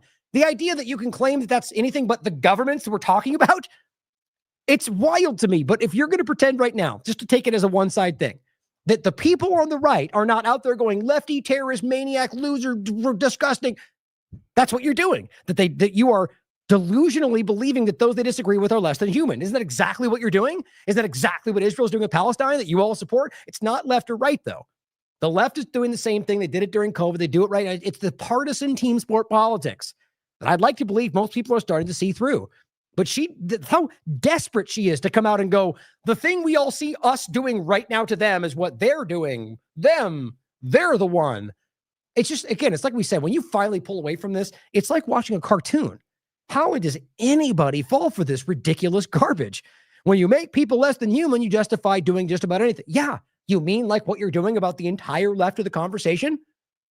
It's painful. And Attorney General Ken Paxton says, I'm launching undercover operations, to infiltrate and uproot leftist terror cells in Texas. Do they exist? Probably. Just like you probably exist, that really what we're talking about is government underbelly actions. Leftist political terrorism is a clear and present danger. There can be no compromise.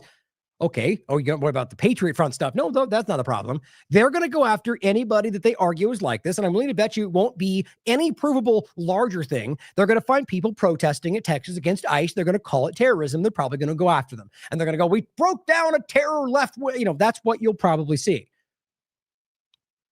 Like, if you can prove actual network terror, then produce your evidence and charge them. Do you think that's going to happen? Or is this going to work its way into an official investigatory arm of going after anybody who they say is left, therefore terrorism? This is what's happening, guys. Now, Miles Taylor, who claims to be, says, I co-wrote Trump's first anti-terrorism plan in 2017, 2018.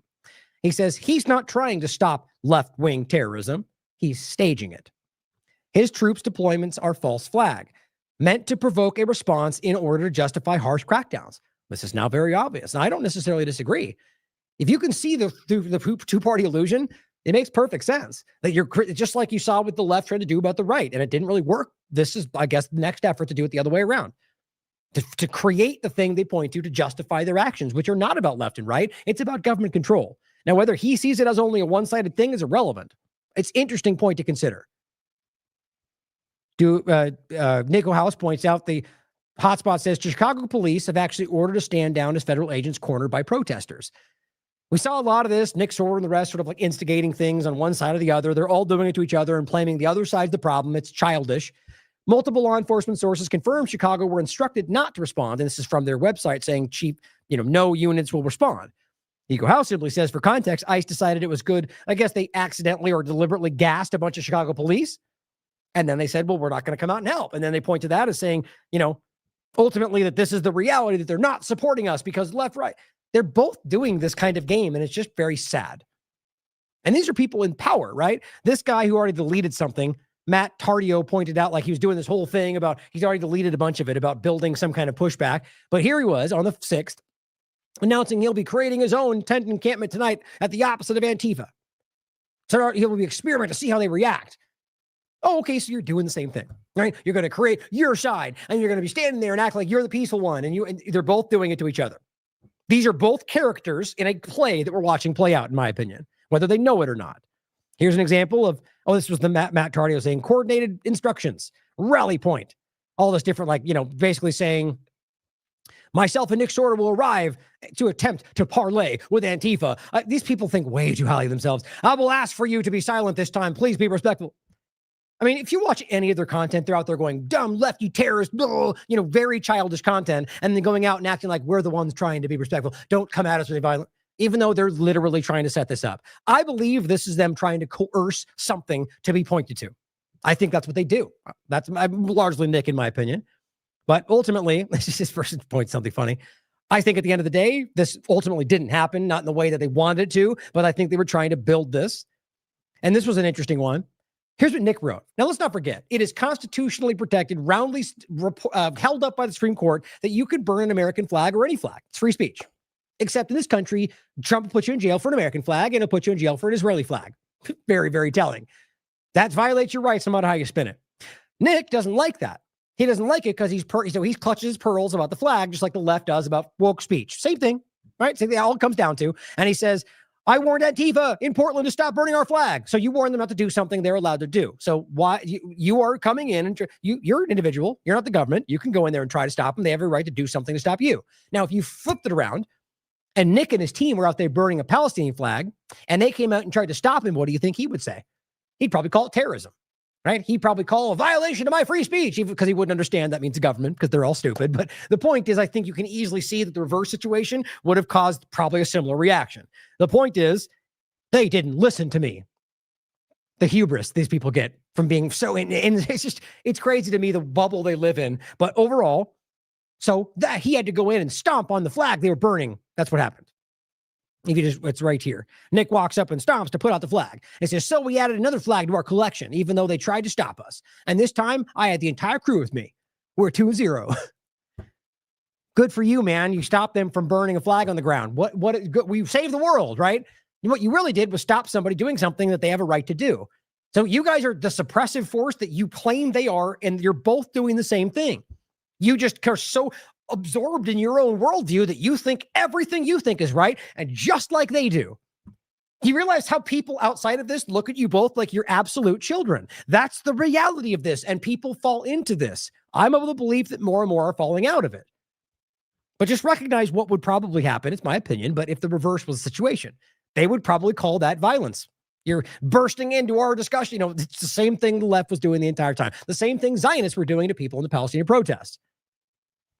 But the most important part, I think, is that student at a center of Cornell anti-Israeli discrimination scandal turns out to be a former Israeli spy.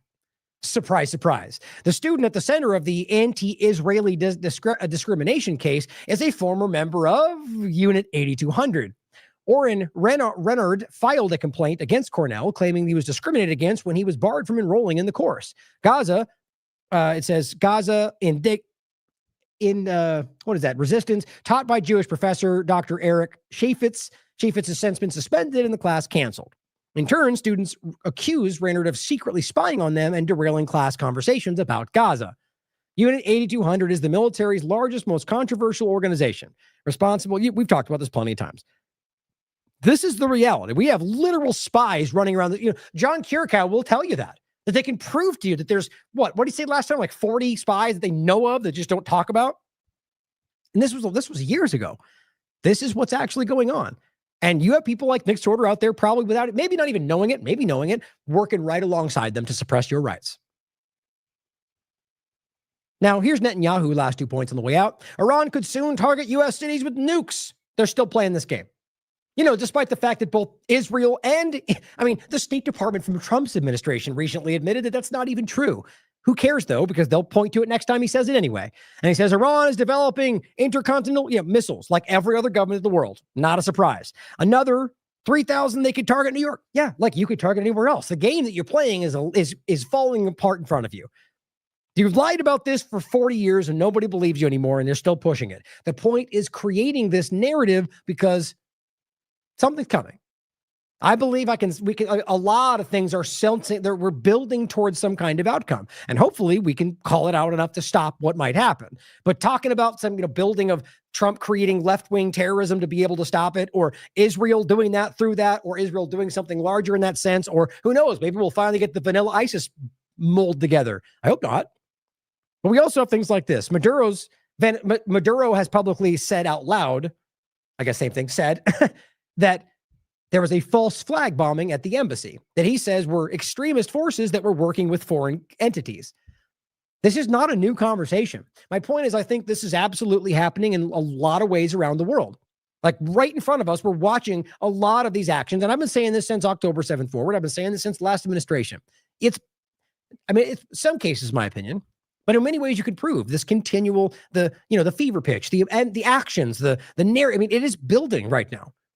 And as what we can do is continue to call this stuff out, continue to inform people about what's happening, speak to your politicians if you think it makes a difference, go out and protest, but just continue to speak and show people that I think the very real majority in this country, for the first time maybe ever, is seeing through the two-party illusion.